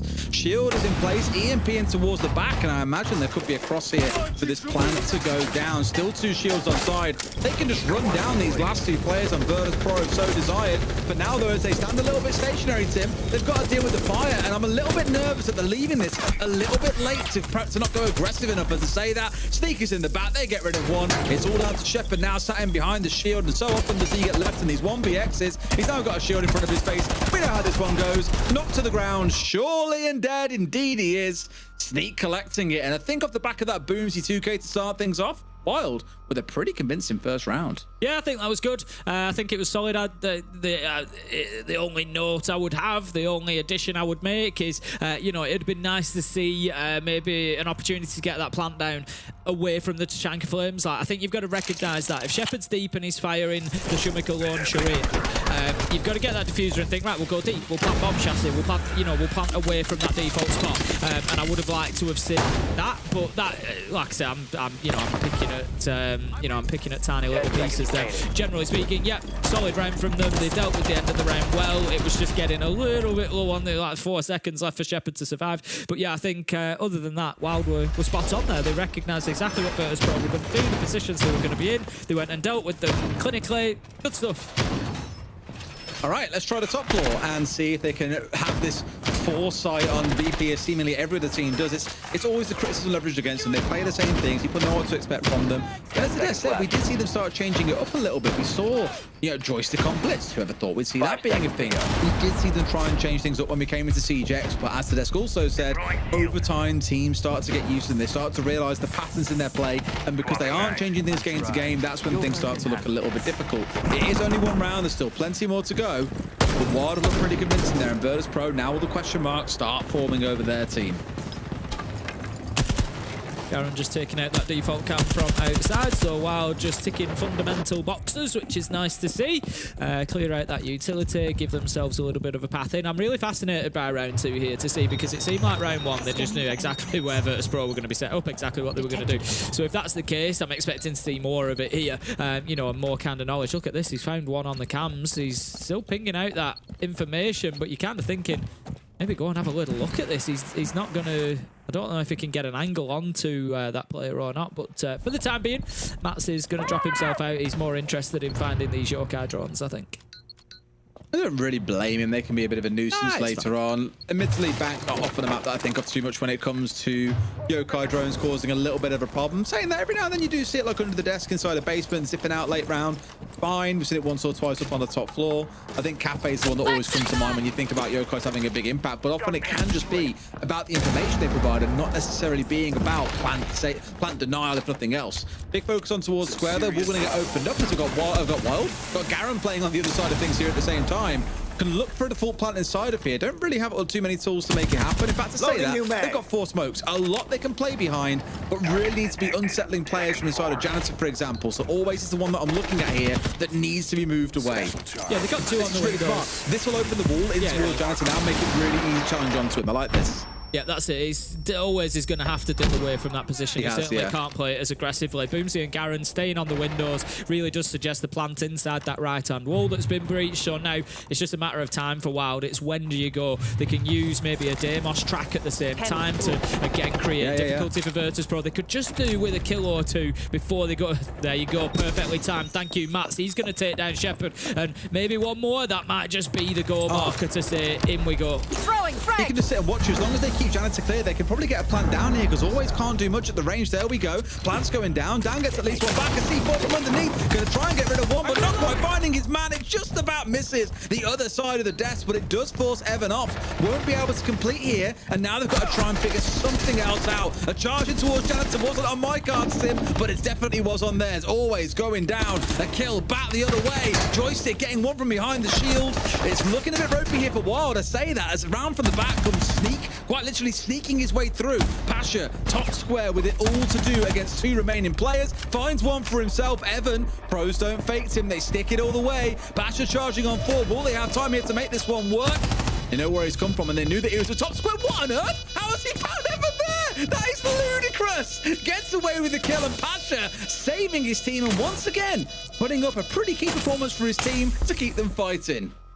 Yeah, you can't feel too mad. You can't feel too bad about that. Look, you know, it's like getting slammed by Shaq or you know anybody else, isn't it? Pasha's just right up there with the absolute top in the world. You know, Cyber, Shaq or Pasha. He certainly sits at the same table. He's in the same conversation. So you can't feel bad about that. 1v2. You know, yeah, Pasha's going to hit them sometimes. But look, I want to be positive about that Wild attack again. They solved a lot of problems, like you say. They dealt with Janitor by opening that wall, forced all ways back. I think they maybe just went for the plan a little bit too soon. They didn't have control underneath, and they hadn't really seen ahead to the possibility. Unreal shot that from Pasha. They hadn't really seen ahead to the possibility of somebody going underneath with a nitro, and they had the manpower. They had 5 versus 4, 2 on the windows, leaves 3 inside, so maybe leaves them a little bit short. Maybe that's why they didn't have anybody underneath. But yeah, ultimately the initial setup at least from Wild was great. I think when they had to scramble a bit at the end, when Virtus.pro got a couple of kills and fought their way back into the round, there was an obvious call there from Wild to say, right, we need to go for kills here and at least you know, review it, see what happens. So they go for some kills, they get them, but then it's, you know, a difficult situation against Pasha. Always going to be tough because they were on such low health. But I think again, you know, a solid attacking round from Wild really, and Virtus.pro did well to hold on. It's very rare that a kill happens like that final one, and I just don't clock it for a good second, because I'm just like, what? that doesn't compute as physically possible, because Pasha's hit a great shot there. And yeah, Pasha is one of those players. I look back at last stage, top rated for EML, brilliant for his team overall, really coming into his own, and I think often like not spoken about on the level that we would do players like Shiko, for example, but you look back through history, Pasha has always been a pretty damn top player, and he's showing it more and more as Virtus Pro. They roll on through his CJX. Yes, they're not quite at the stage of winning events, but look back to SI24, third place finish team. Often their game is forgotten about against W7M, but it did take a map 3 round 15 for them to get into that grand final and go on, of course, to beat their Latam brothers, to lift that hammer at the end of it. Virtus Pro are always there in the conversation, just never quite getting the spotlight. Already, Wild are going to be in there inside the first minute, looking to get that wall open on into sight. Very aware of the possible long angle coming down through Archives. Look at that from Matt's just ready. Says, you know what, Pasha, you can hit shots behind the bomb, so can I. Tell you what, Wild are looking pretty up to it, Tim. They look good. Looking good. Are they aware now? They're definitely going to know about it because, of course, of the ringing coming out from the Dockerby, the beepers. Also going to help. It's a bit of ring around the roses here with the player challenging onto him. Joystick ain't going to miss that one. Boomsy might have started strong, but Joystick just got a little bit better in the moment. Yeah, and like I said, that's the main thing I think that Wild are going to have to fight against here, that Wild are going to struggle against. They're obviously well prepared. They've obviously counter-stratted. They obviously know what Virtus Pro are going to do, how they're going to set up, where they're going to be, and they are taking advantage of that. But ultimately, some of these are going to just come down to gunfights against great players like Joystick. You know, all of them. I don't need to name anybody individually. And that might be a little bit of a problem for them. So I'd like to see Wild focusing on getting that plant down where they can, securing space. They need to make sure that they're covering these flanks. They have done with an air jab. Great stuff. Joystick force back. Always manages to find Mats. 3 versus 3. 50 seconds left to go. I was saying that 4 versus 3, it's very reminiscent of last round where they've got all the gadgets and all they need really to get an execute going off, but you're still against the Warden here. Evan's in, plants going on down, always hitting a great shot on towards Garen. Not quite able to disrupt Evan in time, but finally getting away with it. That's put the Jeepers up them a little bit here. And they've managed to take down 2 players on the side of Wild. What a shot from Sneak, always missing by a pixel and paying the price for it. Looking for a second as now Joystick's got himself down and Sneak has found another Virtus Pro. It looked like you might have a way back in, but yet again, Shepard has been left in a 1vx here to try and save the round. Yeah, Evan needs to start thinking sooner rather than later about getting this diffuser down and drawing out if there are any Yokai drones left, which there are. Sneak needs to be on the cover. That's too far away. The plant's going down. It's way too far away. Shepard, you might as well forget about it. So he sees where one of the players is, but that's the best he's going to get. Monty on side, shield up. This one's done. Wild go 2-1, I'd say. Yeah, one on top square as well. He hasn't got to show. We've been here in a few international tournaments when we've had this kind of position on the go. Even in a 1v1, it's so hard because of the player on top square. That's why Shepard's pushing out to try and find him, hoping to find him somewhere. Can't find the man. Another good round from Wild, Tim. And last round, it came down to a Pasha clutch. This is one of those games that could very easily be 3-0 to Wild right now. And everyone's looking at this going, what the hell just happened? Yeah, I mean, I like that they aren't like rushing things. They're not panicking. I'd like I said, I think maybe 10 seconds to start getting that defuse. I know you don't want to rush it. You want to kind of find where Shepard is. But you've got your cover. You've got your Monty. You can put your shield on your back. You can be behind the counter. So you can be pretty much completely covered on the Monty in the plant there. So I think start getting it down just in case the Yokai drones do become a factor, in case he does have one, you know, nearby that can hurt you. As it was, he didn't, and it didn't really matter. But yeah, maybe just, you know, that snap decision of right, plant goes down. Literally, again, I'm looking for that small element of how could they maybe have improved that, but it didn't really need any improvement. Again, it was great play from Wild. You know, I like that the wall was open super early in the round. Within 55 seconds, that wall was open, and they got a kill immediately, clearing Pasha out from that position, and with a beautiful shot from Matt. You know, and then from there, they controlled Archives. They lost the fight with Joystick in there, and that cost them a little bit of time. They had to, you know, get themselves secured again. But Sneak, again, a great position. Nice double kill. Virtus Pro fed him that second one. He's got one. Fair enough. You know, you don't necessarily know he's there watching that angle. But Joystick, what's he doing? Wandering back in there. His teammates already died on the same angle. Small slip up by VP, and what for me should have been around, they should be able to close out, and we could have been talking about a 2-1 scoreline, but honestly, with how the first 3 rounds have gone, Wild would deserve the 3-0. Here we go with basically a repeat of what we saw back in round 1. It is the same lineup coming out from Virtus Pro. Is it going to be the same outcome with Wild giving him a full punish? Pasha, once again, sat inside of open area, was domed for free by Boomsy last time around. Can't imagine that happened against him.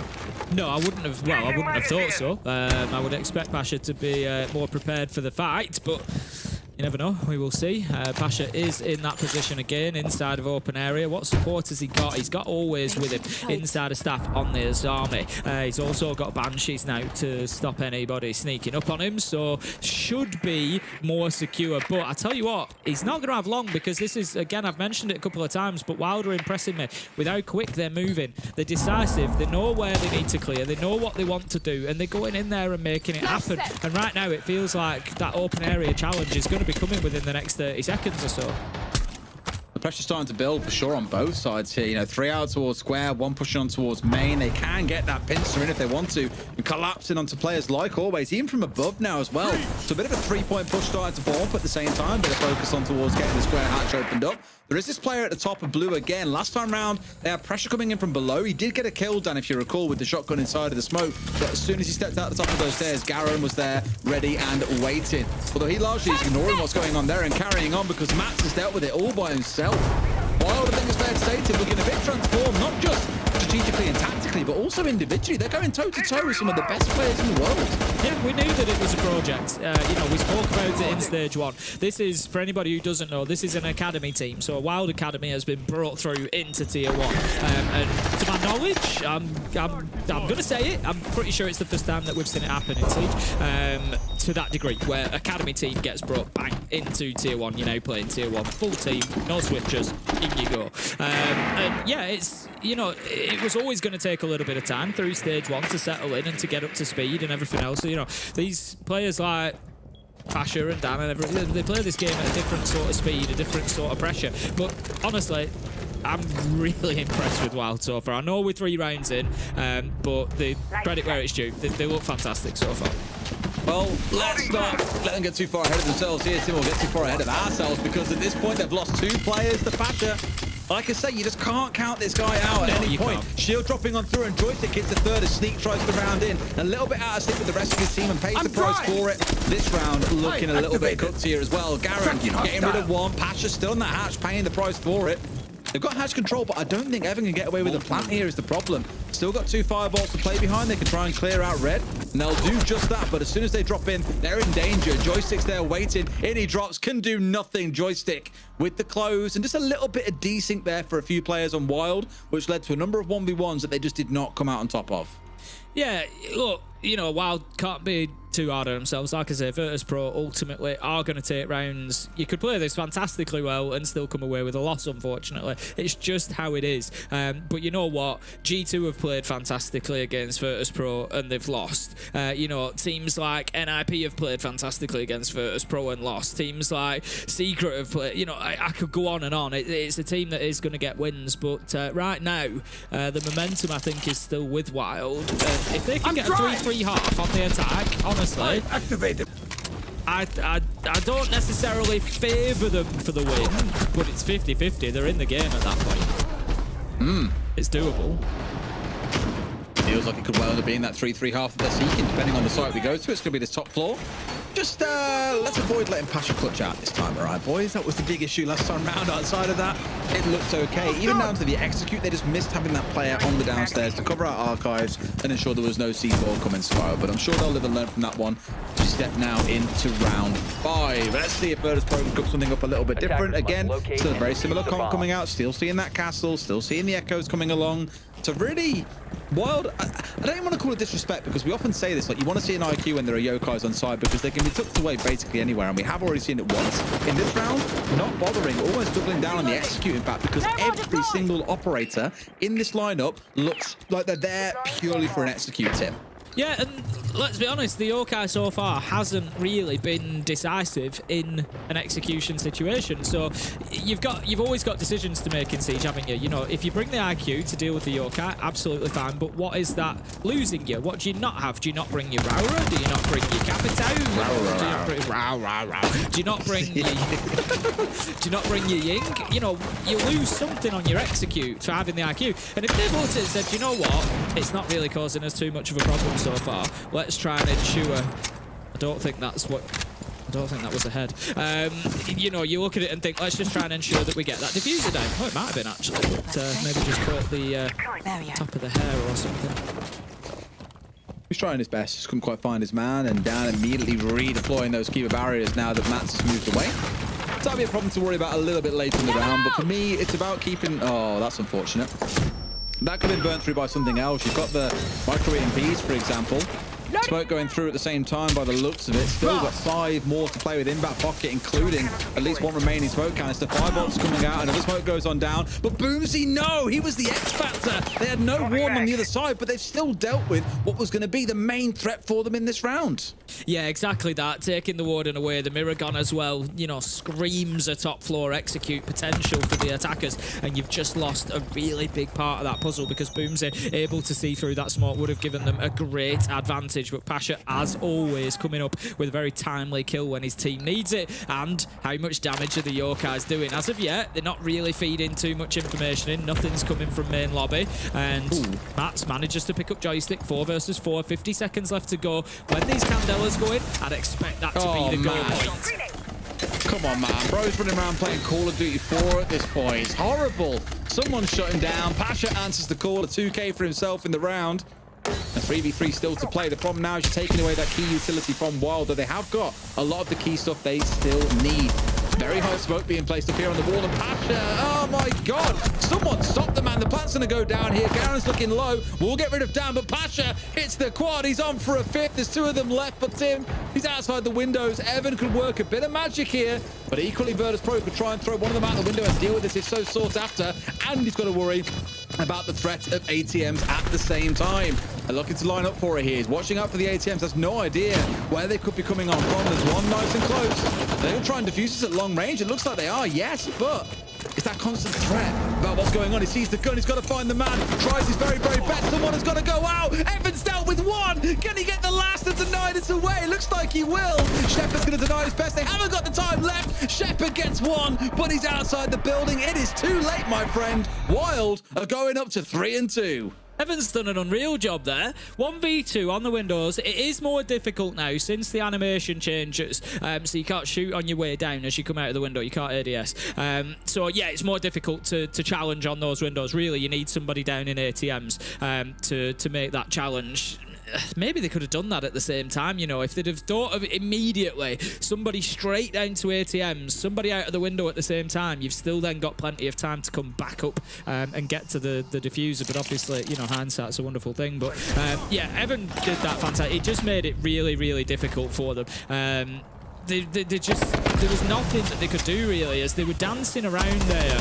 He was just up, he was down, he was all over the place. He avoids the nitro, he kind of gives them a glimpse. I'm surprised that they still got the diffuser down when they were in that 2v3, but yeah. No, it was a great finish from Evan and a good one to see. Wild managed to close out another round on the attack, 3-2. I think I'd be quite happy if this is how the half ends, honestly. 3-3. Yeah.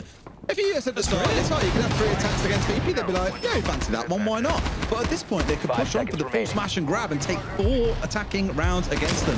That would be great. And I think as you pointed out earlier on as well, like you look at VP's record on this map, get 4 losses in a row. I don't mean this to slander slander Wild, sorry, or to put them down anyway, but to know that your 5th loss in a row with the 5th one coming against Wild, that's probably a time to say, we should probably start retiring that map, boys, and look for a new alternative because everyone will have them figured out by that point. Yeah, exactly that.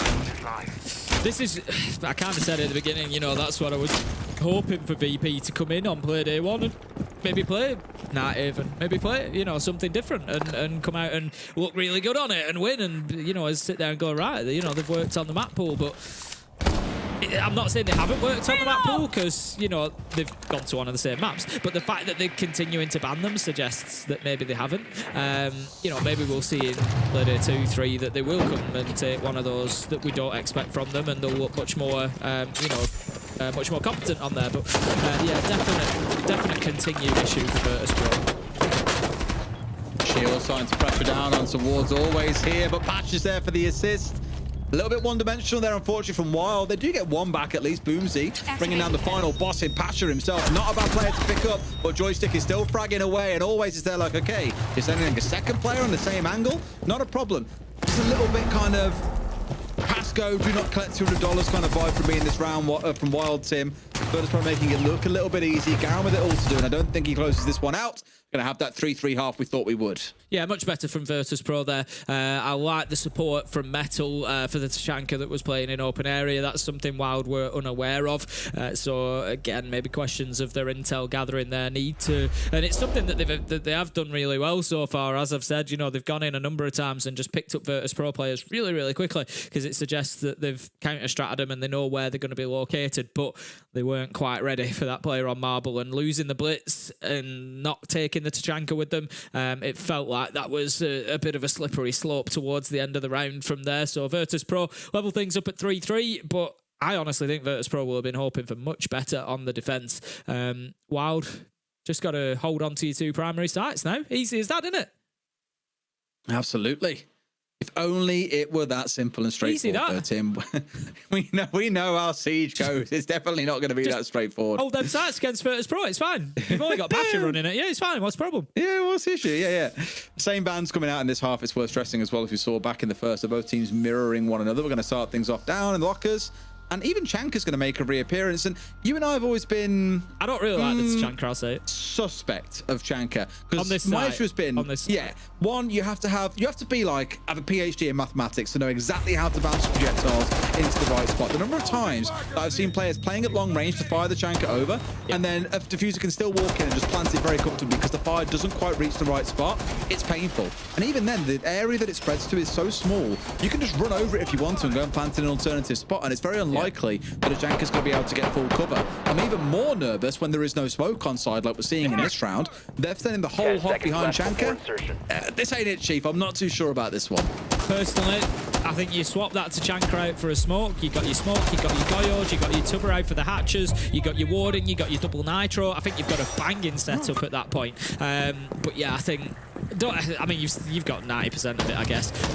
Evan, I really hope you've been practicing that lineup. We've seen it, from some of the best players in the world. We've seen them missing that shot. What tends to happen is that the Shumiker doesn't always bounce far enough if you don't get it right, and it sits on the doorway, so you can still plant in the default spot because, like you said, it doesn't spread far enough. Or, as you also pointed out, even if you are getting it into the correct spot, it depends how many kills. If you've still got a good few defenders left in red, it's more difficult to do this, but often teams can just run through and plant bomb chassis. That's more difficult to do through the smoke. So yeah, we'll see how it goes. It's not, Wild, you do what you want to do. I just personally am not a fan of this Chanka on this time. Yeah, we'll see how it plays out for them. We'll see, of course, if it has a big impact, then it's Undercaster Curse striking true, but we'll see if we get there.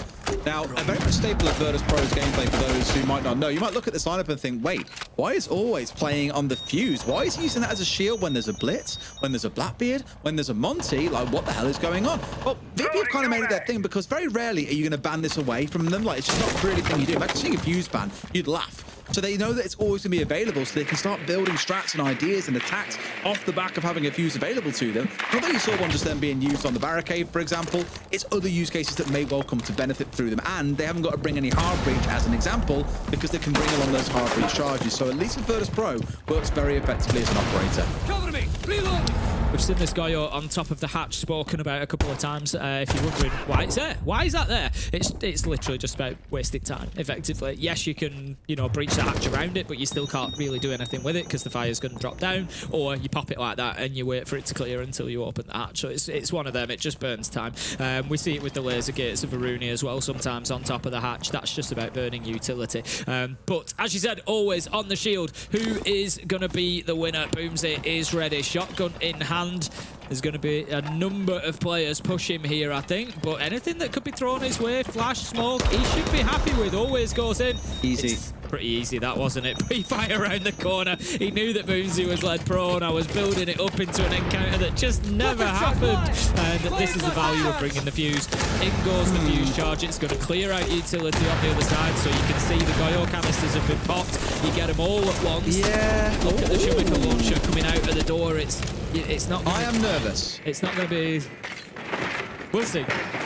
I'm nervous because those glow canisters got popped with about 30 seconds still to go. They've got plenty. Cast the curse. The Chanka's dead. Never mind. Forget a word that I said. C4 still available. For Matt, out it comes over the top. 2 kills fly through. They're going to push it aggressively here, but look at that. Through the smoke, Shepard gets a kill. Joystick going down. They're trying all they can to stop it happening, but by the looks of it, Tim, they might just get away with it. One was down. Shepard was the only one left standing. Couldn't get the diffuser, and Wild win on time. Virtus.pro's old curse of being most injured by the clock. Well, it strikes true yet again through all these time-wasting tactics that Wild employ. Sneakers really understood the assignment there at the end. He was going up for that flank, which I love. Try and get back onto the hatch, get that verticality if you can, but it gave him the opportunity, you know, whether through luck or management, it gave him the opportunity to just burn those last 3 seconds and let the clock tick down. There was nothing Shepard could do to get back into position. A little bit chaotic at the end, but Wild, like you say, you know, fair. We can't really judge the Tachanka. They lost it partway through, so there wasn't really a direct, you know, do they get the plant down with the Tachanka there or not? But I think he was doing a good job, actually. I think the lineup was good. It was preventing a movement. Maybe I was going to say the lineup was good, but then Dan steps in through the fire and shoots the Tachanka, and that, as we said, is kind of part of the problem. I just don't think it's a big enough deterrent for players to not just walk in there. Yeah, that was a funny one. A real funny one, because when I saw the Goyo canisters being popped at 30 seconds, I was like, mate, they're going to have like no time to make this execute work, especially when the Chanka's still raining fire over onto not only the default plant spot, but also the entry spot into that default. So almost 2 layers of fire. That does help deal with the limited like area issue we were speaking about, but then dies when he gets swung onto. It's going to happen sometimes. Still, they manage to convert. They get the round over the line. Good stuff. And now Virtus.pro are the ones that you're looking at and thinking, all right, relatively close round, but what if this turns into 2 rounds, turns into 3? Suddenly, Wild are the ones in full command and start to feel a bit nervous that Virtus.pro get a win against, again, don't mean any offense by it, but against an opponent they look at and say, we should be beating Wild 9 out of 10 times. I think a few teams might be looking at, you know, that thought process and changing it, Des. You know, after this performance, whether it is just the ability to prep really well, knowing that you were going to go to bank, you know, whether this will continue, we'll see. But I think Wild are looking pretty exciting at the minute. They've done a lot of things very, very well. They find themselves now 4 versus 3 up. Getting some success on the defense. This is a really big round, is round 8 here, because if Wild get this, they've got their 2 defenses. So then, again, I'm using that word just. It's doing a lot of heavy lifting. They just need to win those same 2 sites again. They go basement, you know, and they win this site, and that's game done. You just win your 2 primary sites. So this sends a real message, not just to Virtus.pro, but to the Wild players as well. That like, look, you know, this is doable. Just keep walking, and we're gonna get where we need to be. Absolutely. Well, let's see if that transpires, or instead if Virtus.pro have got a spanner to throw in the works. We'll see how it plans out. We have, of course, got the line and the Dockerby on side, so that pairing with the old school roamer hunting capability. Looking for the hatch there, but I think out there by just a hair, unfortunately. Dan, there was a player inside of Londes that he maybe could have found through the hatch, but doesn't quite manage to get away with it. Now, we've had that 1-for-1 going back on either side. The key one being bound there for me, this is actually the time where I look at it and say this actually kind of favors the attackers, because you got rid of the Warden. Any smokes, any flashes that you've got on side here, so looking at the Capital, looking at the Dockerby's back pocket, looking at Dan's back pocket, all of that utility now becomes very effective without having to worry about a Warden being able to negate it all. Yeah, it's always a good pickup to get if you can find that. It's going to really free up your utility. I'd like to have maybe seen more traps coming out of Wild. I was just thinking about it. Maybe get a Frost and a Legion. You know, just burn time. We've said it countless times that Virtus.pro have beaten on time so many times. Plant is going to start going down from always. Pasha manages to take down Watts and prevent that Nitro being of any use to them. Echo Drone will do its job. They don't know exactly where it is. Manages to get another, but the problem is you can't keep doing this. They need to get somebody to find that kill. Taking always down, that is huge from Garen. That could change the round. That's so cheeky, because you can even see where they've sprayed into the wall a little bit, but didn't manage to find the man because he was down on the deck. Really smart stuff. Shepard getting one at long range because he's still in Narnia while the execute is going down here. Tim, they might be able to hold on. Sneak's got himself rounding up towards the side, in towards Janitor Pasha. He's got no choice but to try and stick, and if they can round onto it, which they can close it out. But no, Pasha pulled off the diffuser. Come on, man. We don't do that round here. He's certainly not going to win the round that way. I'll tell you that now. All he's done is save his death. He knew what was coming, and it's another round for Wild. Again, you know, I suggested earlier in the round, traps, you know, burn out that clock for Virtus.pro. We talk about it so often and how you can find success like that, and that's exactly what's happened. They've burnt them down. That's twice now that we've seen rounds go down to the final seconds. This time, you know, previously the clock ran out when Sneak managed to get upstairs. This time it was the near kill onto Pasha that came in, forced him off the plant at the time, but so much so that Virtus.pro know their backs are to the wall here. Tactical timeout. Well. We were so nervous. I was as well. I was like, they haven't really got anything to stop this plant going down. You know, C4's been dealt with. They killed off the Warden. There was no real threat. And then that Yokai, out of seemingly nowhere, gets in and interrupts once, twice, even looking at 3 times.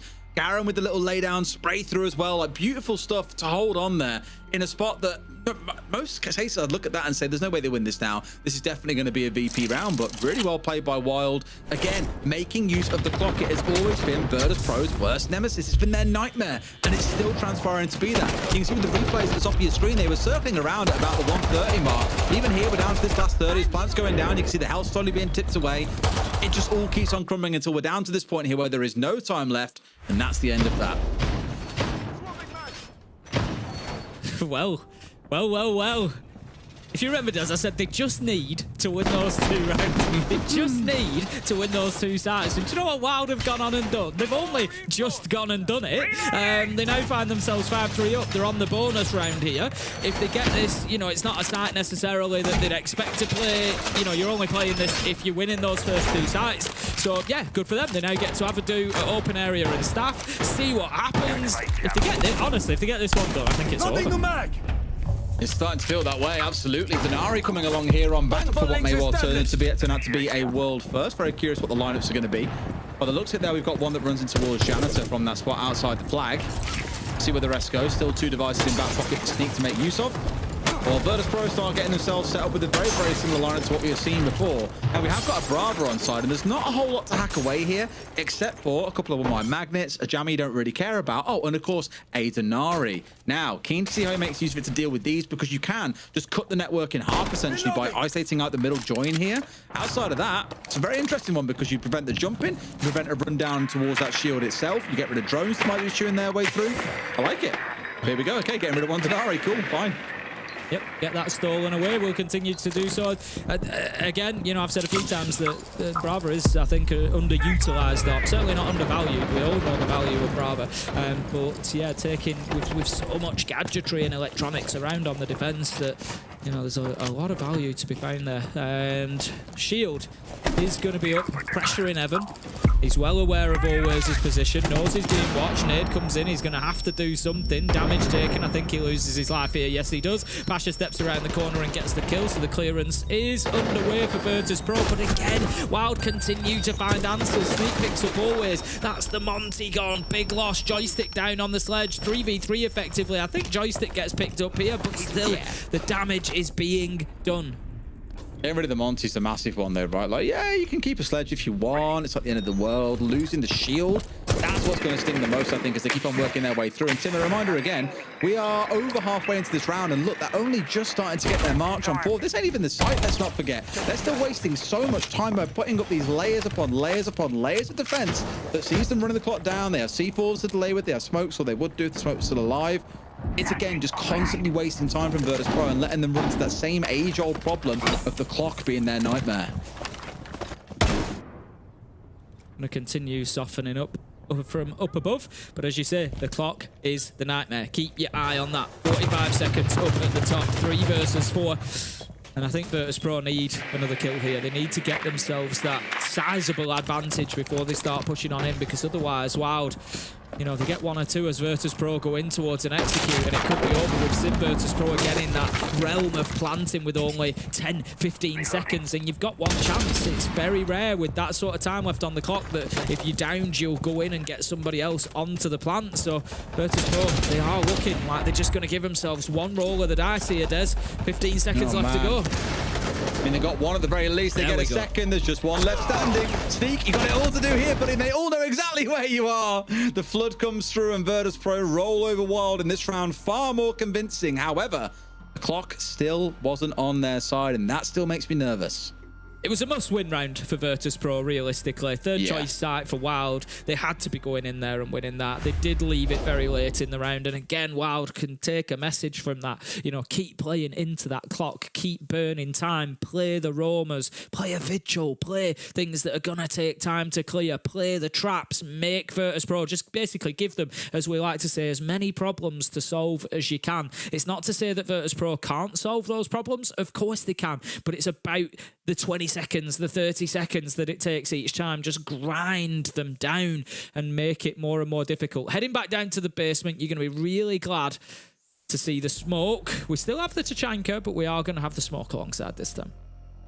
Absolutely, they'll need that. But at this point, it's starting to feel like it's chasing away from them, which is my main concern.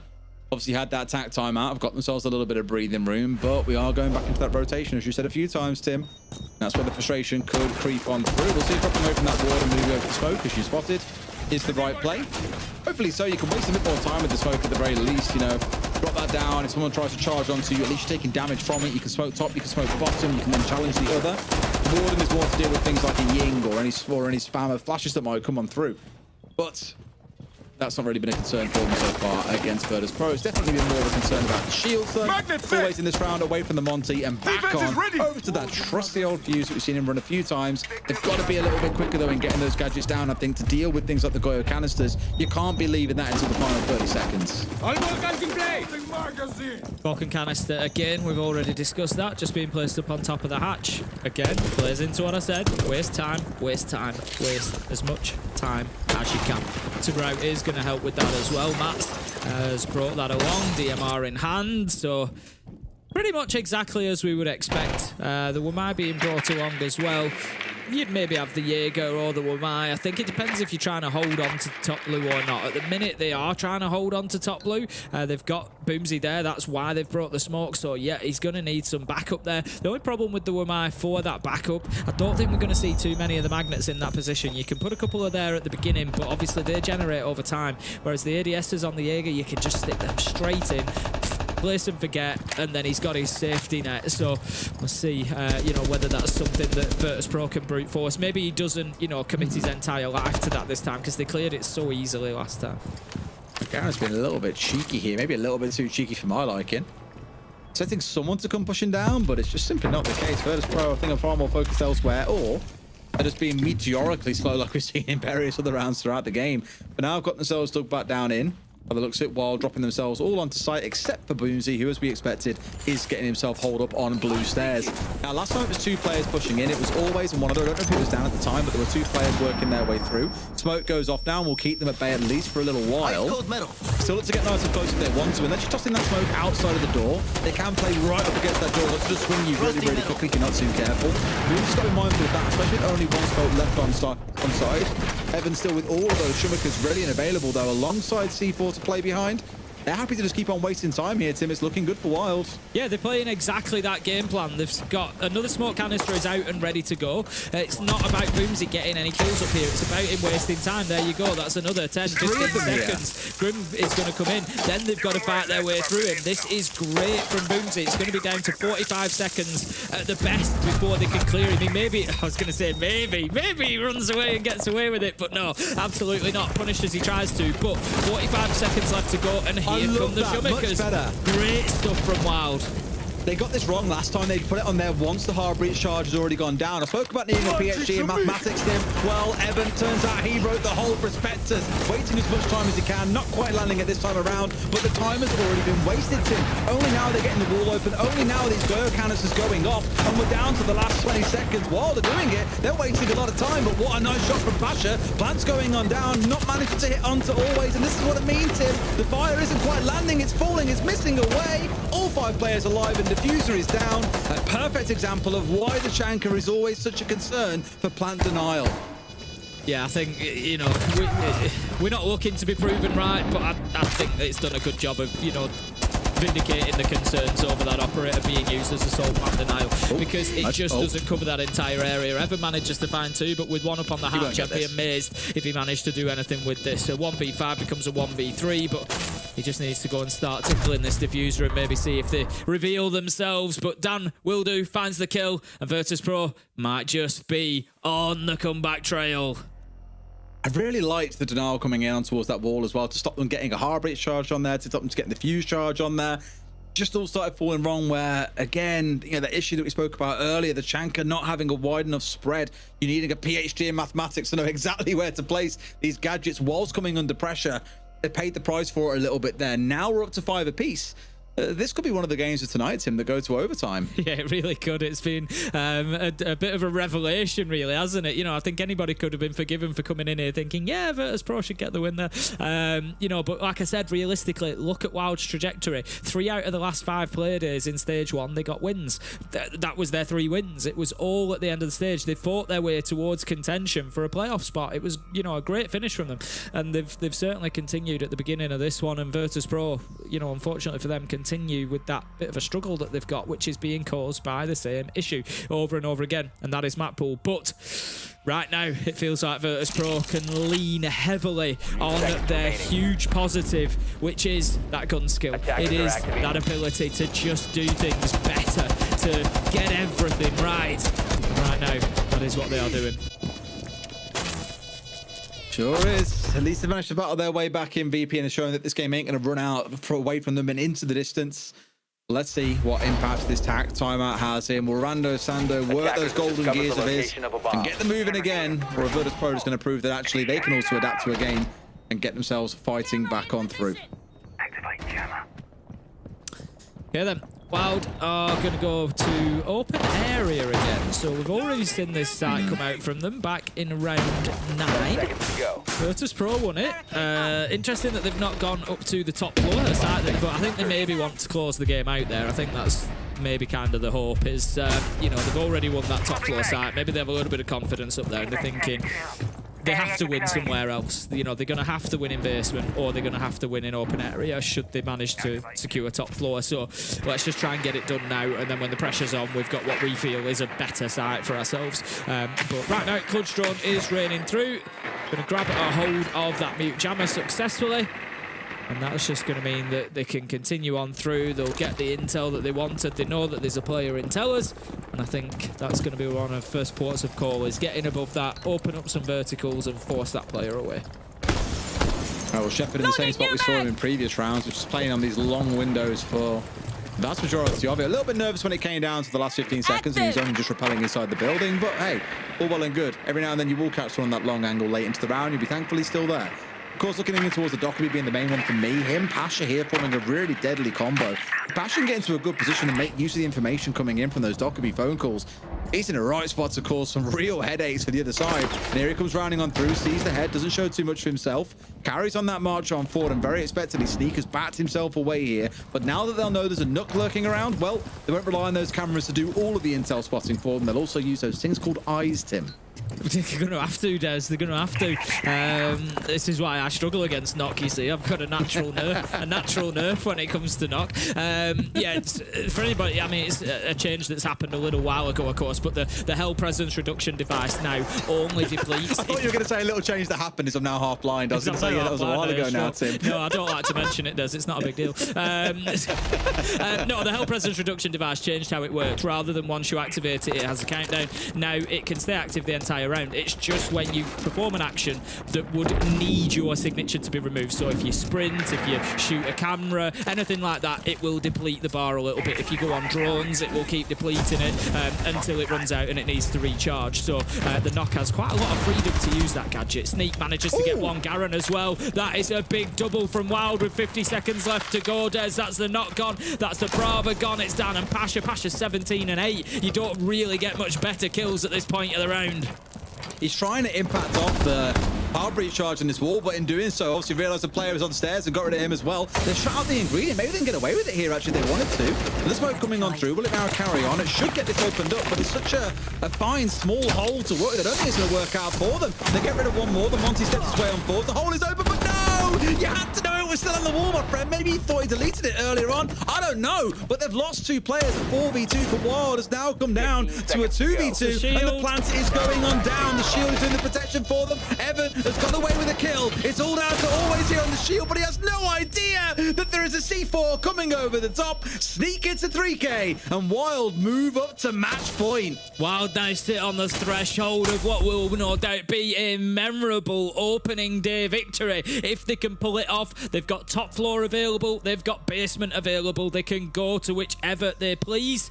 Personally, I think we'll probably see a little bit of top floor. They haven't lost there. They've only won it once. They've only played it once. But that was great from Wild. Again, leaning fully into that time denial. Kiba barricades constantly going onto that double door. Tubarao canisters preventing the breach. It was unfortunate for Garen. You could see his thought process in his movement, couldn't you? When that wall got breached, he was like, where do I go? And there was just absolutely nowhere for him. But look, he'd done his job at that point. It really didn't matter. It was a little bit unfortunate not to.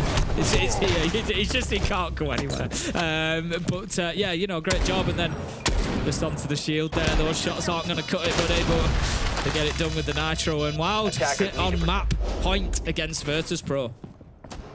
Oh boy, they get this win. It's definitely going to be one of the biggest day one surprises that we've seen across not just this stage, but any stage, I'd say. Like, again, you look back at the previous stage, Wild just outside of playoff contention.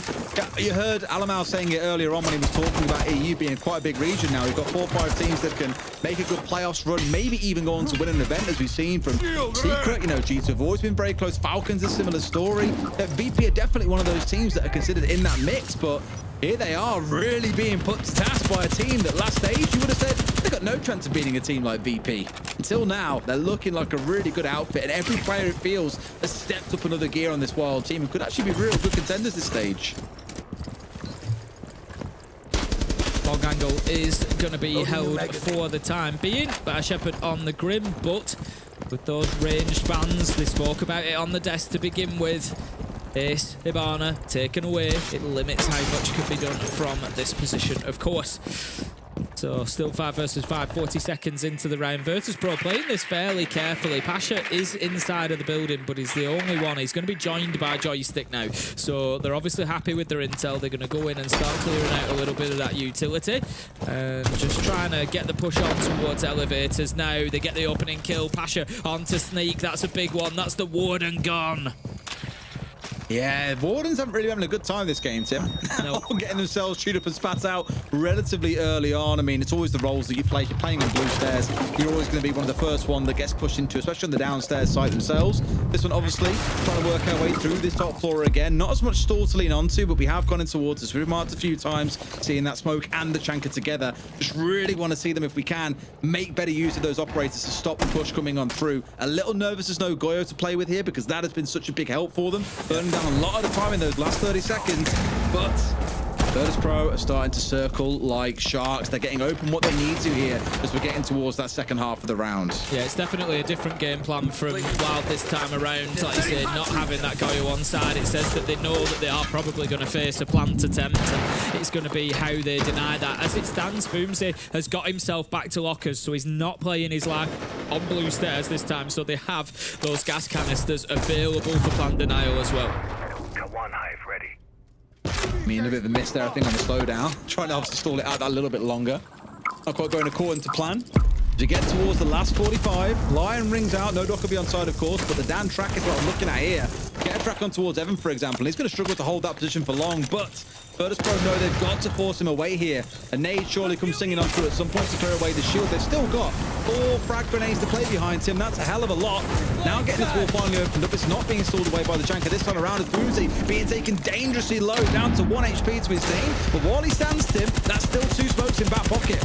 Yeah, you feel like they're going to have to go deeper for the plant here, but somehow on the default, Always is still managing to stick it. And again, we talk about that Tachanka fire. We can see it active in front of them, but just in the wrong spot. Always gets the plant. 2 versus 5. And it looks, Des, like we're going to be heading into a few extra rounds.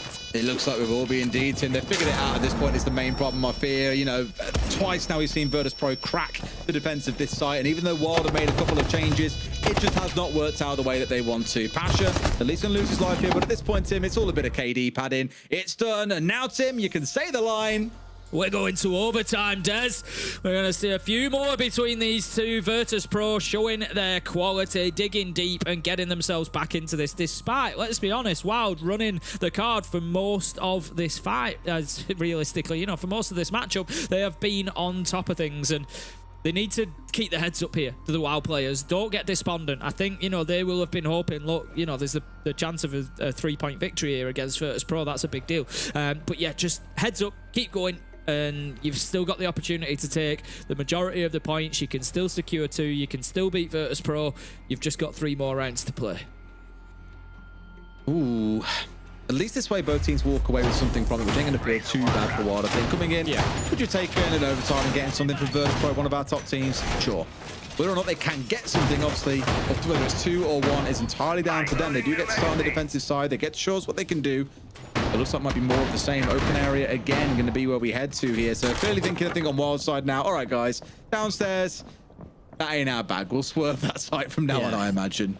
I think a switch of sides might have actually helped Wild, to be honest. It's no surprise seeing them go into open area, given that's the one that they won. But I know that it was, you know, you're probably screaming at home at me that it was 3 each. Each half it's even Stevens. It was, but Virtus.pro have had 3 out of the last 4 attacks successful. So whilst yes, they only scored 3 out of the last 4 rounds have gone their way on this side. So really, if you're Wild, I think you'd have probably been happier with maybe getting that side switch and just getting onto attack. And you know what, defense hasn't worked that well. Virtus.pro kind of figured us out, but that's not going to be the case. So for the time being, Virtus.pro are softening up the side, just going to open up a couple of long angles from print to window.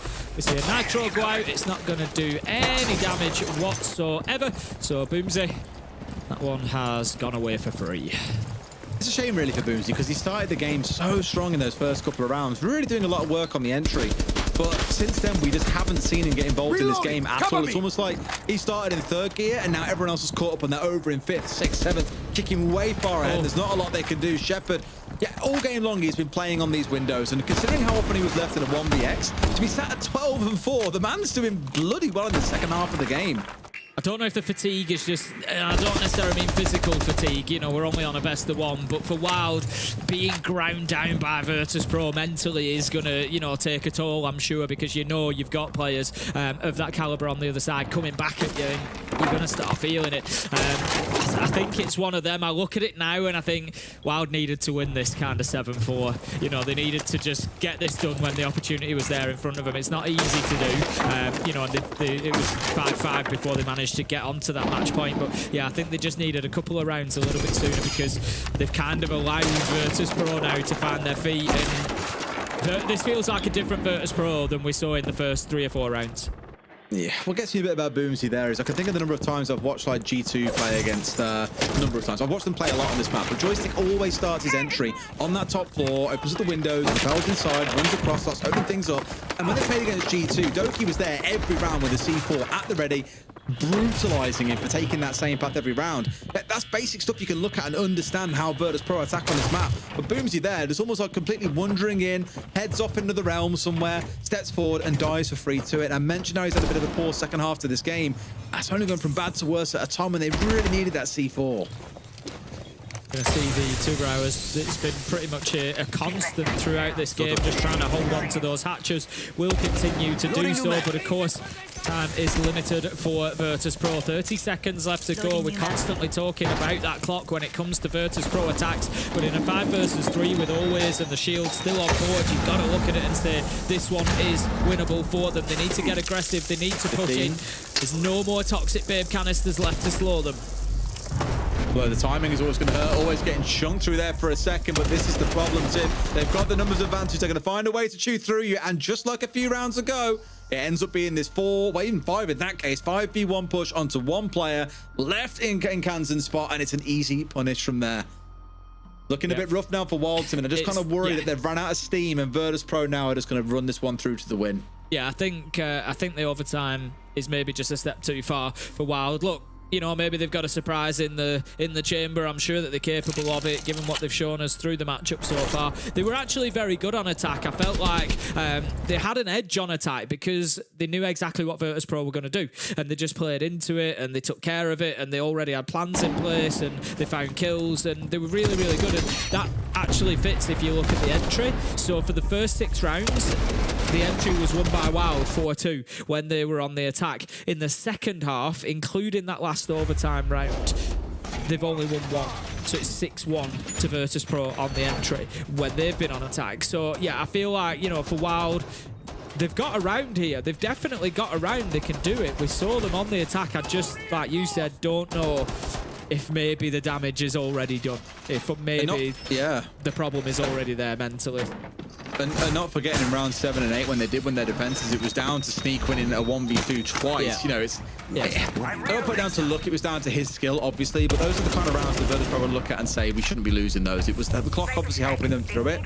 But this second half has been a very, very different story, and it's why I'll so often say 2 halves to a game of Siege, because we are seeing that to a T. After that first half, I was like, man, Wild could actually just go on and cruise and win this now. We're all talking about this bank for Virtus.pro no longer being the great threat that it once was. I said earlier on, it's no slight to Wild, but they can bring that loss record to a 5 losses in a row for Virtus.pro. Don't want to be scared of playing them here anymore. That kind of myth and that legend will disappear into the ages, but they've battled their way back in. Fair play to them, and look set to be able to take this unless Wild can work some real magic in these next 2 rounds. See, we've got about 5 minutes standing between us and the answer. Maximum. Could be a couple of minutes if Virtus.pro get this one won. Boomsy going straight in on the Dockerbay. DMR in hand, looking for the challenge. We know that Wild are going to be heading towards open area. It's the area that they've dealt with first almost every time that they've had to face somebody positioned in this location. They've gone in there and tried to get aggressive. This time they are being cautious of those marble stairs. They've been hit and hurt from there before, so they're making sure that doesn't happen. I like that, but they need to be careful and make sure they don't slow down too much. Their speed and their willingness to go and take challenges is something that I think served them well so far. Well, Shokora, we've got a Blue Stairs player in Dan. Him and Boomsy have become very, very familiar with that spot throughout this game. Both playing it to the absolute death, and Dan's expecting a lot of aggression to come on through, and fairly so. There are a couple of players outside, but wanting to go aggressive. Both teams have had to face off against the shield, and interestingly, Evan kind of taking a little bit of advice out of Always Book and running around in that fuse. Without wasting time here as best we can, also having the bottom blocked off so they can't easily drop in and push him. Dan's ready to play his life in this spot and die for it. He'll die for the badge, Tim. You got to die to get 3 points, Des. You know that. Unfortunately, not a possibility still for Virtus.pro. It's going to be die to get 2 points, but you know that he's willing. Dan takes the challenge, but is cut down by the fuse of Evan. Evan saying that fuse shield. You know what, Virtus.pro? Might be onto something here. Well, be cooking, Tim. Well, they're certainly cooking and getting rid of one. Yes, it's only the Blue Stairs playing. They've still got sight to worry about, but you can flip the team names here, Tim, and it looks exactly like the opposite, right? The fuse charge is being used this way. The only thing I haven't seen is Shepherd bounce some of those shankers around towards the full plant spot, but here we go. They start raining on through. That wall's opened up, and another call comes in from Boomsy. They want to execute around about now, Tim. Smoke's going everywhere. Can they charge their way through? Yeah, now is the time, really, as that utility goes in. Garen looks to try and get a plant down. He's going to relocate inside the start. I love that. If you remember, I picked up on that previously and said they seem to have a bit of an unwillingness to move out of the way of the fire. He's going to try and stick it now, but he's taken down by Always. I think that could be the winning kill. 15 seconds left to go. Pasha manages to find another, and we've got Boomsy down as well. It's all up to Mats. Wild have come so close, Des, but unfortunately for them, this is going to be remembered as the day that they almost beat Virtus.pro. And I'm pretty sure Pasha ends that game on 24 kills, by the way. That is absolutely insane. 3 kills short of the kill record, which I believe stands at 27 on a single map. But magical stuff. It's just one of those where I feel for Wild a bit there. At least they walk away with a point, but it could have been so much more if they just hadn't run out of a little bit of steam. But I can't wait to hear our Des break this down. Let's go to a break, and when we come back, they'll break it down for you. See you in a few.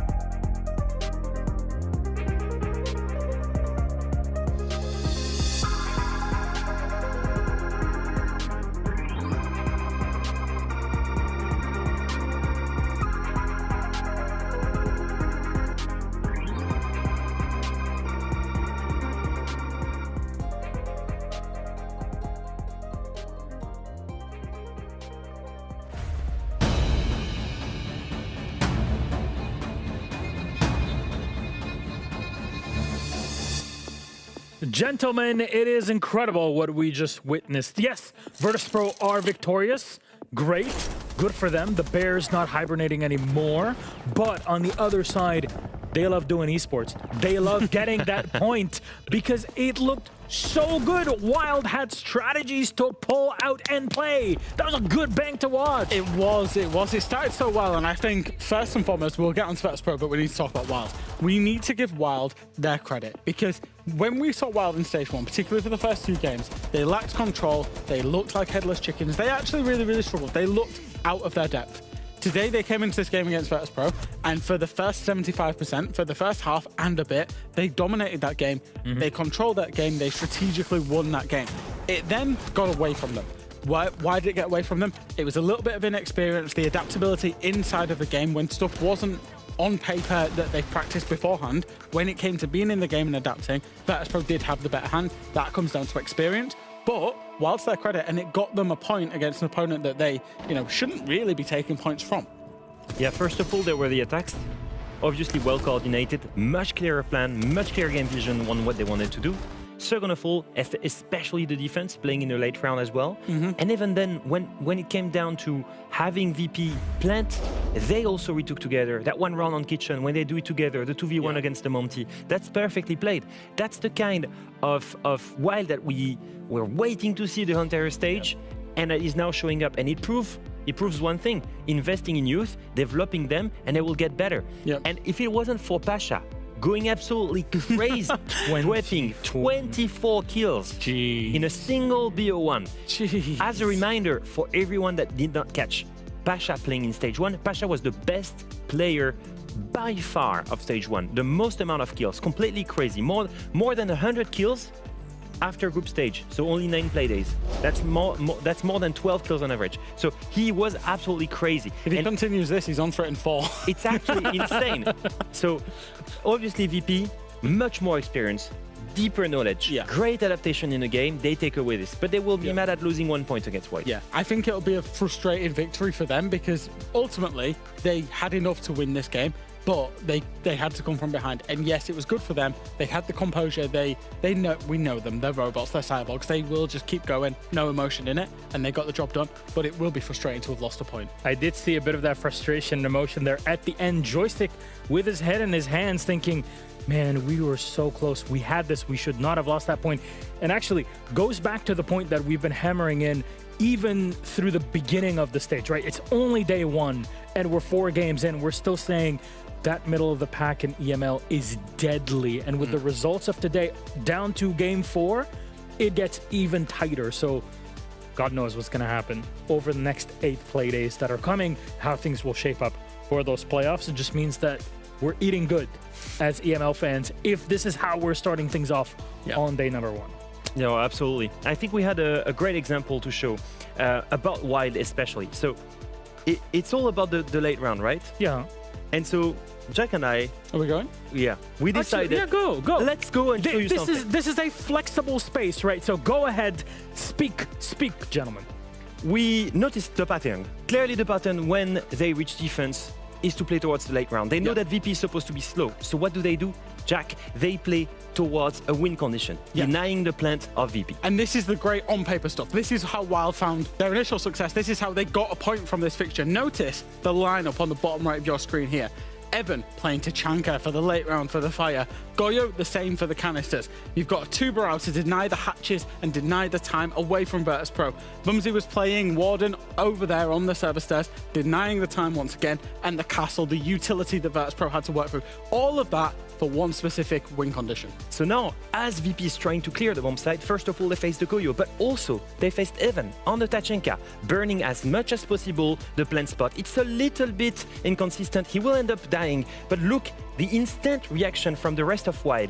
They send 2 players through the smoke. They know they're sacrificing themselves, but to deny the plant, and it works. The planter is injured, and I want you to pay attention to the last remaining player on the side of Wild. When there is only 1 second left, where is he? Not on the bomb site. He's all the way up top, playing safe, making sure his team wins just off time. And that was Jack. That was just the first round of their defense. Yeah, absolutely. We get here onto the second round. Now notice the operator lineup again. There's a castle to work through. There is an Echo on the board for the late round. There is an Ella with barbed wire, more utility. There is once again a Two-Brow and once again a Warden that was playing shield. It's all about the utility. It's all about the late round. Now, one thing I want you guys to pay attention, once again, VP is on the brink of planting. And I want you to pay attention to how close this is.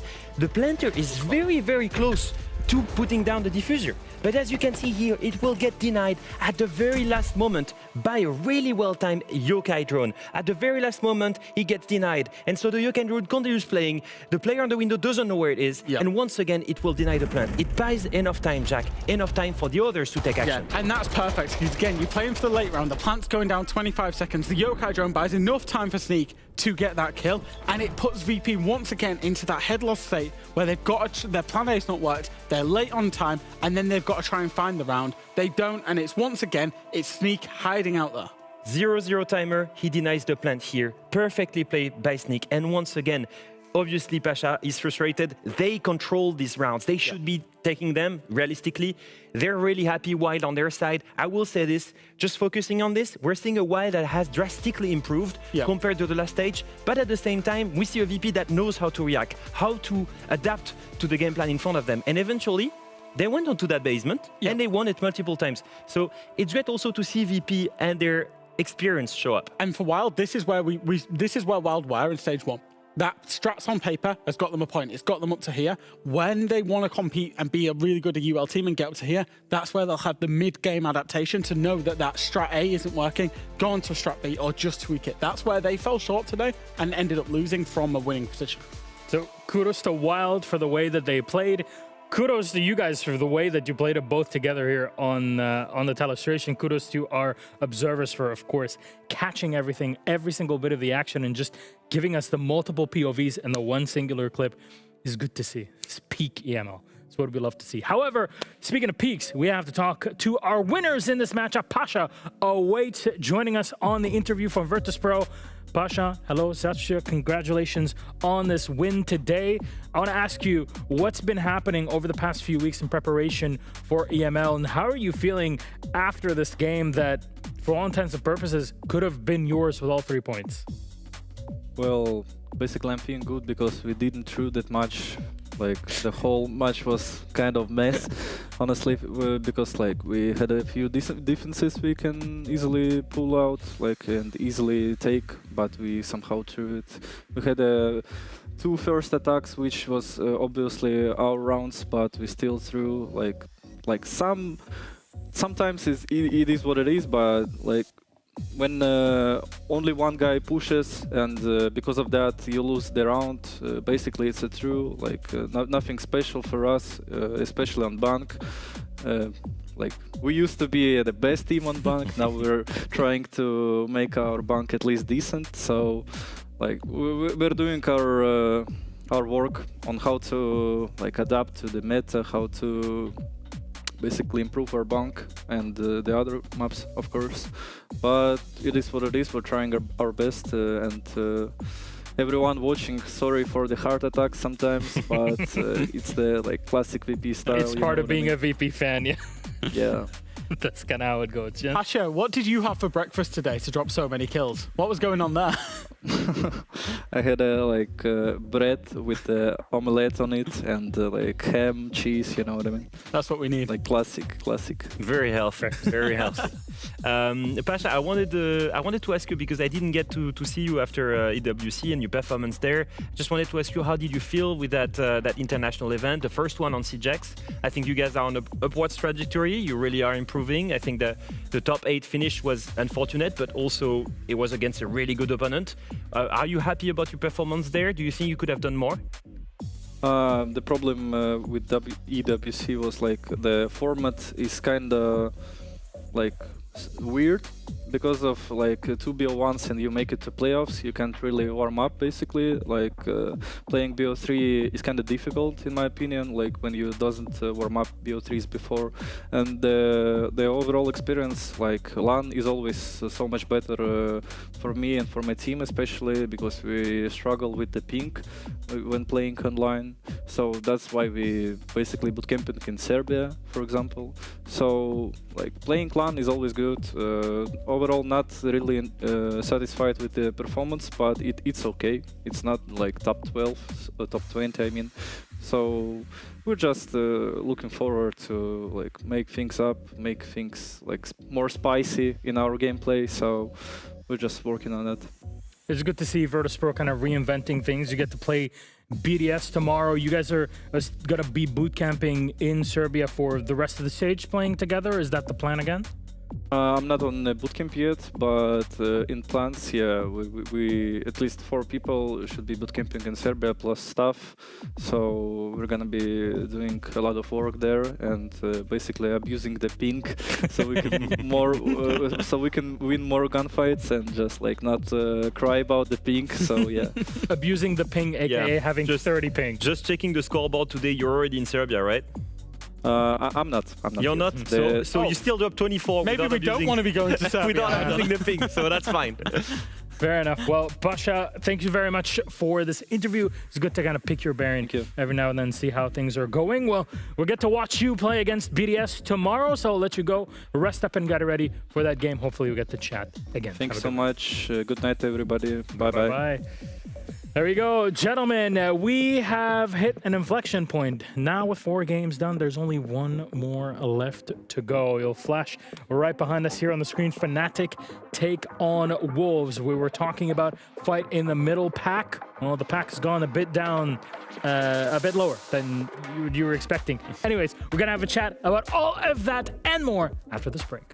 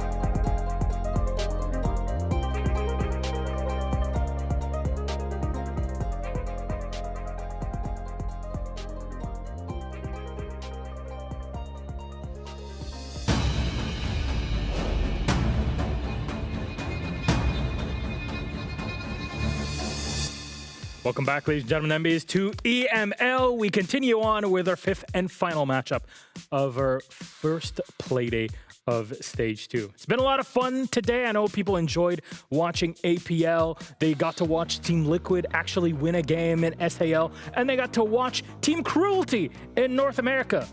Almost win a game. Don't disrespect them like that. That's true. 7-5 against OXG, 5 rounds. It's decent. Against OXG. Anyways, whatever. Sit down, buddy. Decent. Sit down. The bar is low. Anyways, we have to move on to this final matchup of the day. We were talking about the top here of the league. We talked about the middle of that scoreboard, but now we have to go to the bottom of Stage 1 scoreboard. That was Fnatic and Wolves, both 9th and 10th in Stage number 1. We have to chat about them. We have to bring up our teams, starting with Fnatic in this match. Yeah, I mean, sentiment on Fnatic, not particularly hot. They were at the bottom of the league team last stage. They really, really struggled.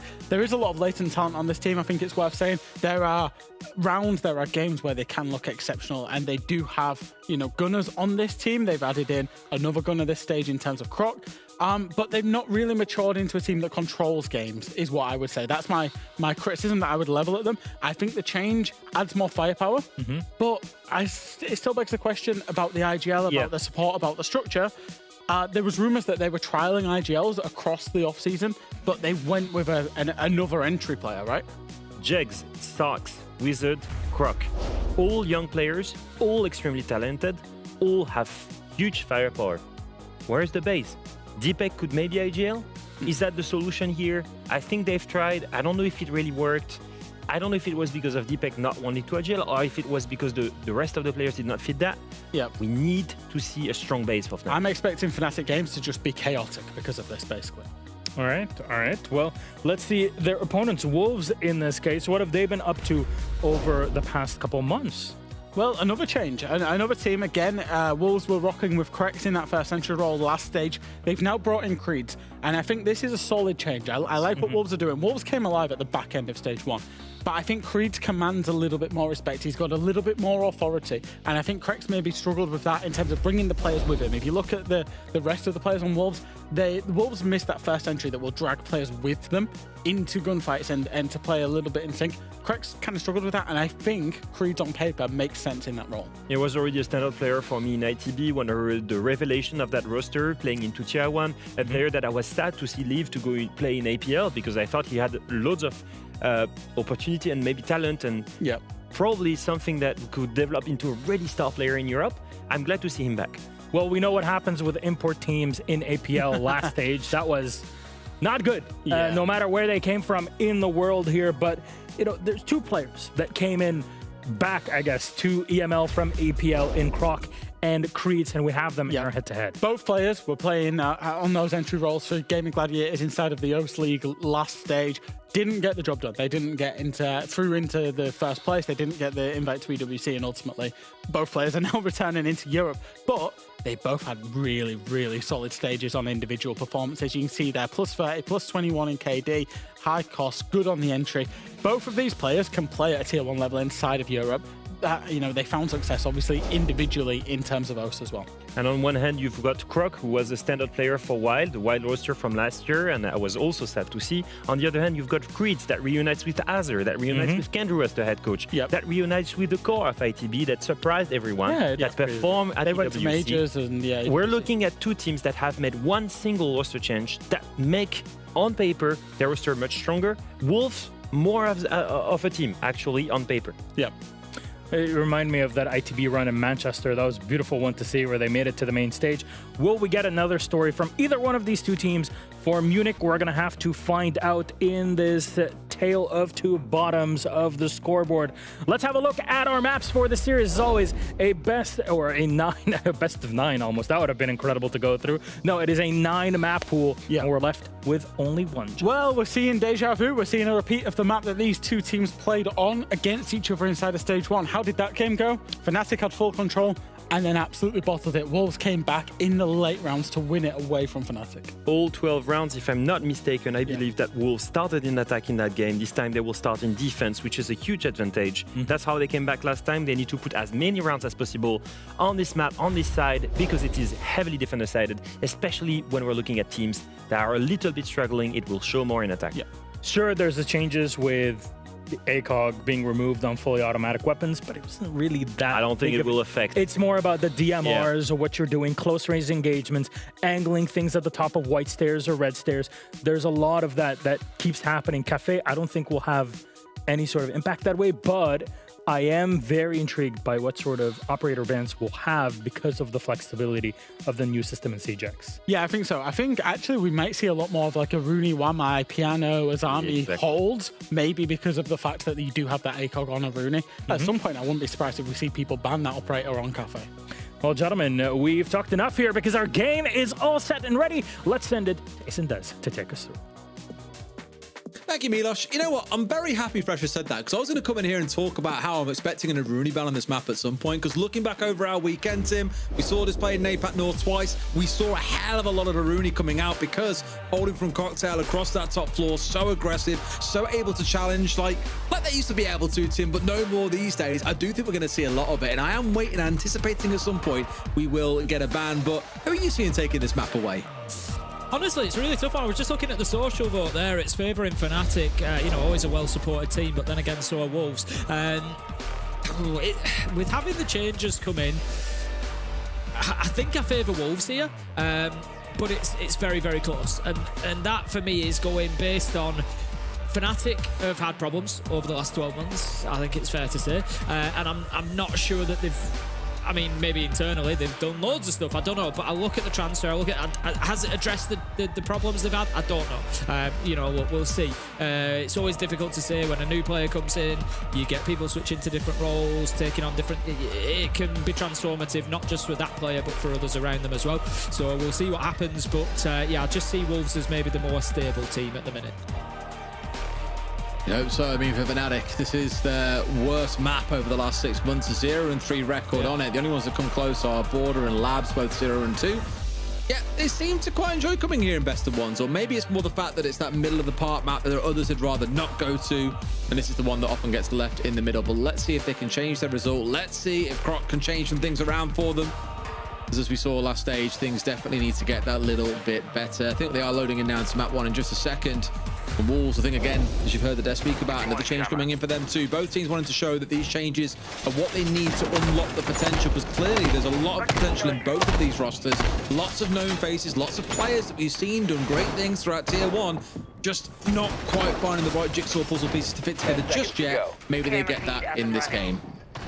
Yeah, we've got to talk about Creeds as well. Of course, has played in Tier 1 EUL previously, as it was, now EML, and we know his ability very, very well. He's somebody who I've played quite a bit with as well outside of the game, and he can be absolutely phenomenal. He can be terrifying. So if that's something that Wolves can unlock as well, it could be a real big bonus for them. And I think, keeping an eye on Croc and Creeds throughout this game and just seeing maybe who can deliver a little bit more could also be a difference maker for these two teams. Absolutely. I mean, the IQ being brought along for the respect more than anything else towards the Valkyrie. Look back to the many old days of outside Valkyrie cameras being a little bit of a nuisance. Now it's about the Valkyrie inside the map that you've got to worry about it. Noodle starting out with a snap onto the gridlock. An awesome kill to find because, of course, dropping down those 4 loads of tracks, locking off staircases can really make you feel safe as a team. Getting rid of her early on, taking those nades off the board as well. Beautiful start. It's not a day goes by that I don't miss outside Valkyrie campsters. Thank you for bringing them up. I used to love the one out a white window onto the drain pipe here. You could see both east and south sides of the map on the external. Dropping mags. Days long gone. We adapt, we move, we overcome. Sound like you're going to be a motivational speech now, Tim, beyond just a little bit of commentary. I feel like it's not like outside my life. I just miss outside camsters. Absolutely the right decision to stop it. They were ridiculously powerful. I just miss them. You may even get to see a few of them actually as we get into the second half, because Deepak, I think, as we all know, loves a bit of echo and getting those Yokais out through drone holes and jumping up outside buildings, spotting out everything he can. was something that he sort of brought to the game, and a lot of other teams started copying him, but don't really see it all that much these days. Either way, we'll see if it comes down to that a bit later. But now we're down to the last 80 seconds or so, and for Fnatic, it's been I would say a slow start. They've got what they need. They've got the top floor control. They've started opening up some verticals, but they are down a man, of course, and even with the IQ on side, they're still missing out on that Valkan that sat inside a cocktail. It's dead now. Bye-bye. Is it? No. Is it? No way. What? I think it is. He's nearly dead now. ludicrous. Natro comes out, and I think, you know, as they know that Valcam is being attacked, they know he's likely to stand still. That's going to put Wizard down onto 20 HP. 50 seconds left to go, and this is the part of the round where you're looking and thinking, right, where's the plank going to go down? Where's this execution being prepared? And at the minute, I don't think it really has been. They're now starting with a bit more vertical, but they haven't really softened up a plant spot specifically, you know, and necessarily cleared out that utility. It looks like they might have to go for it through Fireplace, but it's going to be very difficult when you've got Tyrant in there with support watching for the drop. Got flashes. They've got the flashes to play behind. I was hoping there'd be a smoke, but I'm not seeing one. They've just dropped in and straight into the waiting arms. I mean, that's even after Azra spun away there, expected to get flashed, but didn't get hit by it. A call now coming out, which is looking better, but I really feel they need some more utility in there. Sark's the guy I'm looking at. Borders has got the drop through. The challenge comes on through. He's quickly finished off by Tyrant as well. Bit of a trade going on through by the looks of it. They'll hold on here as well, Wolves, as we get towards the last few seconds. Back in hand, rotating side. They will be able to start sticking this, but Sark's has got a lot to do here. I can't even stop Noodle coming in and spraying down his teammate, unfortunately. First round to Wolves, mainly, I'd say, down to the clock. Yeah, I think, you know, dropping into train there without having Dine in control, Azra and Tyrant playing inside of there, it was always going to be a tough ask, and as soon as they drop, they start dying. So I think Fnatic maybe, I don't know if that was like the initial plan or whether that evolved after they lost Croc at the beginning of the round. I don't know, but it felt like it was maybe a little bit rushed. It was kind of, you know, 30 seconds, look, we're going to have to start dropping here or we lose the round, which would be correct. But yeah, just never really in command of things enough. So well played from Wolves. They managed to lock down round one. I do. I'm ready to bother on it as well. Again, we spoke a lot about this when we were casting APAC North on Saturday, was that teams, it felt a lot of the time, were getting 70, 80% of the way there, but then just when it came to jumping over that final hurdle, that's when they tripped and fall, and it felt like that a little bit with Fnatic. Sure, they lost Proxon quite early on. They managed to recover. That was the nice part. When it actually came to the execute, that's where things fell apart, because they'd forgotten about those two players sat in the back of sight, just being a massive threat to them, and that was unfortunately where things all came undone. But let's see how round two goes inside the basement. Of course, going to keep keeping an eye on Noodle in this round. He's back on that Denari again. Still seeing the little like intricate patterns that people draw all through the map. This one, I'm very curious to see where it gets set up.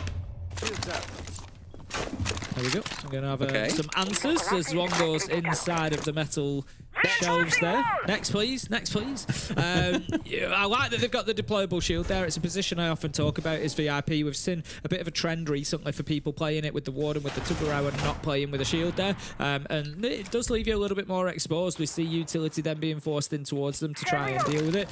As it is, they do have that safety for Noodle to play behind. So keep an eye on Fnatic as attackers. How are they dealing with that position? How are they clearing him out? I think he's holding on to these other two Denaris, by the way. What's Denari's gadget called? I actually don't know.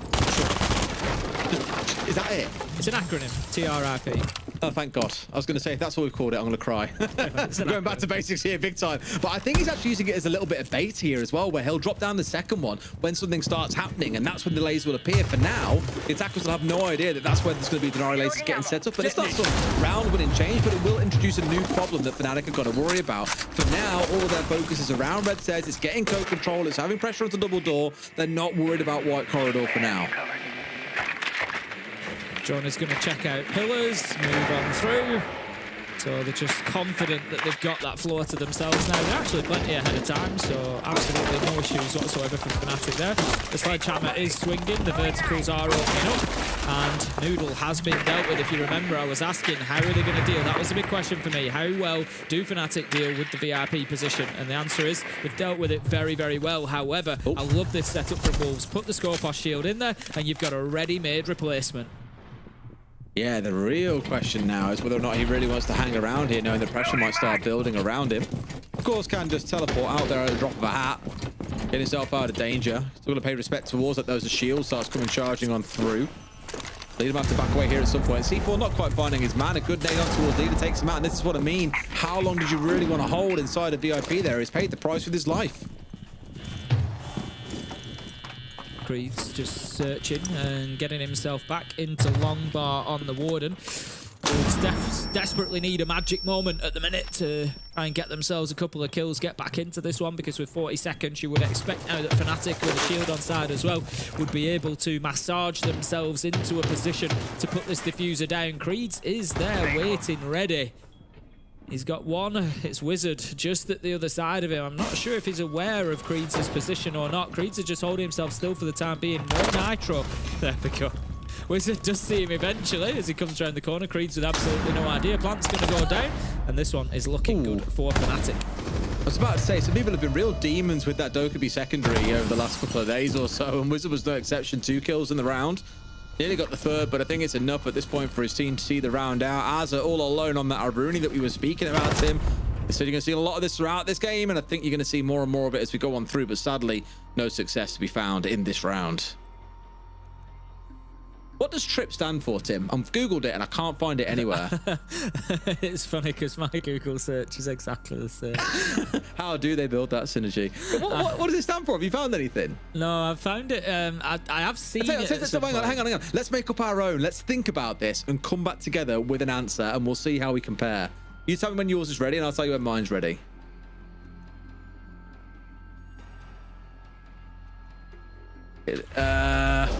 I've got the first 2 words. I need the 2.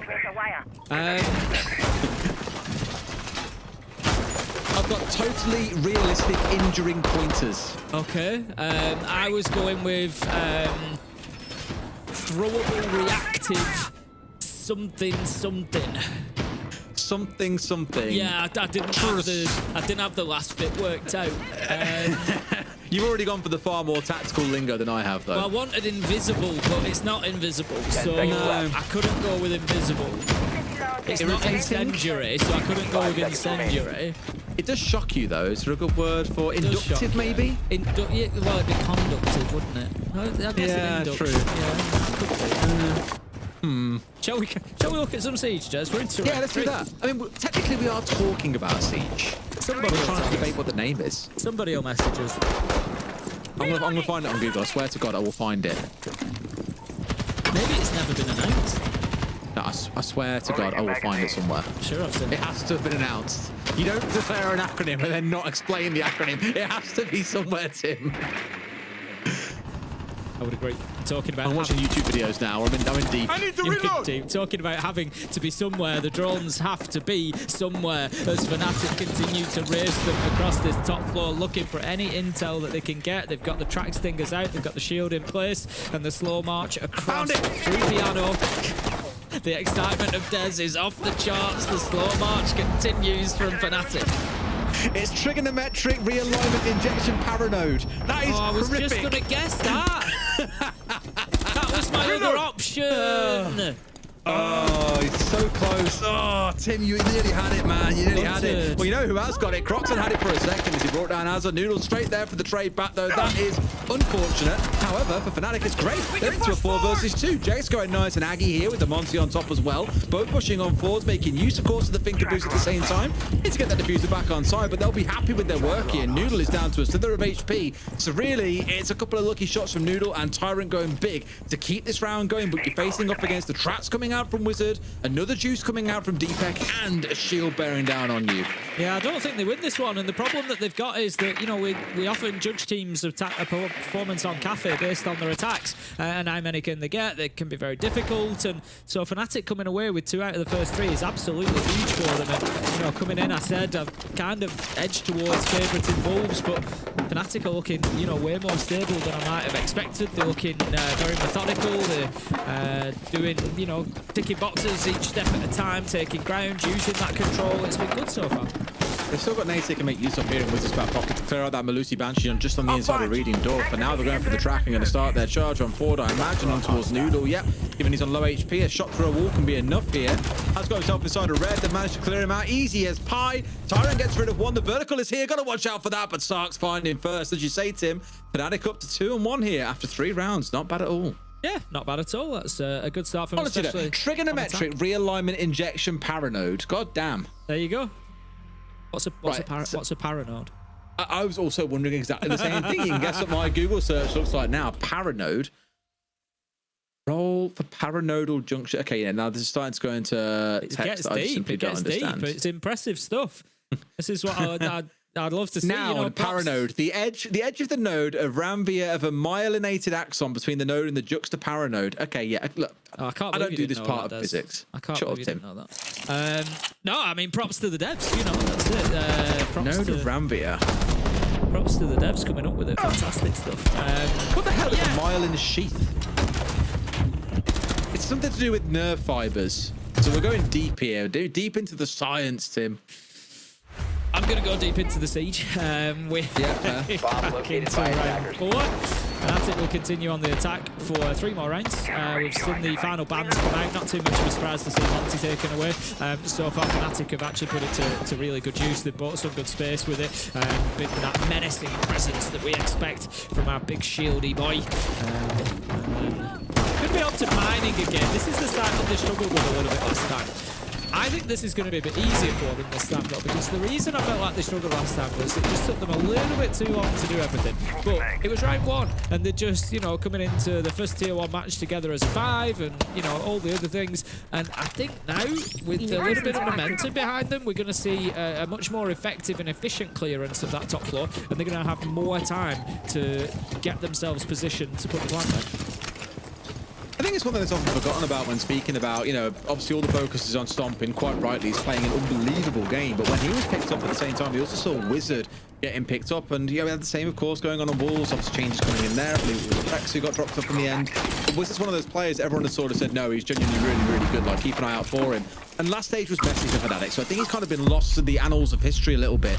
But if he can have a good stage here and Crop can deliver like he has historically and Starks can hit that peak that we've seen and Jegs can get back to old gunning ways, this is a very, very lethal roster. It just really needs to find its form, I think, a little bit. And maybe in game 1, yeah, you might not see it at its full potential, but I do think you'll see this Fnatic team improve throughout the stage. And so far, so good. We know exactly where Noodle is positioned, and he's going to be forced away. And again, this is within the first minute. Croc manages to get himself a kill onto Creed, so that leaves us now 5 versus 4. And I spoke about that top floor clearance and how efficient was it going to be, how effective was it going to be. And so far, it has been very much so on both counts. They've got plenty of time here. This time, either they need to kill everybody, or I want to see Fnatic in a position to, in a controlled manner, start putting that diffuser down on the ground. There's no reason from here why they shouldn't be able to. You just kill everyone. Forehead, hello. So easy. My point being, they don't have to plant the diffuser. If they kill everybody, fair enough. But otherwise, I want to see them getting controlled, you know, space in sight and having an opportunity to put the diffuser down. Oh, it's not seeing that drone up above that's got firm eyes on what he's doing now. They know that he's tucked inside. Could be a little bit precarious for them if they're not too careful. Smash that floor out. I'll just go for it. They don't have a spray here. They're already here. We go. It's dead from above. Oh, Croc, you were a little bit too slow off the mark there, but everyone else is already spraying away before you're even ADS. They get away with a freebie, and that is going to be the end of Tyrant. He's probably thinking, oh, they definitely know of us there. That's a shame.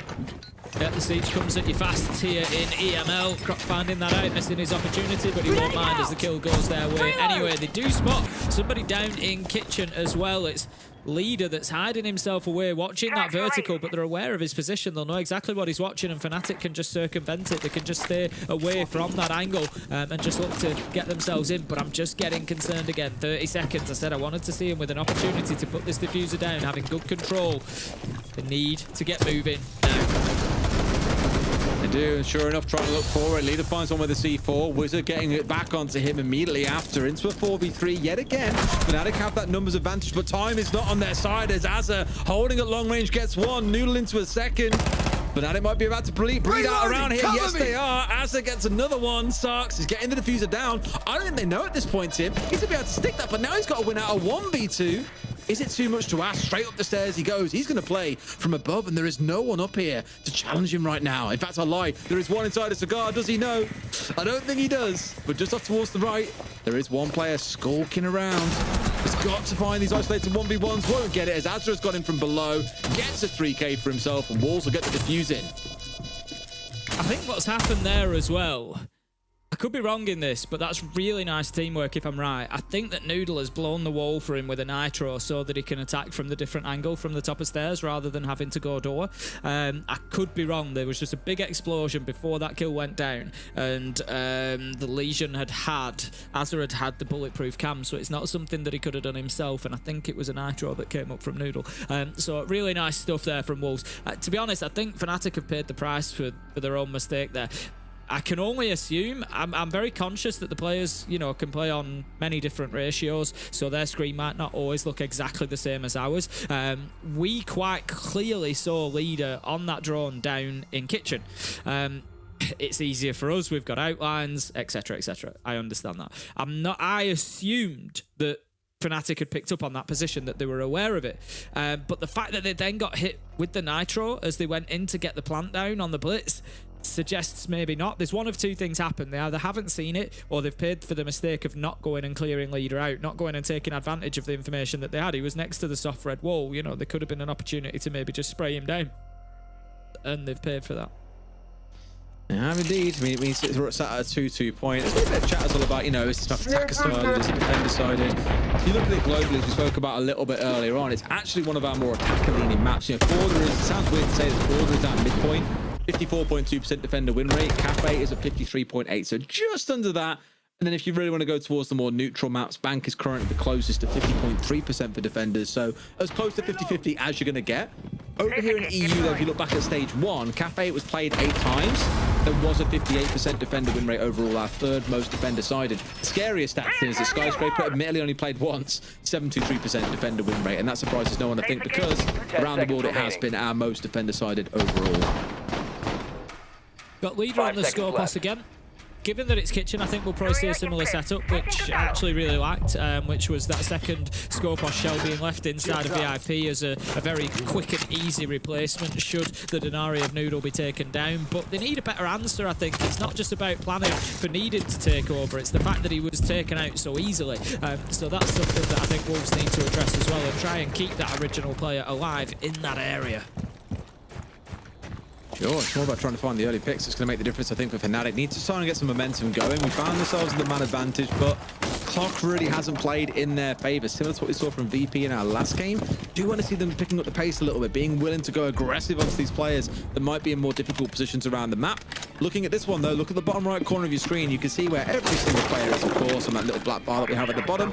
And the smart cookies amongst you will spot that every single player of Wolves is down on the ground floor already. And that's why inside, what, 45 seconds, Fnatic are already swinging away and starting to open up the verticals upstairs. Yeah, they've definitely got to use that time. It's the 2 minutes on the clock now. We often talk about the 1:30 mark being, you know, the point for the verticals, but they are way, way, way ahead of that. So they are taking what has been given to them, which is great. You love to see it. The boogie drones are going in now, just ripping up those floorboards. And what that's going to do is it's going to force those Wolf players away from their spots. It's not about getting kills here. If you get 1 or 2, brilliant. What it's really about is forcing those Wolves players away from plan A, plan B, forcing them into bad positions. Absolutely. I mean, deep FPI all on him as well. Looking towards those firebolts and the smokes really to start orchestrating this attack. It will give us the indication on where the plan's going to go down, but still a bit of setup work to do. Very, very common wall to open up here because you get that lovely angle down into the side for the double door itself, and just restricts the ability of the defenders to make good use of this red corridor. As you can see, it goes both ways, as all holes tend to do in Siege. In this case, C4s can go back the other way and try and catch out players, and that's where defense step back away and get yourself nice and safe. Crossing going to start things off as he gets Tyrant, but there is an immediate trade. Lots of trades in this game, to be fair, Tim.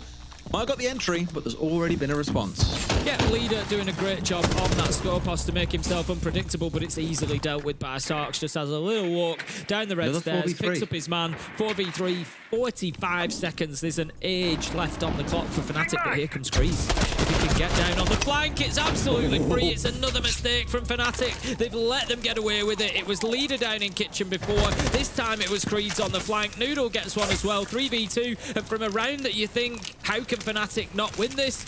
You look at it now and think, how can they? I mean, I said it on the desk earlier as well. Like last stage, it was much the same, where the start of the round was good for Fnatic more often than not. It's the late round they'd lose, and really Jinx had to be getting that kill, but Azra has just domed him, no problem. 4 kills in a row for Wolves, and they get the round over the line. Fnatic have been kicking themselves because, again, there have been 2 or 3, even maybe 4 rounds now where it feels like they've had the man advantage and they should be able to see a round out over the line, but it just simply hasn't transpired. Wolves holding on and playing really well right now to shut them down, even from a man disadvantaged position. Yeah, it's just basics that are letting them down. You know, like I've already pointed out a couple of the positions where they've maybe not cleared, or they've not dealt with it, or they've maybe not even been aware of it. But Creeds walking across top floor, like, they have to know about it. There has to be a drone. There was players dead, you know, so there's no excuse for camps not to be being watched. There needs to be a flank watch. There needs to be something, or you at least need to be very aware of it. Say, look, we have no vision over this area. We don't know if anybody comes up white stairs. We don't know if anybody's coming across main floor, and then you can at least be aware of it. All right, last chance here, Fnatic. I think they walk over 2 rounds, they'll still feel okay about it, but really, after how this game started, they should be getting a 3-3 half out here. Wolves, of course, on a warpath to deny that away. Keep ourselves busy here with the full map clear to work their way through by the looks of it. This top floor, of course, going to be point objective 1 for the side of Fnatic. You want that vertical control to be able to get the site cleared out, to be able to protect the diffuser when it's down, so on and so forth. They got away with it pretty quickly last time they did get this top floor control. It was more when we came in towards the execute where things then started to look a little bit ropey. So, confident control of the top floor, confident plank going down, that's got to be the name of the game. Ooh, I like this artwork. A slightly funkier setup than we've maybe seen before. I like it. It's one of those to kind of like go back into the VODs and the replay files, isn't it, and have a look at, you know, where they really are. Because obviously, you know, our wonderful observers catch as much of it as they can, but we equally can't just spend the round going looking for 7 trip connectors to see exactly, you know, what's been deployed where either. So it's definitely, I think, one of the more complex operators that we've had added to the game in terms of variety of setup. There's, you know, there's no kind of dead set default for those things. I think the challenge will always be is we'll obviously see these pretty lineups and go, oh, cool, what are they going to do? And they do, like, nothing. The most effective ones we've seen have been the ones put on stairs on Club, for example. Yep. Back in our first game of the day. We'll look at it and go, oh, it's too fancy. You don't need that. Obviously, what they practice, what they see in scrims and the setups they've got in mind have impact or deter certain things. And just because you see something that doesn't happen doesn't mean it's not having an impact on the other side to deter them or push them away is the main thing to remember.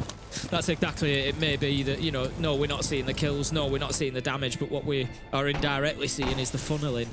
You know, it's the prevention, and that's what these things can often do. Creeds has got the shotgun in hand. He knows that there's one on the rappel. He'll be able to hear him. I think he's just waiting for his opportunity, but Croxon's going to take a little walk across that top floor now. You can see Fnatic have decided now is the time to start getting aggressive. Are they aware? Not a clue, but Creed, you've got to get him. I mean, the trade is there, but you haven't been worried about the range on that for a while. Again, just, it's the sort of thing we were talking about with BDS in the first game of the day. It's small mistakes that start to cost you at points there, you know. A bit of decent droning would have seen you getting there perfectly fine, secure an easy kill onto a player that is way out of position. But instead, just by ratting in and a bit of laziness, a bit of tiredness being shown by the players on Fnatic, they pay the price. C4 below, not quite going to find its man. They have, of course, got this 4v3 again. I feel like they've been here about 5 times so far in this half, Tim. They need to convert this one. They cannot let another 4v3 slip away from them.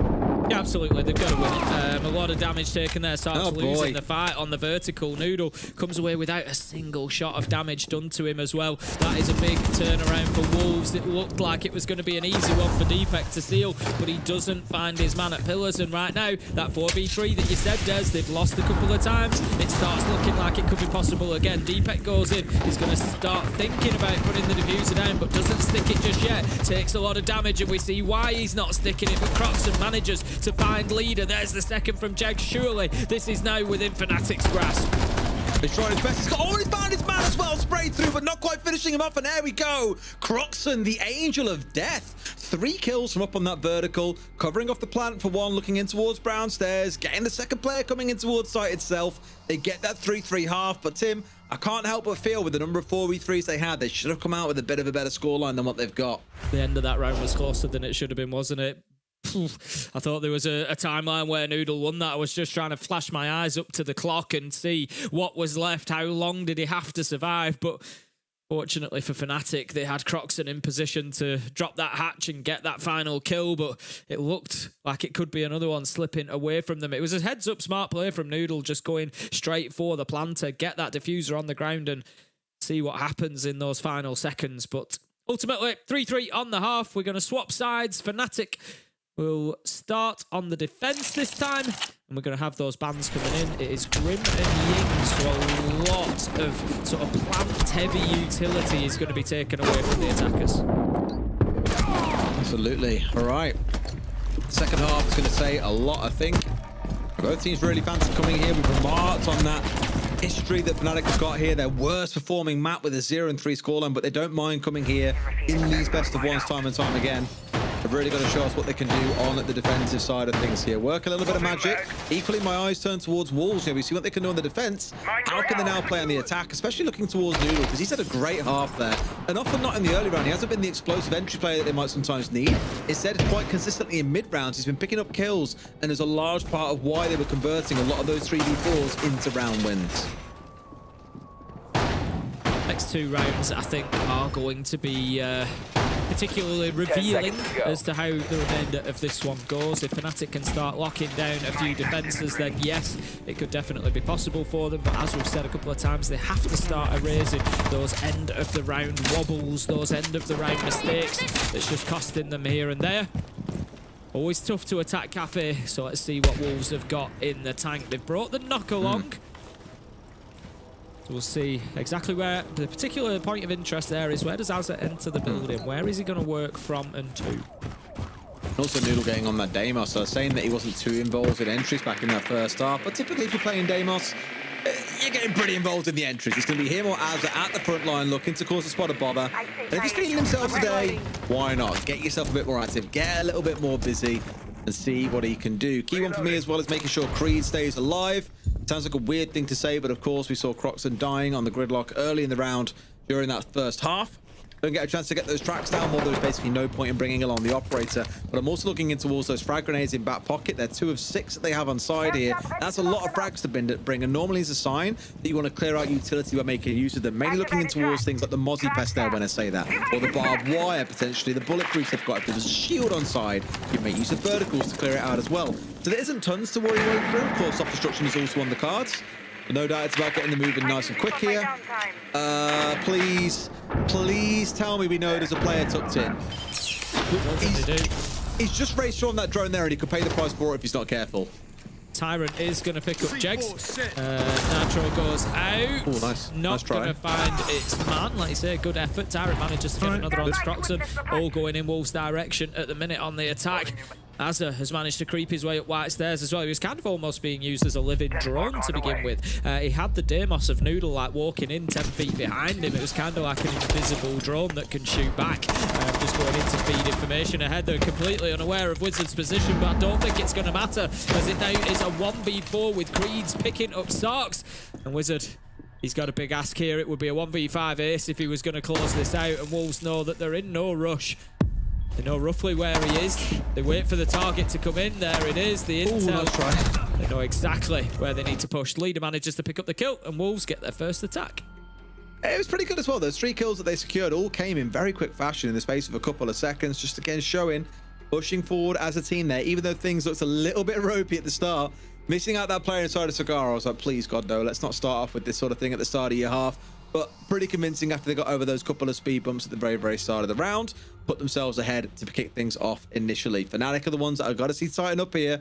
Otherwise, Wolves, if they carry on playing like they did in that first round, could find themselves accelerating through this attack. Yeah, definitely. I mean, I look at the entry for the first half, 5-1 in favour of Fnatic, and that just kind of doubles down on what we've been saying about how they've been having these situations where they have a man advantage, where they start to gain some control, and they should probably be winning those rounds, 4 versus 3s, 5 versus 4s, and they let it slip away. And the fact that they've gone 5-1 on the entry, but only ended 3-3 on the scoreboard, kind of starts to paint that picture. And now that they've got onto the attack, Wolves pick up the opening kill. Tyrant got Jegs.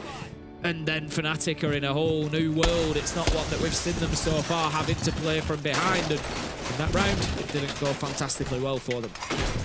Ooh, look at the lineup, though, coming out from the defenders here on the side of Fnatic so heavily into the intel game. In fact, every operator really except the Tuberel It's all about information. Outcams, of course, the stolen Mozzie drones that you'll take away. The Pulse, the Evil Eyes, they're really going hell for leather on this. And it makes me a bit nervous for Wolves because there's no Brava on side. They've drastically reduced the number of grenades they've got. They have at least got the Ash on side if required as well. But I just think this is going to be such an overwhelming amount of information that Fnatic shouldn't be getting crushed by this. The way that you get through it is by being rapid. And when I see things like the Rower on side, I'm thinking, you know what, actually, maybe that is the way to get through this.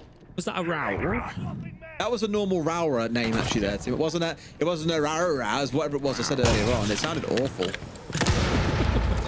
Right, we'll keep an eye on Creeds and we'll see where those panels are activated and how impactful they are. We're going to have the hatch opened as well. As Noodle gets up there, currently just ticking boxes here. Wolves looking to get that top floor control. That's going to be their first priority. Swapping mags. Also, just getting that line of sight. You know, something like that, just getting that angle through sight. You never know what Fnatic are going to give you. Can't hold it for the entire round, but just get those few bullets in and see if anybody wants to pop the head in there for you. Selma signals activated. Absolutely, Selma at long range to open up that hole in towards Train, to start putting pressure on towards the man who's dug inside. Oh, could be a freebie on towards Azza. Taking even more damage there as he stepped across as that environmental destructible or ingredient was going off. Puts him down to about 40 HP there. So a good bit of tickle, but no cigar. Still available to make use of those frag grenades. Still has the tracks on side, and of course, a gun that he is more than capable of using. Time might start becoming a factor for Wolves here. They've not managed to find themselves an entry yet, which is a little bit slow by normal standards. Getting themselves into piano now, but only 1 minute 15 left to go. Lots of control, lots of verticality still to be gained, which they are going to begin. But it just Noodle's movement here suggests that they're not too confident in the intel that they've got ahead of them as well. I think they are limited on drones. Beautiful from Sarks. Well timed as well. Double to take down Asda and Creeds, and that almost certainly destroys this attack. Definitely. I mean, again, the amount of information they've got on side there, you've got no excuse to not be getting kills with C4s. They throw one of the 4 they've got and they get 2 players. Oh, dream stuff. And they got rid of that Rara. She's gone as well. So that whole execute I was speaking about, where you're relying on that to be able to essentially bypass a lot of the intel gadgets on the other side, that's still longer a possibility. Brox's going to get himself finished off as Leader steps himself in towards the bottom of White Door. So not necessarily great, but still a 4v3 for Fnatic. The problem is, Tim, we know how cursed those 4v3s have been so far. It's certainly not been plain sail here for them, has it? But with 20 seconds left to go, you've got to say at this point that Fnatic win the round, surely. Got Deepak just holding himself inside of sight. He's tight in that corner. Jegs manages to find one. There's no way that Wolves pick this up from here. They managed to maybe get themselves a kill, a spray down, but it won't be enough. Nitro comes out. You can see it from a mile away, but there was nothing that Noodle could do. Wizard closes out the round. That levels us up once again, 4-4. Yeah, much more convincing round for Fnatic, and I think a lot of it leaned into, I mean, there's 3 C4 kills in the round. That tells you a lot. Having had to fire a bullet and they're finding themselves picking up 3 kills, but it was that heavy lean into the intel game with 0 response from the other side. No Brava coming along, no IQ being stepped up, a lack of gadgetry really to deal with all the information they'd find, because even if they dealt with things like the Pulse and the Valkyrie, you've still got to deal with a plethora of Evil Eyes scattered across that second floor, as well as the Alder itself. You know, just a bit too much for Wolves to have to chew through in that round. So things are tied up at 4 apiece. Good showing from both sides so far in this half. It's there for both of these teams to win. That much is absolutely true. The thing is, I was kind of expecting through round 7 and 8 that we might start getting a little bit more of a picture, but as the rest of the game has gone, you know, so it continues around back and forward, and we have very little idea as to who is going to be able to come out on top. You know, we've spoken about Fnatic's mistakes, but then they have rounds like that where they're very, very solid, and Wolves can't break them down. Wolves can't force them out and waste a lot of time trying to do so. Fnatic use their utility fantastically well, and to their advantage, the double kill from Sarks really setting them up for success. And we found ourselves back at level pegging and no idea who is going to come out on top. It's been a great game so far. It's been very back and forth, which has been a nice thing to see. I mean, you kind of expect it because these are 2 of our bottom teams in the competition, as we said. It's been really interesting to see how with the changes they've made, whether or not we see them start to fly at the table in the same way that Wild have. You know, they haven't even made a player change, it's been a backroom staff change, and they already look quite significantly better. Yes, they lost their game, but they took VP to overtime on Bank, and that was definitely worth recognition. The question now becomes, can these other two teams do the same and essentially, you know, draw every team closer to one another? It's a rush coming on through, though. Noodle's already in. Realize he can't make it through this hole here, but they've got pressure onto this player to his right. Can't really afford to ADS, or he is toast. In fact, in he goes. Here we go. Steps on through, but Deepak is ready and waiting. The IGL giving nothing over to the other side. Yeah, that's another moment as big as Sarks' double with the Nitro, really. I think it just takes all the impetus out of that attack from Wolves. It was supposed to be Noodle going in there on the blitz, creating that space, giving them something to move into, somewhere to go, somewhere to drive forward and push a wedge into the defense of Fnatic, but it just hasn't happened. Deepak was able to hold on. I think he was probably full white flashed. We certainly saw the shield activated, but if you've already managed to get your line up, sometimes you can just keep spraying and you get away with it. So Wolves back to the drawing board, and you've got half as much time. The great spot. We spoke about that Aruna. You very rarely, do you see it playing inside of here. It used to be Castle that would set up inside of here and use it on the windows around him, on the doorways around him, lock in and make use of that magnifier scope to do some work. But without that now, leaning in towards seeing that Aruna more and more, like we said that he might. So sat behind that bakery counter, just challenging on towards those longer angles that form up on that double door. It's a good way to keep Wolves at bay, who now, without the blitz, have got to figure out something to get their march on through. Will not get away with this one, though. Down goes one. A bit of a 2v1 forming in here as Tyrant starts his march on forward. Not bad. Hits the second in the round. Sorry, first in the round, if nothing else. But he's got to find a little bit more than that, Tim. We're still in the 4 versus 2, same as we were last round. Fnatic closed it out then, and it's looking like they'll do the same again as Leader is the last one left standing in a 1 versus 4. Fnatic taking us up surely to a 5 and 4 scoreline, but I love little cheeky shots like that. Can't help but love it. Deepak's going to see a good bit of damage there from the Goyo canister that was detonated behind him as well, so it's certainly not a guarantee for Fnatic so far, but given their positions, I like where they are. I don't think that they lose this one from here. Having one out on red stairs creates a really nice crossfire. They've still got utility to play behind. They're not overextending, not over-peaking. They know that they don't need to. They're forcing Leader to come in and make a move. They've got that triangle established. There we go. They cut him down with Wizard, and Fnatic with a solid defense. And that's what we need to see a little bit more of as they continue on. That was the good. All right.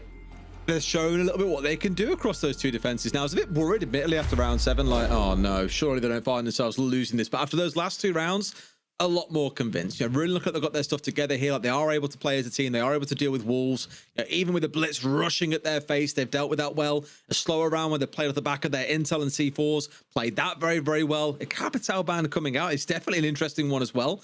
Not very often you see that banned away except for on maps like Club, but I don't hate seeing it. Long I've said, I think Capital is one of the best operators in the game. The fact that he brings along smokes, he brings along fire, decent gun, 3 speed, good secondary gadgets. Like, he does bring the whole picture that you really want from someone in that kind of position. So banning it away when a team likes playing it, certainly not a bad thing at all. No, I'd agree. I think it's the same way as I used to look at Book when he had hard breach charges. You know, he could just do so much. He was so self-sufficient, and Capitão is very much the same. Has the hard breach charges, has the smokes, has the damage, you know, map control, sightline control, just everything, really. Good gun as well. So, yeah, I think always going to be a valuable ban, and especially if you've got a team who are utilising it quite a lot. So, Fnatic punishing Wolves that little bit more. They lose their Valkyrie, though, as well, so that's going to obviously have an impact on the intel that they've been playing with. They didn't bring along the Pulse. We've seen that for a couple of rounds as well. We've seen it kind of played alongside the Valkyrie. We've seen it played without the Valkyrie. So they should still have a good idea from Sarks of what is going on. All right. Now all the pressure turns towards Wolves. They're the ones who've got to show a little bit of bottle on this attack here and start swinging it over, because I spoke about Noodle at the start of the half. I was like, you know, he's had a great first half there, 7 and 3. Limited impact so far in this half, admittedly. Yes, attacking is generally a little bit harder than it might be on the defending side. Got to see him start to cook here. Of course, taking the Capital away is going to force him onto different operators as well. Now stepping across on towards that sledge. Very, very slow comp coming out from Wolves here. Looking in towards the ram, in towards the sledge, in towards the gridlock. Certainly not charging on people with shields this round, Tim, which will give a lot of time for Sarks to make good use of this pulse and feed all the info needed over to his team on where the attack is coming from, what it is they're looking to do, and most importantly, where to throw those C4s that sit in back pocket. Yeah, and Aki might have been nice just to give the opportunity to get a ping on him. Of course, IQ's range is greater than Pulse's, so IQ will always have an advantage in that 1v1, and they would have had a lot of intel by this point on Sarks, who has been in that scanner almost constantly throughout this round.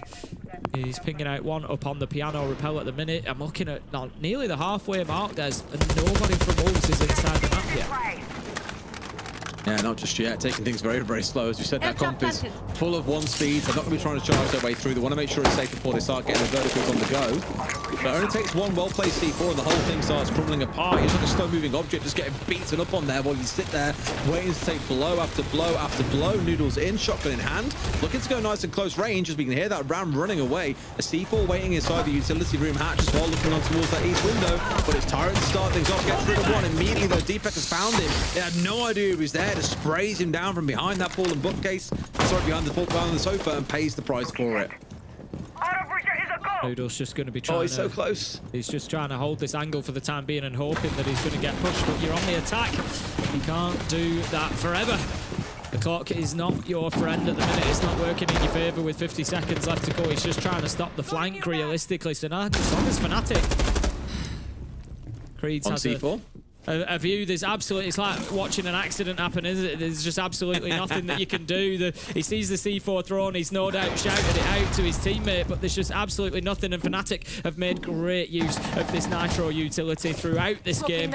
You know, we've had Sarks getting a double kill, we've seen 2 kills in this round. They really are maximising it. 20 seconds left to go, and I think these are no more than exit kills for Wolves. They have been really good with C4s this half. Like I touched on it in the earlier intel heavy round where they got that double kill for the C4 to start with.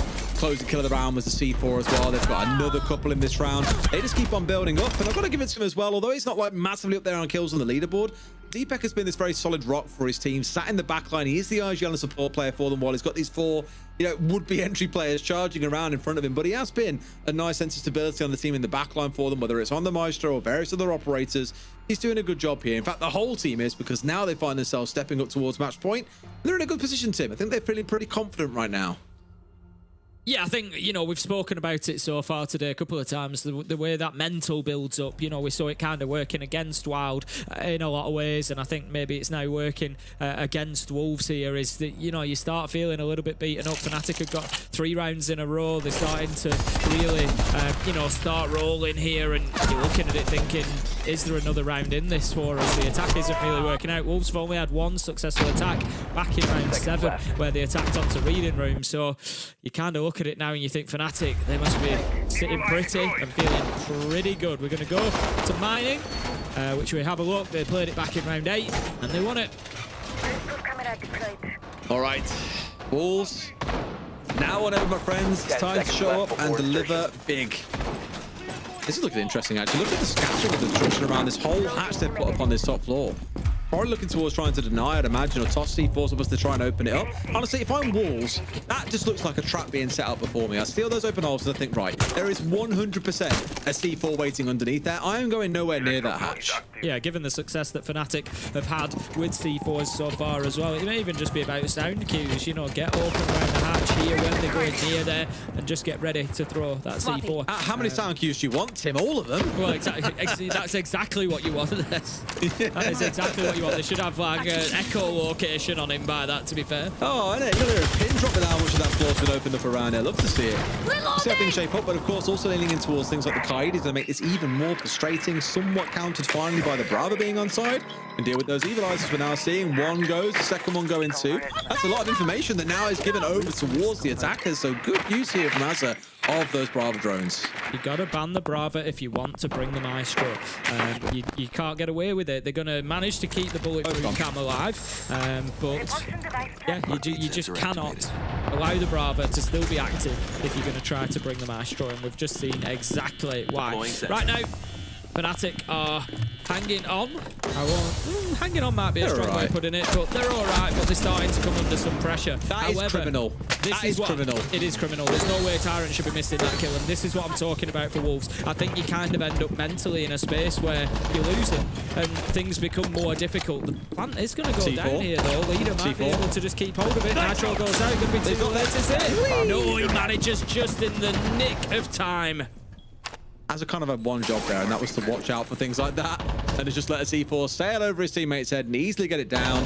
A bit too easy, because yet again, Fnatic finds success with C4s, as they have done all half long. They're still across with one more to go. Kree steps up and barely gets a chance to even look inside a cigar before Wizard has deleted it. It's double digits in this game as well, looking good. Almost loses his life here. It's Noodle who's out on the window, but I think even Noodle probably feels a bit resigned that this game might now be going against them, as they're in a 2 versus 5 with less than 60 seconds to play. Yeah, like I said, I think the last few rounds maybe become a self-fulfilling prophecy for Wolves, where you feel like you're on that downhill, that slippery slope, you're losing, everything Fnatic is doing is working, and it certainly has continued that way. Just trying to work around that hatch now. There's one Nitro left for Crocs. I don't know if he's got it in a position where he can use it. They've got a little bit of intel, can start blasting through the floor, but this is the point that Wolves are at now. It's kind of just blind spraying through the floor based on yellow pings, just trying to, you know, get anything going, because Fnatic are just sat waiting for them to come on in.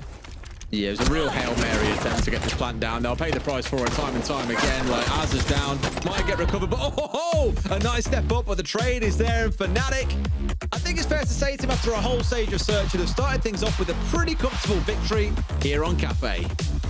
Yeah, great performance from Fnatic. Look, they've had, as I said, coming into it, a tough 12 months. They needed that. They needed a strong start to stage 2. This is a team that is, you know, well capable of being mid-table and above, getting themselves right up there. It's an Orgwivson in the mix, and they need to get back there, and that is a great first step to doing so. Good performance from Fnatic overall.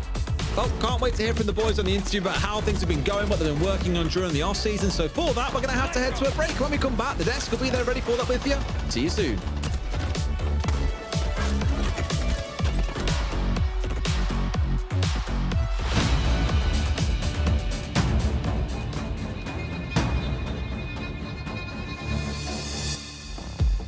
Mirror, mirror on the wall. Who's about to kick some serious ass? Remember, I'll be watching. Now you see me, now you don't. Get ready! I'm taking them out! Changing mags.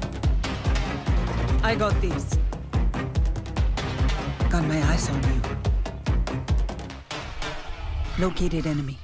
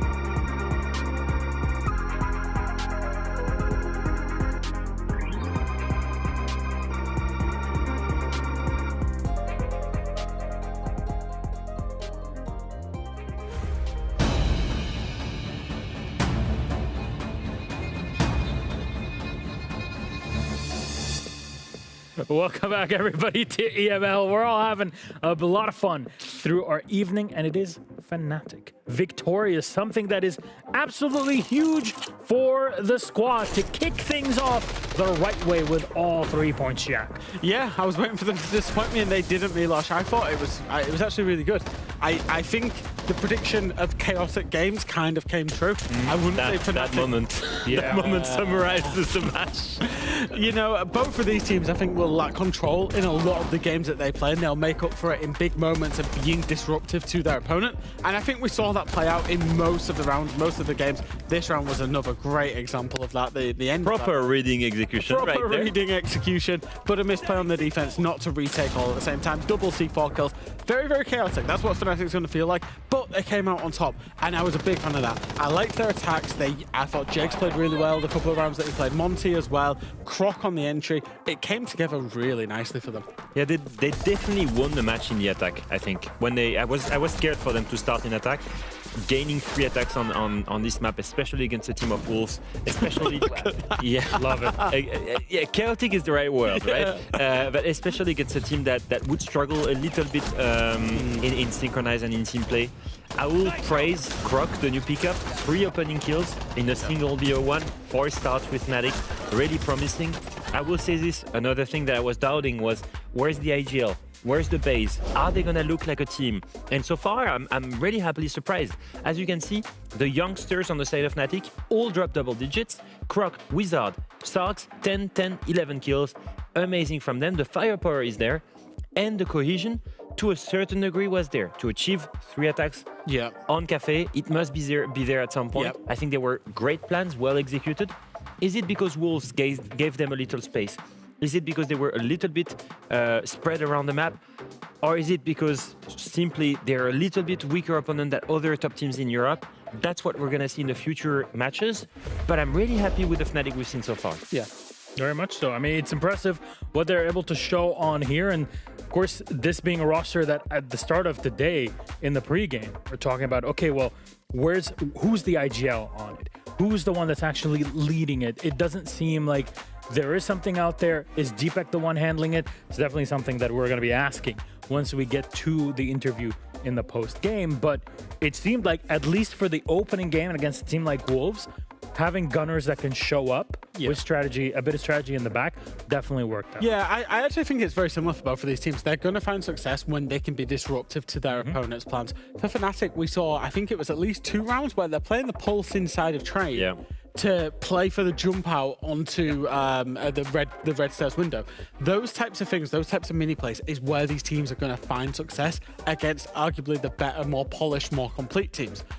So I think it was actually a good opponent for both to go against. And Fnatic to come out on top. I think Fnatic for the last, I've been called an apologist for Fnatic for a long time. Yeah, for years. At the start of the stage, there's always something to kind of get excited about. This stage, they've added another gunner, but you had reservations about the IGL. They always start slow as well. They always, put in that performance where they struggle. Getting over the line, getting the 3 points is going to be massive for them. That is a big, big day and a big start for Fnatic. And actually, let's have a chat with them. Wizard joining us. Hope he casts Fireball in this game. Hello, Wizard. Congratulations on the win today. I mean, how are you feeling now? Of course, there's one change that impacted the team. How are you all flowing together, all the preparation over the past summer? We're feeling good, playing off each other well. I think the chemistry's really there, everyone gets on well with each other. I think that shows in game, but like the mini plays we make, the teamwork. Wizard, can you talk to me about this off-season? Obviously, when Grubby was dropped, I was I guess expecting to see a leadership figure or to see someone with experience come in to replace him as the AGL, basically. And I was super happy to see Croc getting picked up. To be honest, I was one of the guys that really, liked to see him play when he was on Wild last year. Happy to see him back in Europe, but also surprised because I was wondering then who's going to be the AGL or who's going to be the experienced player. Can you talk to me about the roles right now? How is the team composed? Okay, so we did trial with an IGL and it sort of didn't flow too well. Like we didn't play too creative on it. So we've kind of played now where it's like all of us are sort of cool in a bit. If anyone sees think we play off that. But we do have some people who are more vocal than others, Okay. But there isn't like a hard set IGL. So no one is the big decision maker in the game right now. No, I'd say it's all of us chipping in. Yeah, that's interesting.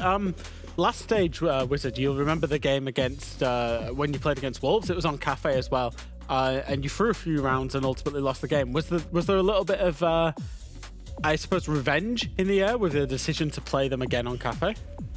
I think we've just improved on the map in general. Like we changed a lot of the stuff we do. Like all that stuff was new, and I figured we just felt better on that map than last time. I don't really think like they were amazing at the map when we lost them last time. Yeah. So. Okay. Well, after today, now from a very candid point of view, what do you feel are things that you can work on or that you want to kind of improve going into tomorrow, just to kind of back-to-back wins and really get yourself fired up for the rest of the stage? I think we just got to like, I don't know how to explain it, but like sort of like lock in quicker. Like start off a bit slow, you know? If we can play like perfect like good from the start, that'll help us a lot more. Fair enough. More faster, quicker decision making. I'd love to see it. Yeah. Today was great to witness, and all 3 points go to you, Wizard and Fnatic. Thank you again for joining us. A pleasure to have you on there, and hopefully we get to have a chat again tomorrow night. Have a good night. Thank you. You too. Bye-bye, bye-bye. Gentlemen, let's take a look at today's results. What's been going on in the world of EML? It's the kickoff. It's the first play day. And we have things this way. Gen.G, a slobber knocker 7-1 against BDS. 7-2 for Falcons versus Macko. Again, G2 versus Secret. That was the one that was very disappointing, to say the least. And 8-6 for VP as Wild. We're able to clinch 1 point. And finally, 7-4 Fnatic with all 3 points against Wolves. Yeah, clearly the biggest upset here is Wild taking a point from VP. Yeah. I think for the rest, despite the fact that G2 and Secret should have been closer, Gen.G BDS as well. Yeah. I think it's like the two other matches that had some surprise. I expected BDS to be close to Gen.G. Gen.G still had the momentum with them. Maybe the favorites in that matchup, but it should have been closer. Same for G2 Secret. Just when you think it's all together, just when you think you've got some of these EML teams figured out, they come and throw a bag of tricks. They throw the surprises. I mean, Fnatic is an example of Fnatic, that. No Wild. IGL. Those are the positive surprises. Gen.G, positive surprises. You know, BDS, Macko, negative surprises, I would say. Even VP, you know, dropping points to Wild. Yeah. And the no IGL strat from Fnatic as well. Yeah, I like the fluid aspect of it. I think it's good. You get everyone involved in the comms, then everyone has to contribute. But I'm a big believer in hierarchy. I think it's going to be a problem when it's in the really last 30 seconds. Someone needs to make a call. There will be hesitation because there is no clear leadership on who says yes or no. Yeah. I believe that hierarchy is very important to win rounds in critical moments. But that's just my own belief. It's like, yeah, it's very alternate, right? You know, we're used to seeing teams have one IGL, maybe multiple, like an IGL, multiple shot callers, but people have some somewhat set, defined roles and responsibilities. If you take that away, everybody gets a lot more creative control. People are going to feel empowered to do their own plays, but it is going to result in chaos. It's going to result in rounds that you just be like, what is going on here? Yeah. But then sometimes it's just going to work out perfectly. Fair play. Let's see how it goes. Anarchy on the orange team. Maybe this is just a temporary thing or not. We'll have to see. How about our standings, though? They look like this at the end of playday number 1. Of course, Gen.G at the top with those 3 points. There's quite a few from Gen.G through Falcons, G2, and Fnatic. And then you'll see Virtus.pro collecting 2 points, 1 for Wild, having pushed VP to overtime, and then none for Wolves, Macko, Secret, and BDS. That is, of course, playday number 1. There's still a lot to figure out, but if anything, it means that we're going to have a pretty competitive stage. Yeah. Secret 9th right now. I think so, yeah. 0 points for a team that was top 2, that won EWC. It's just the first game, but watch out. You've got playoff teams there that have lost and in the race for playoffs, and I know it's playday 1, but that's what the goal is, playoffs and then the major. Secret losing in regulation, BDS losing in regulation. Those are the big stories of today. If you're a Gen.G fan, you are eating good today. Those 3 points are really important, and tomorrow you can combine those and really compound that interest because they play Wolves for the opener, and if there is one opponent to play up against to really make it home, that is the game. So a big opportunity for Gen.G. Virtus.pro to play BDS. We'll see if BDS can bounce back, or VP to take them down and get the 3 points. They're hungry for more. Falcons and Team Secret, that's a game we hope and expect to be good, but then again, how much can you change in 24 hours? G2 v Wild, it'll be a game, and then Fnatic versus Macko, another one to end our day. I know Wild impressed me today, but I'm a little bit worried for them. Yeah. Because it's one thing when you play in Virtus Pro, who are like dentists and they're surgical in the way that they operate. It's all very procedurally driven. Good luck. And to then go against G2, who are vibing, and Carl's been unleashed on the timeline tonight. They're just going for it and they're just having fun. Very different styles of play within 24 hours. That's a worry. It's gonna be real challenge, especially because they come in with a set plan. Good luck to do that against a team that can just flip things around in 1 or 2 rounds. They can completely change their pace. That's gonna be rough. They will need some adaptation in game. Gentlemen, it has been an incredible opener to stage 2 of EML. It's good to be back home in our new home in the Fortress here, and of course, from Demo.